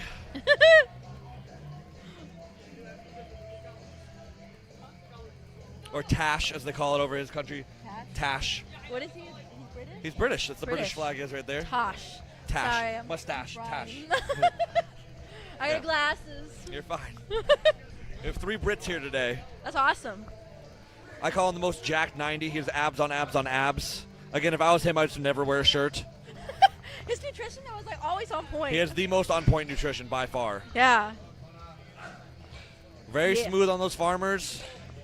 Moving on into that Look. log. There we go. Pop it. Bam. Big. Ooh. He just didn't do the leg drag. He just wanted. Use those legs. I think the heftiness of the log is starting to get him. It's so heavy on the chest. Yeah. Being 240 empty and having all that weight. Usually use the weight on the outside. Yeah, it like compresses you. Because both those reps should have got up. Yeah. And again, this is the second press event that they have to do. And he's not happy. He's not happy. Because he was ready to run those farmers back. Yeah. But you got to get to him. Yep. That's the hard part.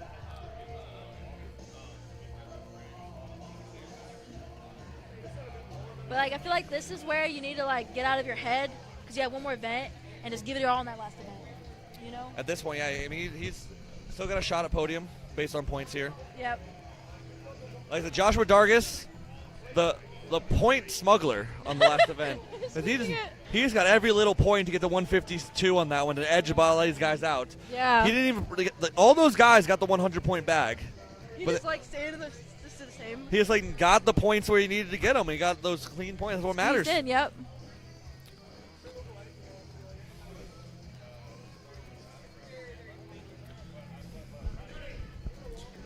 Here we go. All right, Josh. He's off. I know his grip is not his favorite event. His goal is to finish the farmers. Gotcha, okay. Again, he's got to get there the second one, though. I take it he likes the log. He's a good presser. Okay. He's a very good presser. I wouldn't put him in like an elite level, but this is pretty good weight for him. Oh, yeah. I don't expect him to not get it. Boing, up. Ooh. Oh, we got it. Yep. Again, we see athletes not be able to press that. Yeah. The only one that's been able to complete this event is Stephan Schustler, who, Yep. again, I expected that of him. I'm not sure another athlete finishes this. Victor has a shot. His grip is not elite, Yeah. but it might be good enough. But I think Stephan has this event locked in. Yeah. He's who I expected to win this event. Really? If he got past the log, I knew he was going to get the farmers. Hell yeah. Yeah, those farmers were like nothing for him. Yeah, that's him. I know. And very familiar with these athletes. Watching them, competing against them for years. You get used to it, right? Yeah.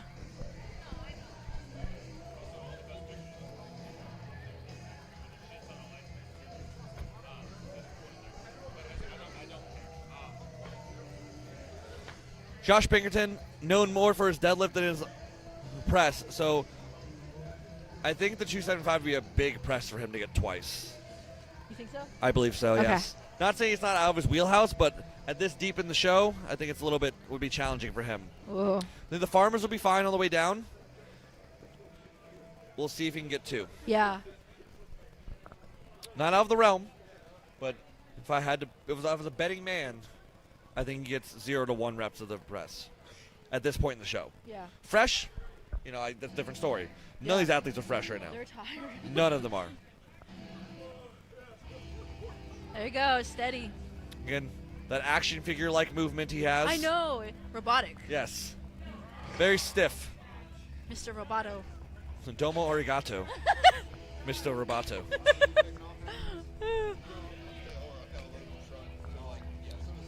Big hips.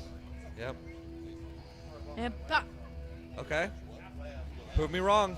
Prove me wrong. Oh my god. Like I said, there's the one.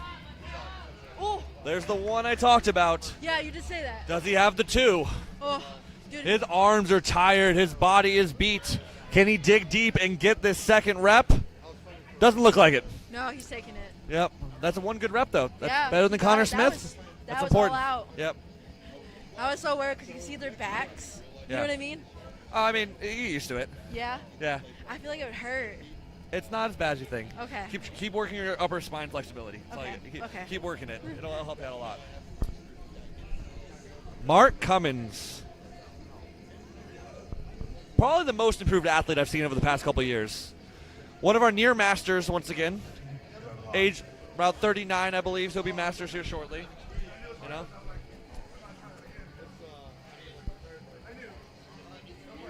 He needs to get the blue knee sleeves. The red's throwing it off a little bit, I think. Yeah, I was looking at that because he's got like.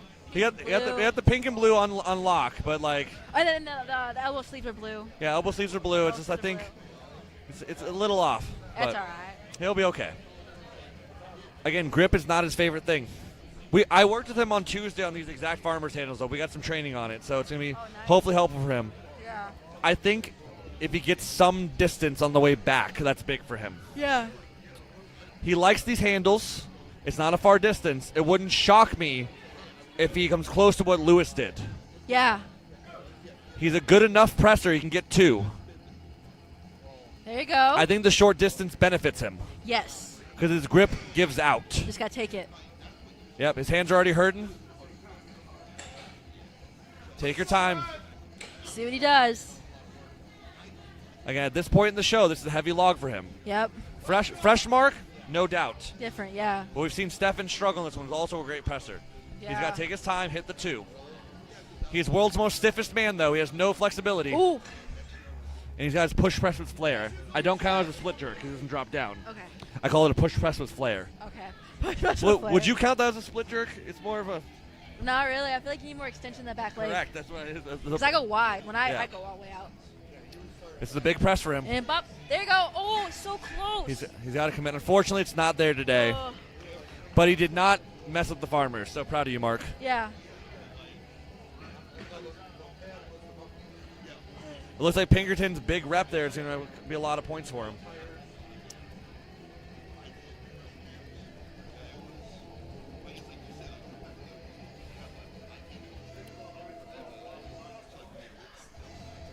All right, Dane Bonan's up next. What's your opinion of him as a presser? Needs work. Yeah. I'm hoping he gets 1. Yeah. He's got those long limbs. It makes it harder. I was gonna ask you, like, do you think that size in this does affect? So when you're looking at limb light, for athletes that are pressing it, right? You look at their arm, humerus bone of the arm. The longer the humerus bone is, the more distance they have to press. So like yes, so you're pretty short, but you still like moderately long. You're less forearm. Where I'm like all forearm. Yeah. My distance is short to press. Like we might have like similar distance of pressing. Probably. My arms are 8 feet longer than yours. Yeah. So that's one of those things. You look at that bone, and if you look at his humerus bone from his shoulder to elbow, it's actually pretty long. Oh. So his distance he has to press it is longer than most. More. So when you have to press longer, it's more time and attention. More time. It's much harder. Okay. So it does play a huge role. Huge role. The way your mechanics are placed is a huge role in this one. That's why athletes that learn how to split jerk with like your mechanics are very good because you're like a shorter forearm, longer humerus. If you try to push press, it's a lot harder for you. Yeah, I don't even attempt that. Yeah. I do it as like a builder, but I don't do it in a comp. Correct. Like I said, if Dane hits this, it's a big press for him. Yeah. Let's go. Got the crowd behind him. Got the dogs at home. They barking. Woof. Yeah, woof. Come on, Dane. Ooh. There we go. That was smooth. That was smooth. Hey, let's go! That's big for him. Come on. He has. Oy. But he's, Bob, come on. Oh, my God. there we go. He's just calling it there. That's big points. Okay. That's big points. I was like, no, go for the log. Go. Again, I think his overexcitement's costing him points. Yeah. Because we saw Joshua Darcus able to get a little bit of movement on that one. If he even tried. I think he could have done it. Attempted, yeah. But Dane's just a showman. He's putting on a That's show for his fair. athletes. Putting on a show for people at home. Putting on a show for your dogs at home. Yep. You know? That's what he really cares about. Yep. His goal today, he said he wanted to finish in the top 10. Yeah. You know? He's definitely doing that. I think, Dane, you left some on the table. I think you need to believe in yourself more. I think you have a lot more to give for this sport. Oh, 100%. This is one of his last 90s show, if not his last 90s show. Wow. He's moving on to Masters 105, but I think it'd be a force in that because he won't have to diet so much. He's a big boy. Yeah, he can eat. Eat. Jesse Castens, great mover, really good presser. He's someone I think could finish this as well. Ooh. Again, how fatigued is he for the log? Yeah, that, and then the mental. And there he goes. Jesse, a very good mover. Yep.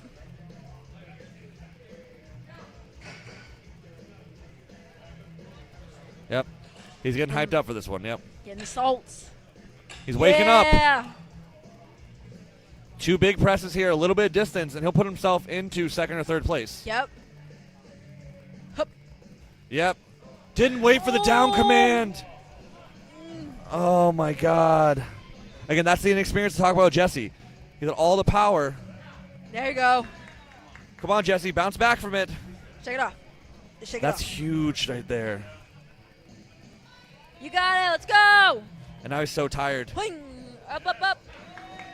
Jesse, you need some movement. Go. He's got time. Yeah. Good. Oh, my God. Think he's going to finish? He just finished beat Lewis. Go! All the way, Jesse! Woo! Dude, he's raged out. And he did 3 reps of that log. Yeah. Really did not wait for that down command. The door's open for the other athletes. That's big points for Jesse. That's big point. I told you, he's an athlete, could have finished that event. Yes. That was insane. Like, I felt the power, like the energy. Victor, press all day. How's the grip? He's good at grip. I wouldn't say he's elite. Yeah. On a good day, he's going to bring those farmers back. So this is an event that I think Victor can win. Yep. He's got to get the points.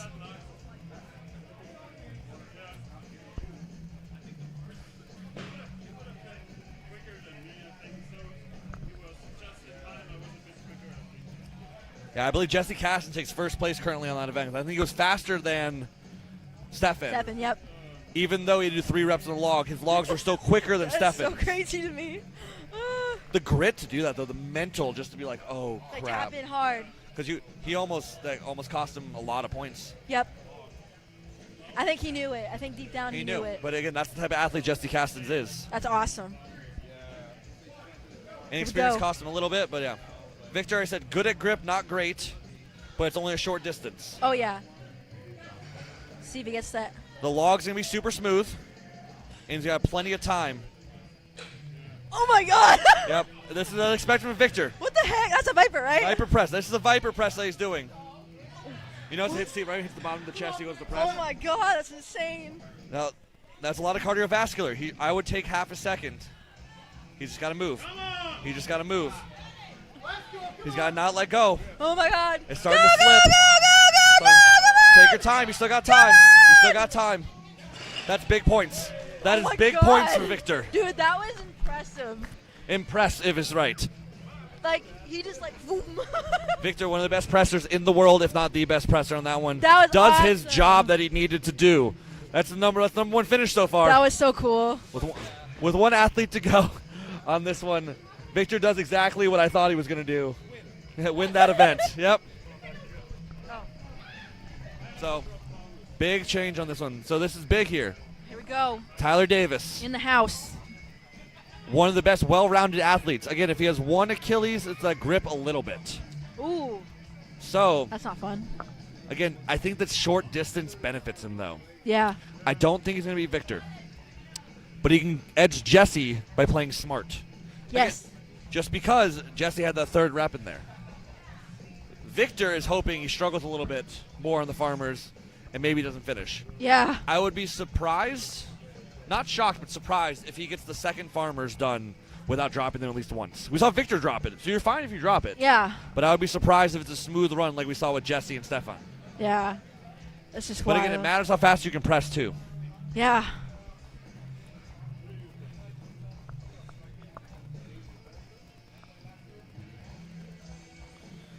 But again, a seasoned veteran, Tyler, he knows his points lead that he has now. He knows what he has to do. Yep. He's going to do just enough to put himself in position on the last event. Yep.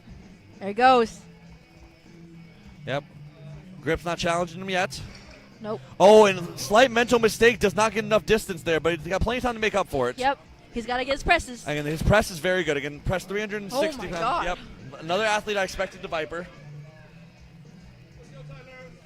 It's just so impressive. Yep. Well timing on those Vipers. Here he goes. Can he prove me wrong? Can he do this without dropping it? Oh, he's picking up steam. He's leaning into it. He might have had that. Wow, and shocked That's me on that one, but he wild. got his speed up there. Wow. Tyler's been working on that grip, it looks like. Yeah. So. Impressive log, too. That's insane. Yep. Impressive log, and that doesn't surprise how strong he has gotten. But Yeah. that's a big win for Tyler. This all but seals this show for him, potentially. Yeah. This might be a Davis kind of day Davis Day. between Meg and Tyler going in there. Double D's. No, it makes sense on this one. So, one event to go. We have the Sandbag gauntlet on this. From someone that did the gauntlet earlier, what's some feedback you have for these athletes? Something that what? Some feedback you have for these athletes, some takeaway you have from doing the event earlier. The biggest thing is knowing like your strength, picking it up. Like I learned to pick it up from the bottom so I can get my extension because I'm short, right? And so that was the biggest thing. And then just being smooth, like not going too crazy and stumbling on myself just because it's an event that I am not quite good at, but I am consistent. You know what I mean? That consistency. And so it's just like picking the bag up, not wasting time, doing everything right so you don't mess up, because that little bit of time is going to cost you, and it's a knockout. So if you don't make it and the other person kicks you out, you're done. Yeah. How did you handle the idea of going again so quickly? I just had to suck it up. Yeah. It's a mental thing. You just got to suck it up. I mean, you're going to be, but that's the whole point of your training and conditioning. And like my coach, he did a really good job at making me do like heart attacks, where I would just sprint, pick up a bag, sprint, pick up a bag. It just sucked. I'm not going to lie to you, but it helped me. And so your training does equal out to what you're going to do in a comp. It makes it huge. You got to train with a purpose. You know what I mean? That's the whole idea. Move with a purpose and train with a Move with purpose. a purpose, yep. That's one of the biggest things. And that's one thing about sandbags. I think sandbags are one of those events where like you can't. You see a Mess lot of up. athletes fumble because they think Don't too much. fumble. And they're not like instantly going into it. You have to just go. Any power move, anything like which most of strongman is, and I try to teach athletes, as new athletes of sport, you can't stop. Nope. You have to just send it. You have to be intentional. And it's going to go wherever it's going to go. Yep. You have to guide it, but you have to be strong enough to get it there. And that's how I thought about it too. I'm just intentional. Like I'm like, okay, if I pick it up the specific way that I have been, don't try anything new. You know, don't go out of your Yep. training. Yeah, don't go out of your comfort zone. I'm sure these athletes, again, all had a strategy coming in. So that's the important thing here. Yep. Again, one of the events I was not excited for is the Sandbag Gauntlet. Oh, so I bet. I What was your guys' starting weight? I can double check. I believe it's 250. 250? 250, 275, 300, if I can double check that correctly. That's like my dream one day to get 250. Well, you're like a slightly smaller weight class on this one, you know. So it'd be like what, 200, 205? Yeah, it was 250, 275, 300. Wow. These aren't the heaviest bags for these athletes. We saw athletes shouldering 325 for reps. Remember that. Victor shouldered 325 3 times. So a 300-pound bag for these athletes. So just picking them up and getting them over. Correct. It's gonna be speed. Yeah. So this is one of the times. Did you use the same strategy during your show where you pushed it forward and picked it up, or did you have a different strategy for this? I pushed it forward, picked it up because that's how I was. Yeah, trained. That's how you trained. Yeah, But knowing like little tips you were just saying will Yeah. help because I'll kind of play around with it, see if it works for me. I have found the fast on this event Yeah. is you tilt it sideways, you pick and turn into it. Kind of like what Meg was doing. Yes. Okay. Meg's strategy, I think, is the best way to do it because a high bag pick doesn't help you. You want to get higher, like a vertical bag pick. You want it sideways so your load's easier. Oh. So with a shoulder, I agree with you. Want to kind of have it more vertical. I call it hamburger style. Hamburgers where it's standing up vertical, and hot dogs where it's on its side. Okay. That's what I call it. So I hamburger my shoulders, but I hot dog my carries. Yeah. So Do you think, again, height plays a major issue with that? always will. Always will. Yeah, my wife is very short. She's 5 feet tall, so she has to. She can't do it the hot dog style, and then 52-inch height is high. Yeah. So, and like I said, it's tough. Yeah. So, It's on your lungs. You can't breathe. but this should be a pretty quick event. Oh, yeah. Across the board. And again, knockout style. So, for those that don't know the Sandbag Gauntlet, it is going to be a run of a 250, 275, and 300-pound sandbag. Each athlete can start in any order they want, which does play a strategy as well. Once you get all 3 bags in, your timer stops. The top half athletes get to go on, and their prize is to do it again. Yep. The bottom half athletes are knocked out, and they're setting scores by their points starting. And then once again, all top half athletes do it again. The top half athletes of that, their prize, you get to do it again on that one. Until we're down to only one athlete that wins the whole event on that one. So, believe we have 14 athletes left, so we have 14, 7, 3, 1, or however they do it on that. Yep. So it'll I be. think for us it was 2. Yeah. They knocked us out by 2. Because you had 5, you went 2, 2, 2. Yep. Yep. So we'll see a little bit more knockouts. With the amount of people. Slightly yeah. more athletes. Because we had 15 athletes to start the show. We had 1 athlete pull out due to injury during the show. Yeah, you heard that pop? I did not hear the I pop was on sitting right there and I heard it. his shoulder pop during the keg. Yep. So we couldn't hear it from here, but we knew something was wrong. It's all red and like bruised looking. Oh, well, a quick healing there, Mike. I know it's not the show you wanted. It was taped up beforehand. The shoulder was taped in the back, so Yeah. something decided to go. Unfortunately, we run that risk every time we do it, Yep. every training session.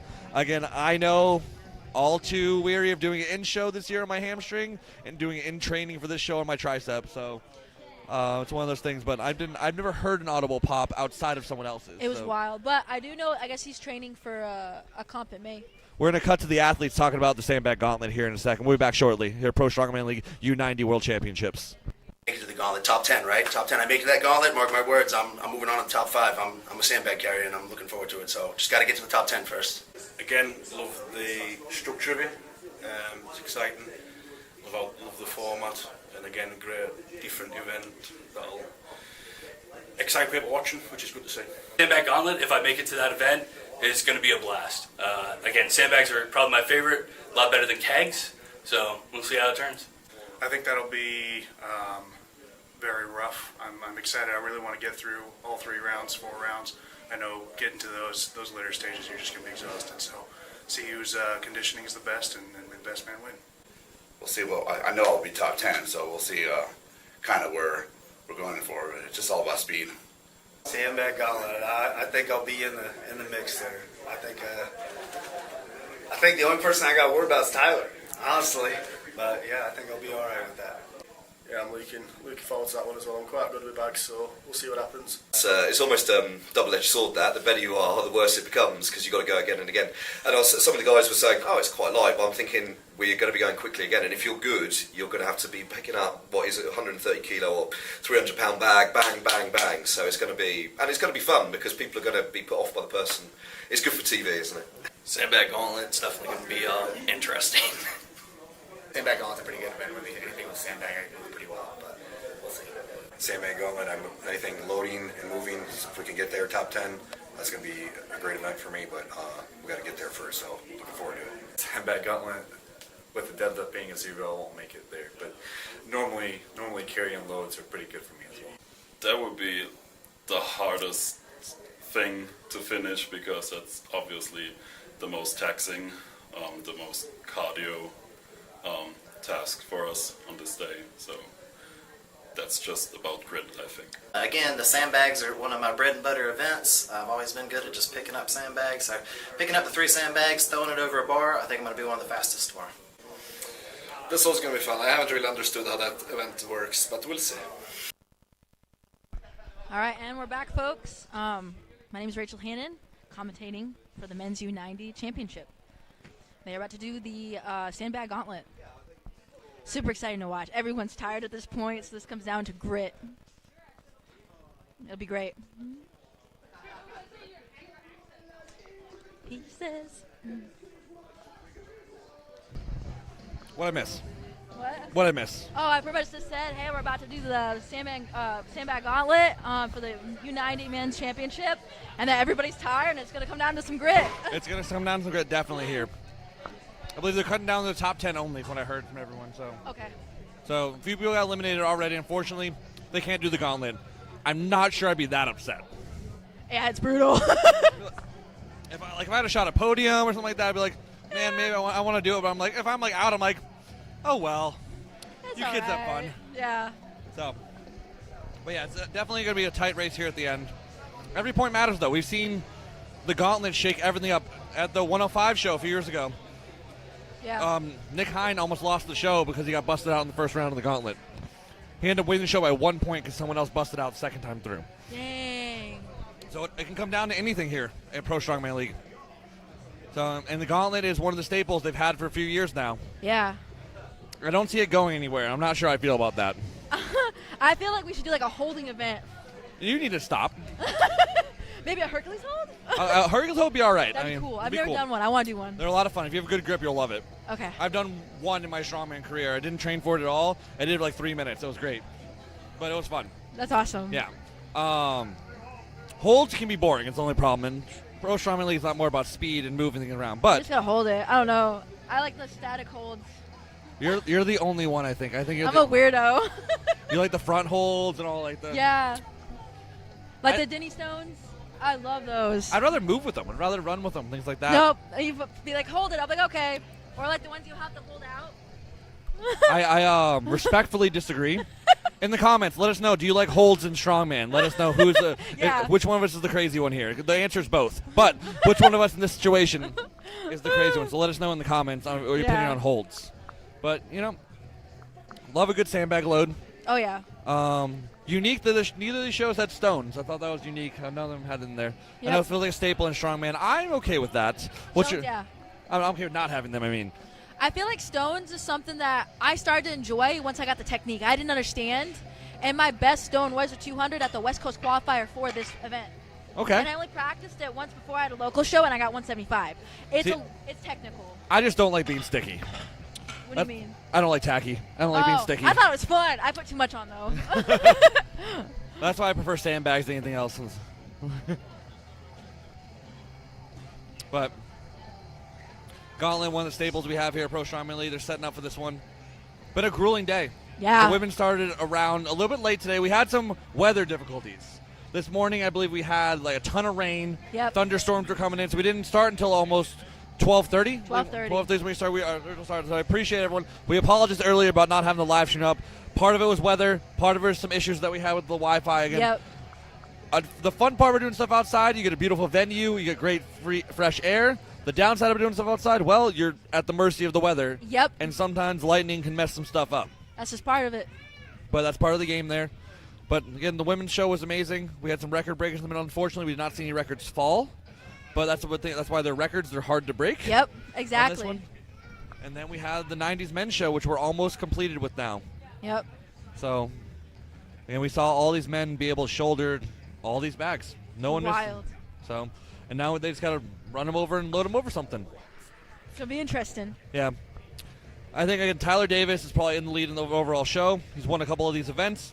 He's probably the best bag loader in this one, but Victor is chasing on his tails. Yeah. But it takes one bad pick. He can't. One bag can't run. mess it up. Yeah.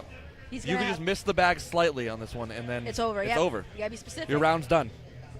That's the scary thing about the sport sometimes. It's you get one shot, one opportunity. Sees everything you ever wanted. Yep. But you know, that's the risk you gotta take, and it's such a thrill. Yeah, it makes it fun, and that's the thing about strongman. A lot of other sports are great. Like powerlifting is a great sport. But that's almost predetermined. Yeah, I do powerlifting actually, and so for me, it's like this is so awesome because you just gotta adapt. Yeah. And it's honestly made me a better powerlifter. It really has. My mindset for everything. Yeah. You never know, and it's made me be willing to take a bigger jump. It's made me be willing to be like confidence and trust myself. That's good. That's a big thing. So like even a lot of powerlifters transfer over to strongman really well on this one. A lot of them aren't great movers when they transfer over to strongman. We've noticed that. So I guess I got lucky then. Yeah. Having horses helps. yeah. I think anybody that works on a farm already has an advantage in strongman. Yep. That's the biggest thing. You're already It's functional. You're wheeling and working through everything. Throw it to hay bales. Yeah, all day. Yep. All day with that one. So yeah, 52-inch load. That's a pretty high load for these men. And a lot of these athletes are between the heights of like 5'7" might be the shortest, up to like 6'2", so a big varied degree of height that we have here. So it's again, I believe this event suits the taller athletes most of the time. Oh yeah, as a short person, yeah. I feel like when it's a set loading height, it's like, man, it'd be nice to be tall right now. I remember when I was an 80, I preferred the loading more than I did as a 90 because I was a tall 80-kilo man. Dang. I am a moderately short 90-kilo man. So Wow, so that's a weight difference. It's a big height difference in that one. Well, it's like I said, you ever went up to 73s someday, like you got big enough and strong enough. Yeah, yep. How much shorter would you be than them? It's a whole weight class above you, right? Yeah, So- I'd be short.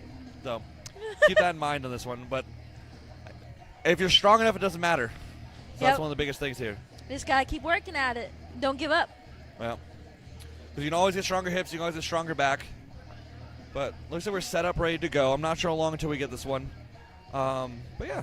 So what do you think? What's your biggest takeaway from the show so far? What do you think is the best highlight you've seen of the day? My highlight scene, honestly, from the women's was watching Meg like destroy that farmer's run and pass out.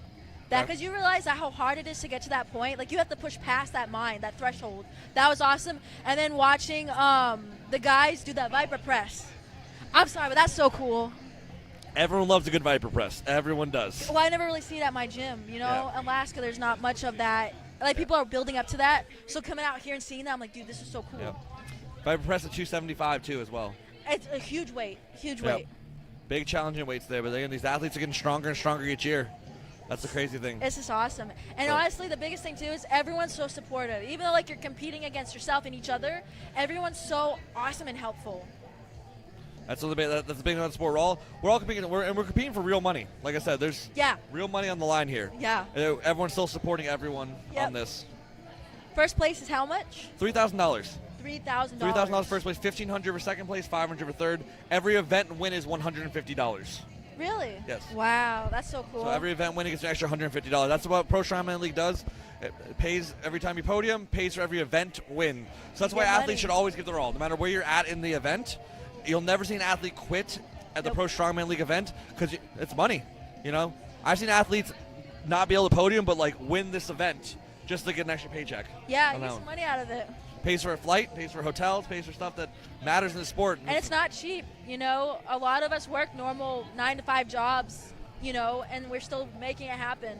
So shout out to all the sponsors that sponsored today's show. We have Freedom Strength, Zone Smelling's off Notorious Lifts, again, giving every athlete this weekend a pair of shoes that I have there. And then how did you like your Notorious Lift shoes? I love them. They're comfortable, and I like the wide, like, toe box. Yep.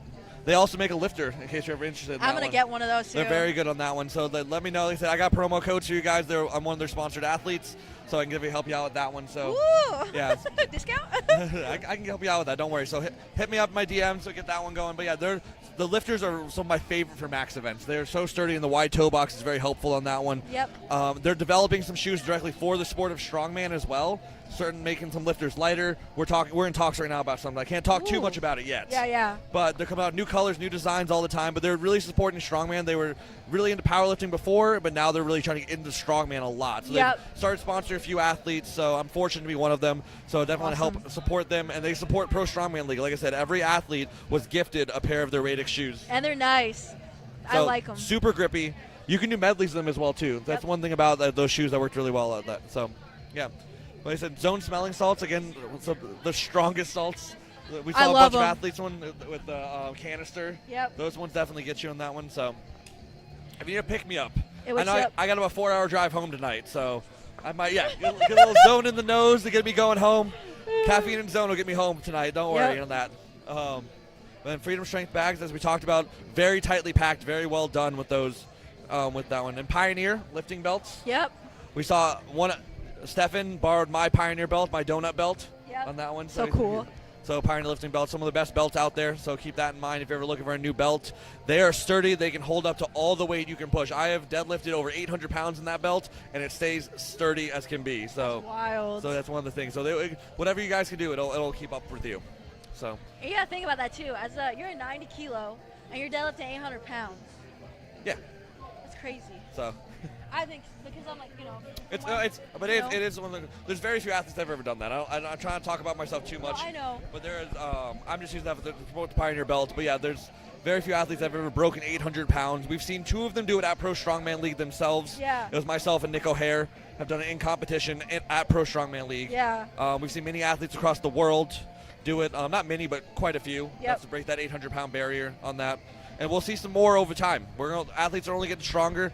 I think I'm not sure anybody here has done it yet. I know Mike Ramirez has been close on it. He's hitting the high 700s. Joshua Pinkerton has hit 785 in training before. So that 800 pounds are going to fall for them here shortly on this. And the bar keeps rising higher. Like I've got some big plans for my list next year. Like I said, I want to break that 400 kilo barrier. Maybe 900 pounds will be my goal next year. That's awesome. Once I'm healed up with everything. But yeah, maybe they put a max deadlift in next year's Pro Strongman League, and I'm not hurt. That would be lovely with that. But yeah, How did your max deadlift go, by the way? I was so happy. So I'm going to be honest. I'm a sumo puller for powerlifting, and I have 2 weeks before I go to Olympia, right, to pull. And I've had maybe 3 weeks to train conventional, and I only touched the suit maybe 2 times.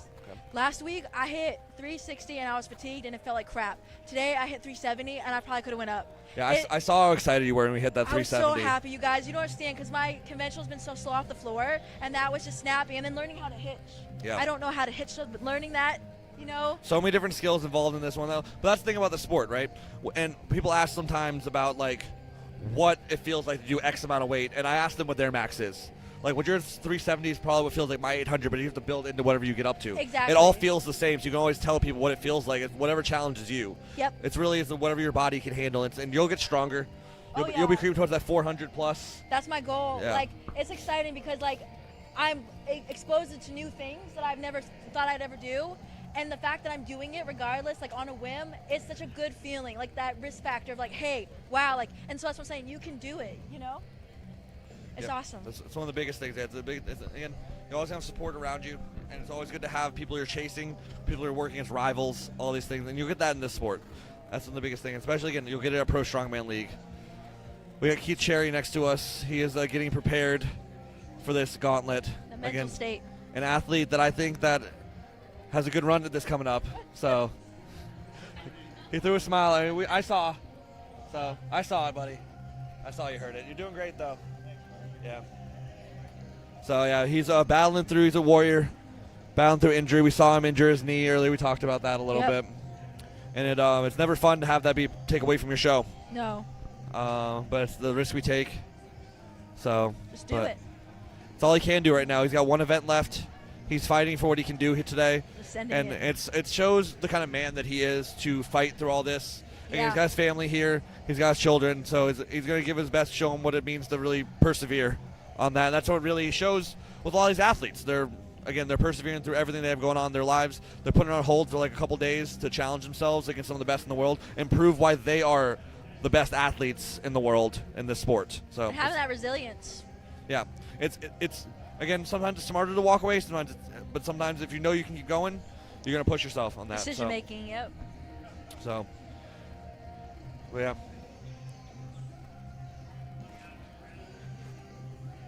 The calm before the storm right now. That's all it feels like. Yep. You know, it's 8:41 here p.m. The show started at 4:30. We're 4 hours in. We're on event number 6. Pretty quick show. Yep. Moved 15 athletes through 6 events in 4 hours. We'll be done by 9 p.m. So, because this one will be quick. These guys will be moving. It's going to be fun. Yeah. So you don't want to miss out on this final event to see how the podium shakes out with everything. Again, unfortunately, we don't have all the graphics we normally have. Again, all these issues we had with that, so we couldn't throw the graphics. I've done my best to call these athletes' names out. Hopefully you at home are enjoying with this. Hopefully I didn't mispronounce some names. Again, I apologize about that, but I do my best to give these athletes the recognition they deserve on this and give them the platform to perform to their best of abilities. So I'm fortunate. If I can't be out there, I want to give the best for them. That's one of the biggest things. So. Unfortunately, we didn't have a live stream for your show. I would do the same for you, but, you know. No. But, you know, they got videos and pictures that everyone's going to post, so you'll be able to see it. Yeah, you'll be able to see it. The scorecards will be updated online within 24 hours on that. But, like I said, it's a great experience every time Pro Strongman League, getting better each year, trying to push forward.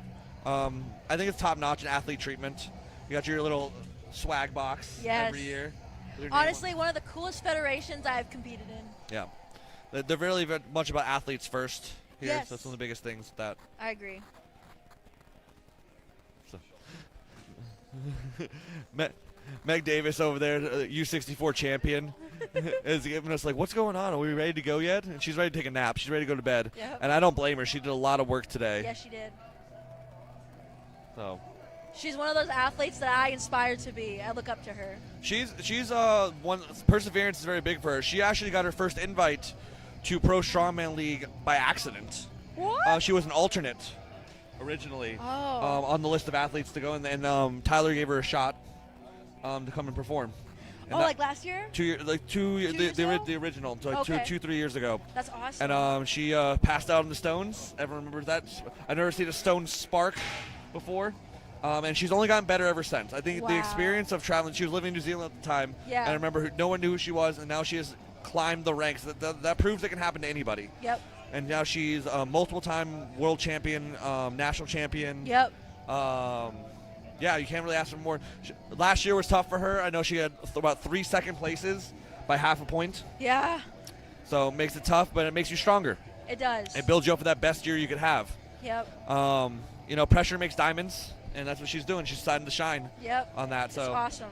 So again, she's got one more on her bucket list. She said this year, so we'll see how that goes with that. But again, she knocked Pro Strongman League off today, and again, it was a giant battle between her and Tony.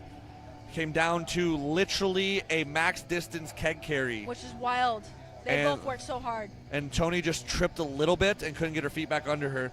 And coming down to those laser timers, 4/1000th of a second she beat Tony by to make sure that event happened to a final event. Isn't that crazy? So again, I'm sorry you guys didn't get to see that at home, but for us seeing it here, it was pretty epic. Hopefully I'm painting the picture for you on what the battle it was today that these women had earlier. So and they're awesome women. Like anyone that's intimidated out there to get into it, no. The women in this sport are so uplifting and amazing. Speaking of uplifting and amazing, Dane the giraffe. I love it. You got the giraffe. You got the giraffe over here. It to me, dude. That's awesome. Yeah, we got Dane the giraffe Bonan over here. You got your nickname up here, buddy. At the qualifier, I was Dane the giraffe with the log.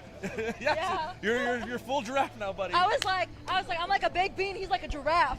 I got second. I called that one too. You were my dark horse, but I'm like Keith is up there, so we said it at Baltimore too. I'm going to talk about it. Yeah. Yep. So at least I'm not undefeated anymore though. But yeah, Keith's a worthy champion. Keith is a very. So I mean, like I said, I know my competitors, and you're definitely one today. You're performing, buddy. Trying, man. Trying to make you look good. You make it easy though. Yeah. Yeah. Our recognized giraffe just had to pop in. He loves that nickname now. So now, if you ever need to get Dane a gift, it's going to be something giraffe-oriented. Got it. Just so you know, they make giraffe onesies. If Dane's wife is watching, that's your Christmas present for him. Get him it. Get him a giraffe onesie to sit in on Christmas Day, and it's I need like a picture. Little plush pillow. Yeah, I may or may not already own it, but it won't fit him. That's so funny. But I mean, a giraffe, if it decided to be a predator, how dangerous that animal be? Let's be honest here. Pretty dangerous. If it decided to be a predator, we'd all be done. Yeah, because they're powerful. Like they're like a big force. And that's what Dane is. If he ever decided to be a predator, Dane would be dangerous. But he is a showman. Yep. He definitely likes to show off out there. Again, he left some points on the table, but he put on a damn good show. Yes, he did. So that's what we need. But I think I believe he's in the top 10. So he'll put on another great show here. Oh yeah.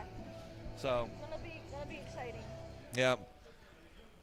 It seems like we'll be started here shortly. The athletes are just finishing getting ready. We have our cameras coming out, so I know that's good.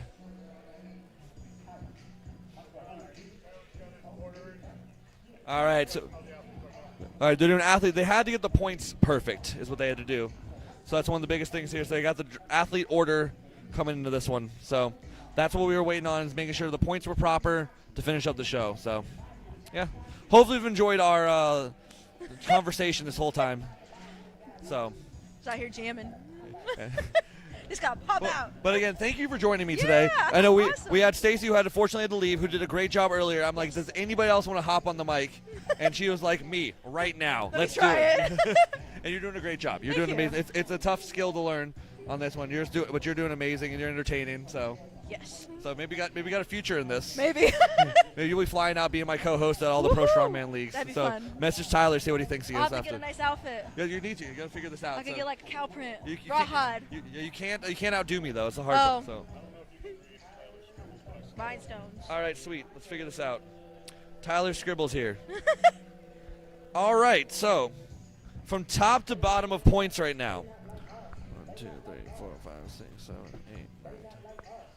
All right, it looks like we have 11 athletes doing this event because we have a tie for 10th place.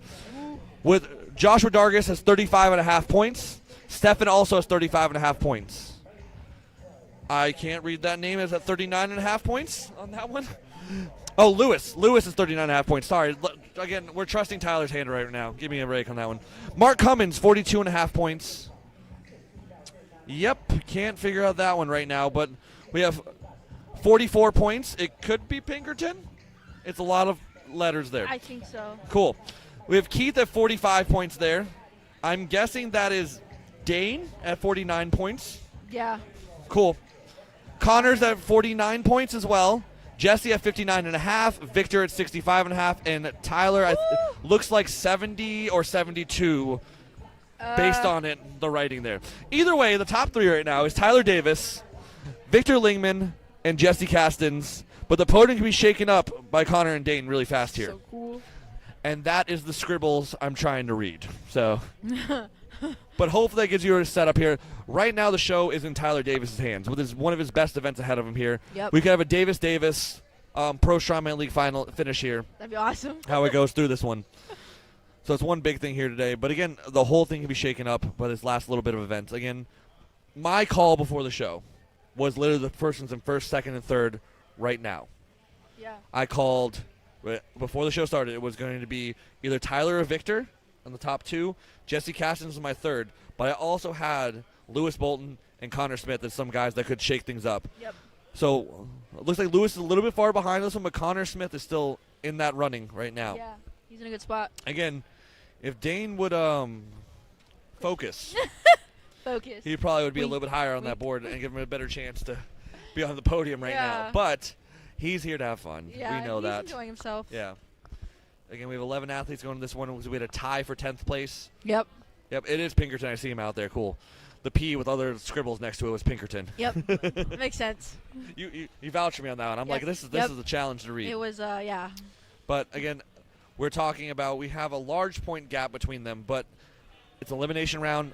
Points are up for grabs on this one. Here we go. So we can see it all shake up. Let's say Tyler somehow trips and gets himself eliminated. The whole door is open for everybody else. Yeah. So that's the whole thing. 15 points up for grabs at all times on this one. Open in the box. So Tyler's main goal is not to get eliminated. You don't need to win the first heat. Nope. You got to make sure you're in the top half. Yep, you got to stay in it.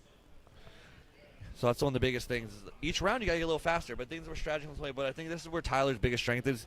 He is a master strategist. And you've seen that today with like the sandbag to shoulder. It's impressive. He did not even think about touching the 325 pound bag. He wanted to do, and he went for it. And it worked for him. Yes. Again, we saw athletes fail the 325 the second time, and it cost points here. And those could change the whole landscape of the show right now. No, that's true. Jesse Castens making a few mistakes, but he could vault himself into second place. He could vault into the first place, but he needs a lot of help. Yes. On that. Yeah, it's going to come down to, like, speed. It's going to come down to, like, you know, who has a mishap. Whoever makes the least mistakes here. Right now, the ball is in Tyler's court. Yep. But we'll see how it goes. Anything can happen here on the sandbag gauntlet. Yeah.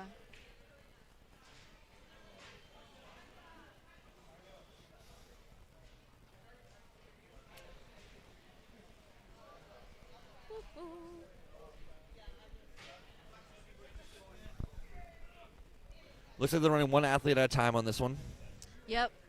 There's just not enough room to do 2. Yeah, it's a little tight fitting-wise on this one. Usually this event is head-to-head at most events, but because of our stage and setup that we have, one at a time.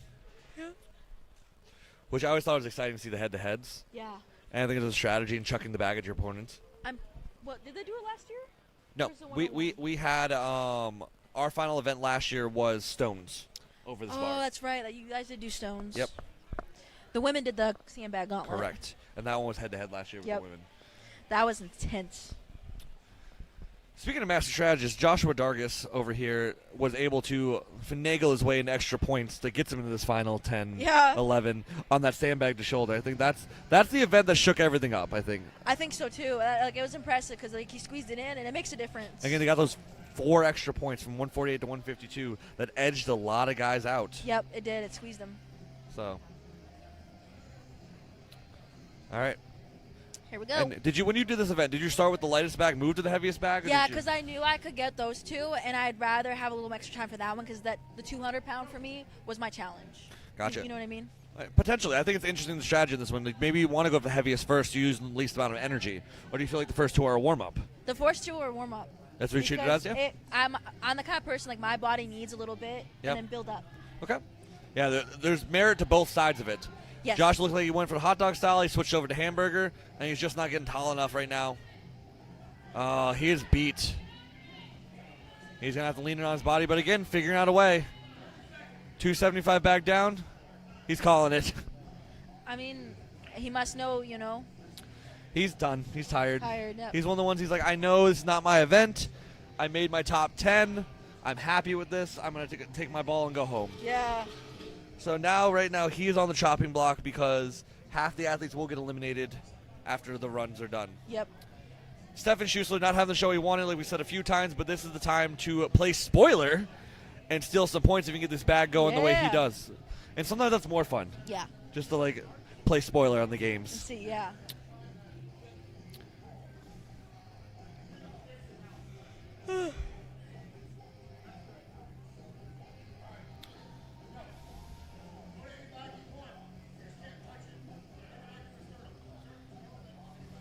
All right, it looks like Stephan's picking what bag he's going with the middle bag. Woo! I've never seen someone use the middle bag as the choice. Yeah. I've seen people go we've seen people use the heavy bag first, but the middle bag is an interesting choice.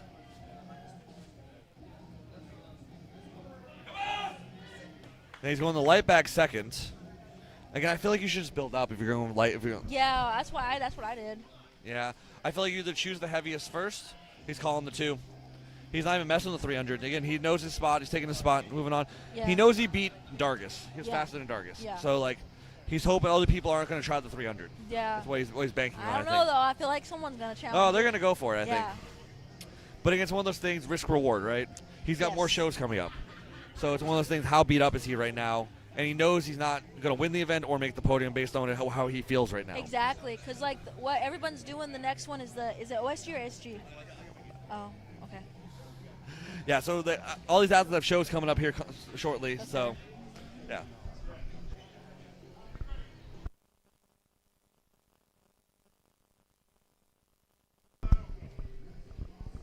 All right, Lewis Bolton is up now. Going with the heavy bag first. Again, we have seen people use this strategy in the past, and it's paid off very well Yeah. on this one. He just did that like nothing. We've seen Sam Belleville use the strategy at her when she won the 82 show. Yeah, that was impressive, actually. So, you're doing it sideways, and you turn to And the he's pivot. turning, yep. Lewis with a great run there. That was So first- awesome. Yep. I think that's exactly the run you want to have, that side pick, which I think, again, starting with the heaviest bag is, again, how I would run this. Yeah. Is exactly how Lewis did it precisely. You pick the heaviest bag first because you can tilt it and run straight into it. The lighter bags, you go for that turn and pick, but they're Okay. lighter, so you're using more of a torque, which you don't want to do with a heavy bag. Yeah, I feel like that would mess you up. Correct. So I think that strategy is the one I would use. Smart. I think it's a great strategy if you have the strength. Okay. And we've seen Lewis shoulder the heaviest bag. We know he has the strength Yeah. on this one. That makes sense. Mark Cummings up on this one. Let's see what he goes for on this one. I think it looks like he's starting with the lightest bag. Yeah. Is what he wants to do. Again, I love Lewis' strategy. I think he's got the best strategy so far. Because look, he is facing forward and tilting the bag to the side. He has a straight line on the first bag only. It's quick, too. That's the only bag you have a straight line on is the first bag you pick up. Yeah. Now he's got the pivot bags. Oh, I see what you're saying. You see what I mean? Yeah. That's why I think going the heaviest bag first is a little bit better. Personally, again. No, that makes sense, though. I've never seen it that way until I saw Gabe do So you it. saw Lewis and them do it, yeah, as well. Yep, and then the guys do it. So that one he's just going to get, right? He's going to try to get it up there. We've seen him shoulder a heavier bag today, too, but again, his body is beat. And he's got to walk with it. He's got to waddle. He's got to get those hips underneath him.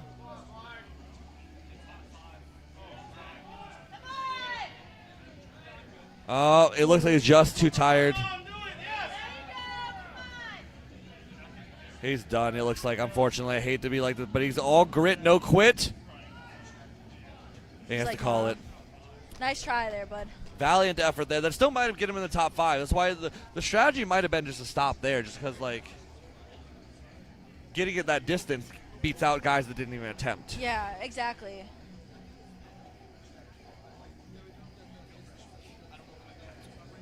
Joshua Pinkerton. Here we go.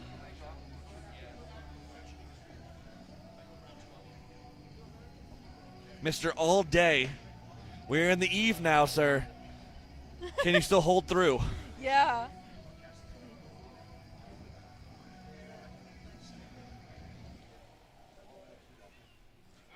And here we go.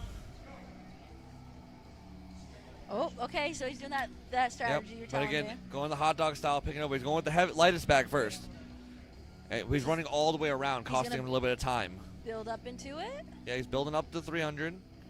But again, I like the high pick. You get high on your chest. He's using his belt well. No, that's a good point. I didn't even think about that. That's the key on this bigger bag is you can get it under your belt, and the belt can hold it. Yeah, look See, at that. hopefully you're taking notes for next time you have these events. Yeah, no, this is cool to see this and learn. Yeah. He's going to come up. Big pop. Big pop. Oh, just a little keep pushing, early. Keep pushing. He might have enough force there. Push, yep, push, he'll get push. it over, and there's Josh. There he goes. Oh, he probably all feels so day. relieved.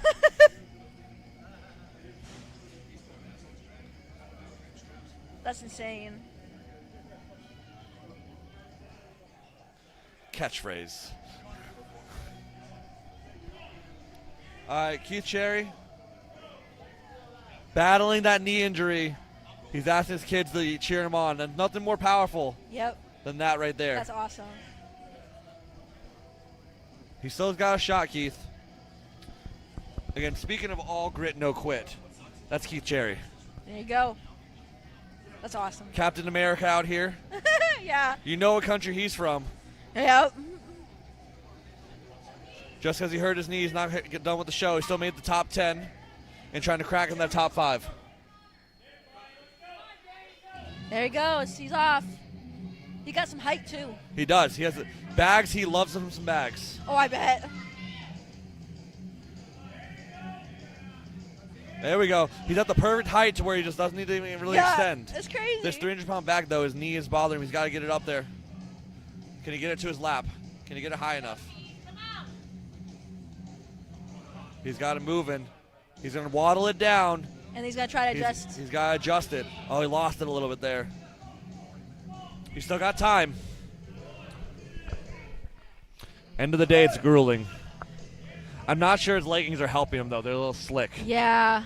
That's one thing I worry about leggings is on sandbags. They like to slide. There you go. He's sitting it. He's tired. He's out. His legs are giving out.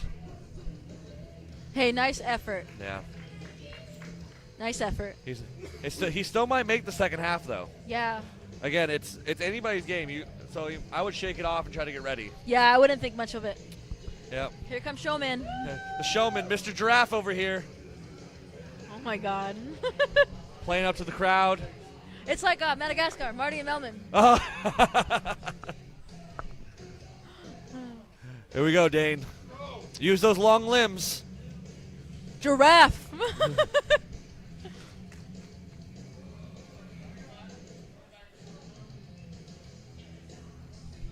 I know he's living on cloud 9. His goal was to make this. That's all he wanted to do was do this event, and he got an outside shot of sneaking a podium finish. Yeah. He can finish in the top 5. He could. And look at him go. You see the confidence in him right now. Yeah. Which is like half the battle is being confident. And one of those athletes, you have nothing to lose. Nope. So he's the most dangerous right now. Gotta do it. The giraffe, the most dangerous predator we have here today. Oh, he knows the job. He's seen athletes miss this bag. Let's go. Come the on. only worry I have is that weight is settling down at the bottom now. Let's go, Giraffe. Yeah, grit. Getting the leg in. There we go. He's got his hands over the top. He's got the time. Come on. There we go. Big load, Dane. There it is. Woo! Woo! That puts Dane Paul in the second half of in the house. Giraffe is in the house. That's big. That's big right there.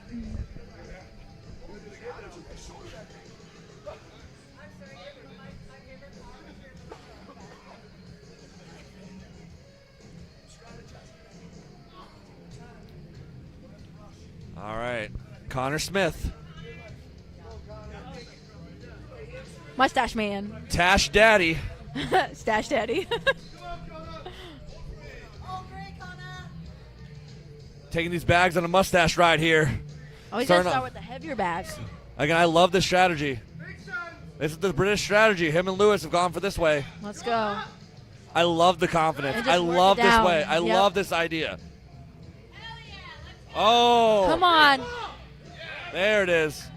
He's got time, though. He's only going to make top 5. Yep. He's only going to make top 5.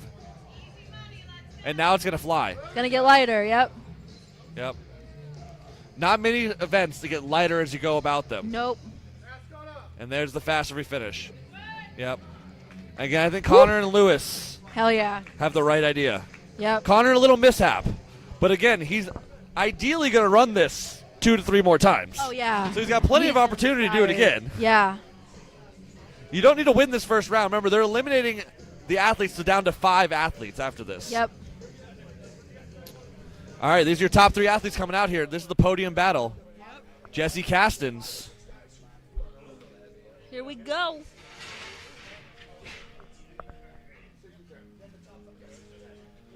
All right, here we go. Pretty in pink, Jesse Castens. Pretty in pink. Pink Pony Club. Pink Pony Club. We got a giraffe and a pony here today.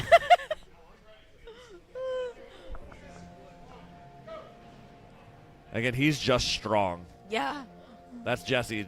Like, dangerous athlete. Helicopter pilot. Doing a little 360 there action. Getting behind it. These bags will get lighter as we go through. And I don't think the last bag's going to be a problem for him. No, oh no. Yeah. There we go. Woohoo! Beautiful run there by Jesse. Beautiful run. He's happy with that. Yeah, he is. Again, these athletes don't need to go all out right now. They need to get to the next round. Yep.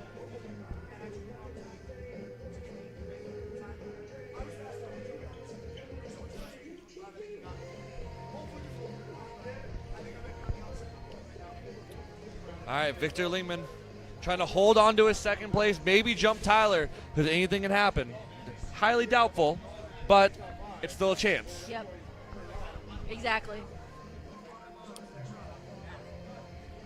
I mean, I got my first high-level professional podium because the athlete in front of me cramped up and didn't load a stone, and I jumped from 4th to 3rd. Yeah. So anything can happen. Yep. See what he does. I think Victor's going to be fine, though. Oh, yeah.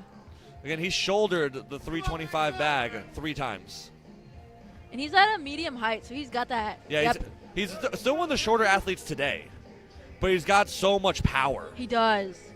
Again, one of the 2 athletes to be able to viper that log. It's impressive. Yes. Again, everything these athletes have done has been impressive today, Oh, but yeah. like, it's just like, Like the feet, There the we weight you go. got to do. It's awesome. all right, it looks like Victor's moving on to the next round. Easy. Again, he needs a little help from Tyler and myself. 2 Yeah. more laps, buddy.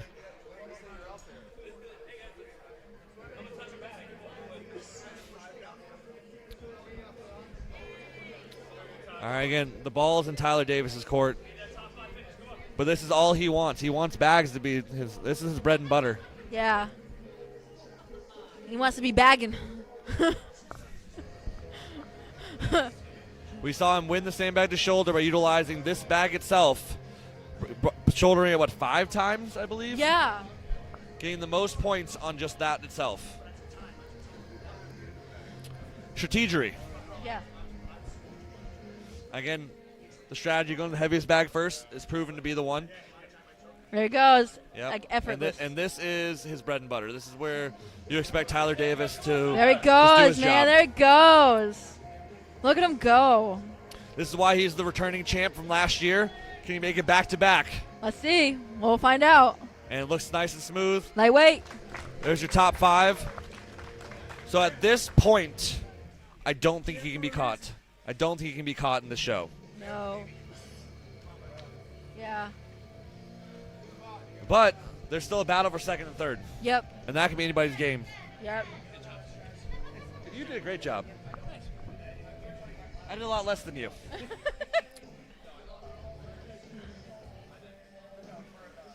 All right. Well, top 5 athletes from the previous heats are going to move on. And again, their prize is to do it again. Yeah. On this one. So we'll see the first athlete, the athlete with the slowest time through the 3 bags, or 2. I believe 5 athletes did get 3 bags. I wasn't counting, but Yes, it was 5. Yep. I'm pretty sure. so those will be your top 5 going through it.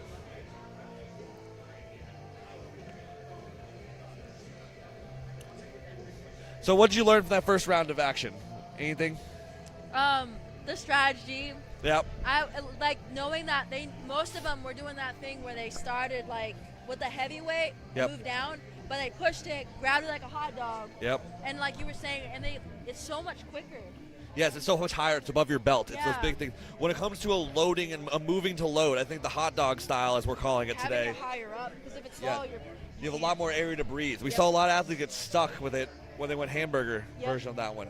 So it does make it harder to get it to your lap. But once Yeah. it's there, you have that extension. So again, athletes at home taking notes from this that we have here. Again, Take notes. I agree with that strategy 100%. We saw Lewis Bolton use it first. Yep. He was the first one to do that strategy, and I think it was great on that. And then we saw Jesse Castens, we saw Tyler Davis, Yep. we saw Victor all use that strategy. And it works. It works if you have the power. Again, it depends what kind of bags you have and how they are to you. I know these athletes can shoulder these bags so easily, Yep. quote unquote, on that one. Yeah. So it makes a difference, but I think it's all the sport's about strategy. And one takeaway for me that I'm taking from the show is that like the strategy I was going to implement would have done very well today. Yeah, so it works. as an athlete myself, I'm pretty happy with that because I'll be able to use that for my athletes I coach as well. Yep. So Smart. I know a thing or two about a thing or two. Most of it's strongman. Yep. All right, Pinkerton's back up. He finishes top 5. He was one of the 5 athletes to complete all 3 bags. Yep. He's got to going. do it again. He's doing that hot dog action. Yeah, to hot side. dog action. Sideways hot dog action. Yep.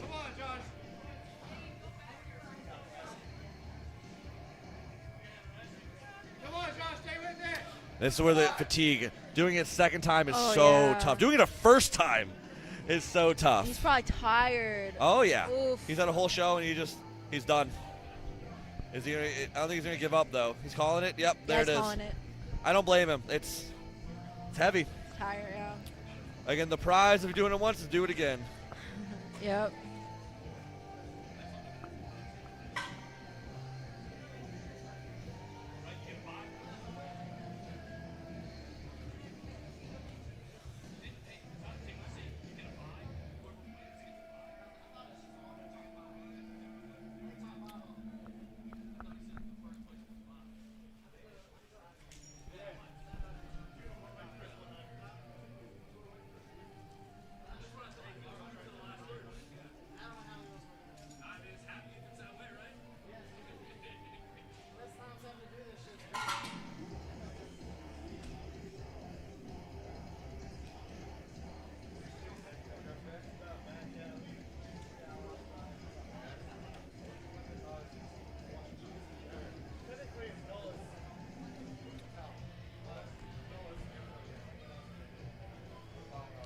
So you're gonna practice your hot dog when you get home? Yeah. Yeah. I'm gonna try it out. You're gonna work on the hot dog loading. Hey, if I can get that down, that's gonna help so much. Yeah, a lot of it's just getting. The biggest thing when you're carrying, you want it not sitting on your legs. You can stride. Yep. That's it. And then so That's what I'm learning. Connor Smith back up. He had a little fumble with that first bag last time, but he knows how to do it. He knows the strategy, and this is his next chance at it. That's the perk of this one too. If you're not a great run, if it's good enough to get you into round 2, well, now's your shot to do it again. There he goes. Get it. All right, we saw Pinkerton not be able to load this first Gotta bag. get smooth. Gotta well, get this big smooth. bag, I mean. Hup. Hup. There we go, you Connor. He's got it. All right, Connor, here we go. There you go. Remember, after this round, the top 3 Battle it out. battle after this. So There he goes. he's got to move. He's got to move. He's got to chuck it. Boing. Boom. Yes, and something he did there that's so subtle. Take the notes of this home. Timer stops when the last bag hits the ground. So he slammed the bag down. He threw it down. That is one of the smartest strategies you could do in this event. Get it faster. Because how tight this event is, Connor got it over and pushed the bag to the ground. Timer stops when the last bag hits the ground. Wow. Take notes of that at home. It's subtle that Connor just did that, It's but good to know, though. it's great to know the rules on that one. So, like I said, not many people would have caught that. No. But Connor knew to be in his. He knows the athletes behind him are so good. Yeah. It's going to come down to those milliseconds. I just thought he was being aggressive. Nope. That's knowing the rules of the sport, knowing the That's rules of the wild. event. Yeah. Victor struggled a little bit as a 300-pound bag, but once he's There we moving, go. And he's up. There he goes. There goes Victor. that's also why I think going the heaviest to lightest works the best, because you can actually get a good slam on that last one. Which makes sense, knowing that you can get it. Yeah. There he goes. Here we go. See, Wow. see how he released it? You That should've- yeah. that cost him time. It cost him time. That's like one of the smartest things Connor could have done on that one was that slam. That's interesting. So again, I don't know if it's gonna matter, but that's half a second. Yeah. And we've seen 1,000th of a second matter. How much can half a second matter? Oh yeah, anything. Yeah. All right. All right, Jesse Castens again. Not the cleanest run last round, See if he but he's gonna be moving like a pink pony, pink pony. and he's focused.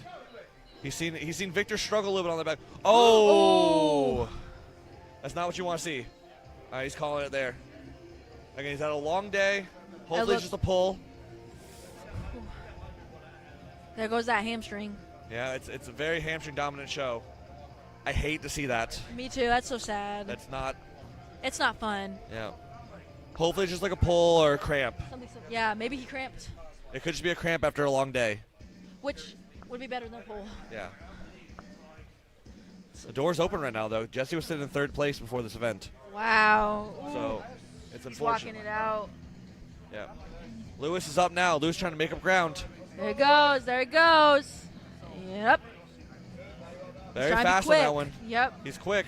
Get it. There you go. You got to get up. Quick You gotta- bags. He's got his hips under it, though. Ooh. Oh! A little too quick on Come that on, one. bud. Heartbreaking there. There you go. This might knock him out. It might. Yeah, he's probably feeling that. So this really opens the door for Connor Smith, Yes. who was sitting in fourth place, I believe, going to this event. So he might have moved up. He could move up if he wins this event. Yes. Lewis just getting ahead of himself, overconfident. Thought he had the distance. Yeah. He looked a little far away when I was watching him. Like, he looked a little not close enough. That is probably one of the best things that could have happened for Victor, though. Victor did not have a good run for him. So that helped him out. I think Victor makes the top three. I think Tyler's going to do what Tyler does in this Oh event. yeah, he's just gonna do his thing. Yeah. But when we get down to the top three, which I believe the top one athlete gets a bye after this round. So the second and third place athletes go again, and the winner of this heat, total winner, gets a bye. Oh wow. Here he goes. Yep. Effortless. Little low on the pick, so he's got to reset himself up. And Yep. make sure it's over. Almost missed that one. Almost I know. pulled Lewis's move there, but There he goes. now he's got it high. These are Up. faster. Yep. There he goes. Good attack of the bag. Good pickup. A little nonchalant there at the end, though. That's something I don't like. Again, that might have cost him a little bit of time. Yeah. We'll see what happens with the timers on this one. Let's see who gets the benefit of the bye. So then the perk of this, if you do well, you get to go again. Oh, man. All right, like I said, hopefully Jesse's okay. Sending him some good vibes. Yeah. So hamstring. So we've seen a couple hamstrings be taken away a little bit lately, so hopefully it's just like a cramp. It's a long day. Yeah.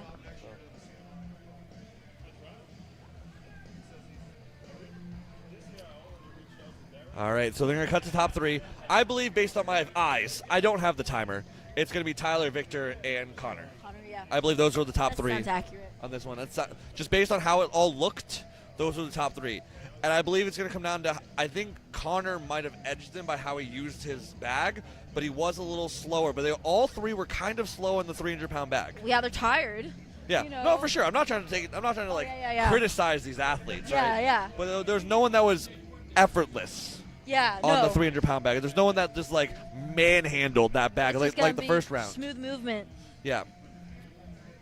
And the thing is now, how tired you are, I think you have to stick with the strategy. I think this is the winning strategy. It's the 300 pounds, starts it off, and you go from there. Can you imagine lapping a 300-pound bag repetitively? There goes Connor. All right, so Connor did not get the bye for this one. But again, he's fighting for every point right now because he's got a chance. If he wins this event, he's got a chance to move into third. Yep.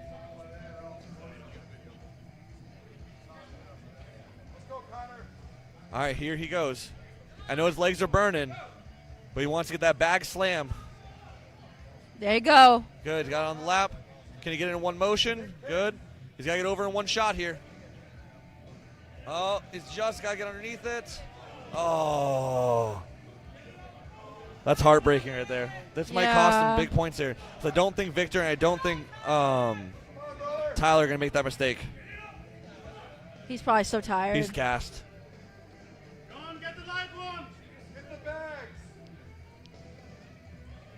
He's calling it there, I think. Hey, good effort. Good effort. Yeah. He got caught on that one, unfortunately. He's running on fumes. And he's tired. You gotta think the only thing that could get going after that point is their salt. Hoping, yeah. Yeah. Salt's in a prayer. Yeah, a little That's bit all of a you're boost. hoping for.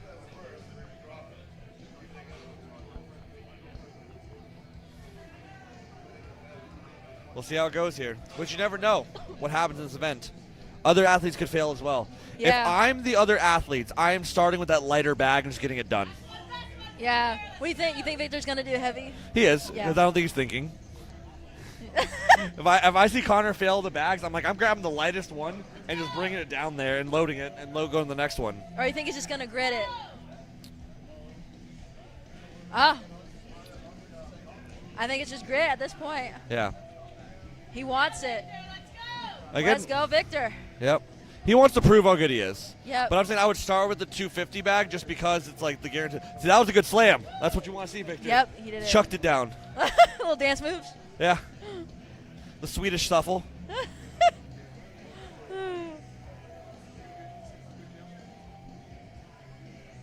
All right, Tyler Davis is up now. Should be our final run. It's gonna be close. It's going to come down to it. But Tyler Davis has his show wrapped up. Victor has it wrapped up in a second. It all depends on, did Connor get enough points to jump in the third over Jesse Castens? Yeah.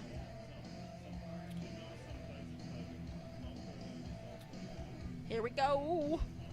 It's more of a victory lap for Tyler than anything else. Yeah. But remember, every event pays $150. Gotta get the money. So Tyler wants that extra money.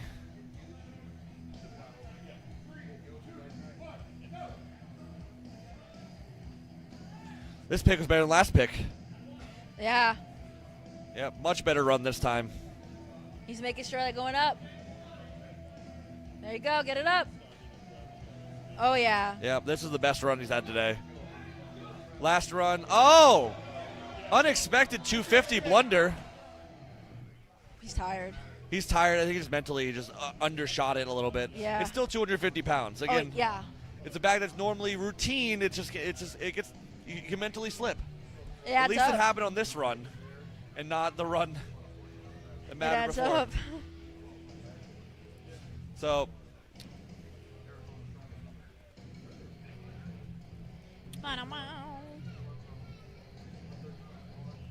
I believe that will be calling the show. Yeah, I think so. I think we have awards next. Yep. All right, so it looks like Victor is the winner of the Sandbag Gauntlet for this one, finish up the show. We will have award ceremony shortly on this one, but based on what I see here, we know first place is going to be Tyler Davis, second place is going to be Victor Lingman, and third place it's either going to be Jesse Castens or Connor Smith, depending on the points shakeout. We'll have those points here shortly as we go through on this one. But yeah, what's your biggest takeaway for the men's show? Strategy, man. That made all the difference. I'm not even going to lie to you. Watching them utilize that and seeing who could do it and then don't have any mishaps. Yeah, I think Tyler Davis was the cerebral assassin today. Yeah. He played the game exactly as it should, working through all of it. I think he just played the right game, hearing the point structure, knowing the game. So yep. That's the biggest thing. That's the fun part about the sport, is that cerebral aspect of it. I think Victor used a little too much energy where he shouldn't have, cost him points here and there. Yeah. We saw a lot of athletes, especially on the sandbag to shoulder, waste energy and not have a game plan. Yeah, and I feel like that's just a learning experience as you go. Yeah. And again, this is why Tyler Davis is the returning champion of Pro Strongman League. He has multiple world titles, things like that. So it's why he has the ability and where he's at right now. Yep. But I'm going to double check some points right here. If you want to hang out here a second and get some chats on, I'm going to see something what we need to do coming forward. I'm back in a second.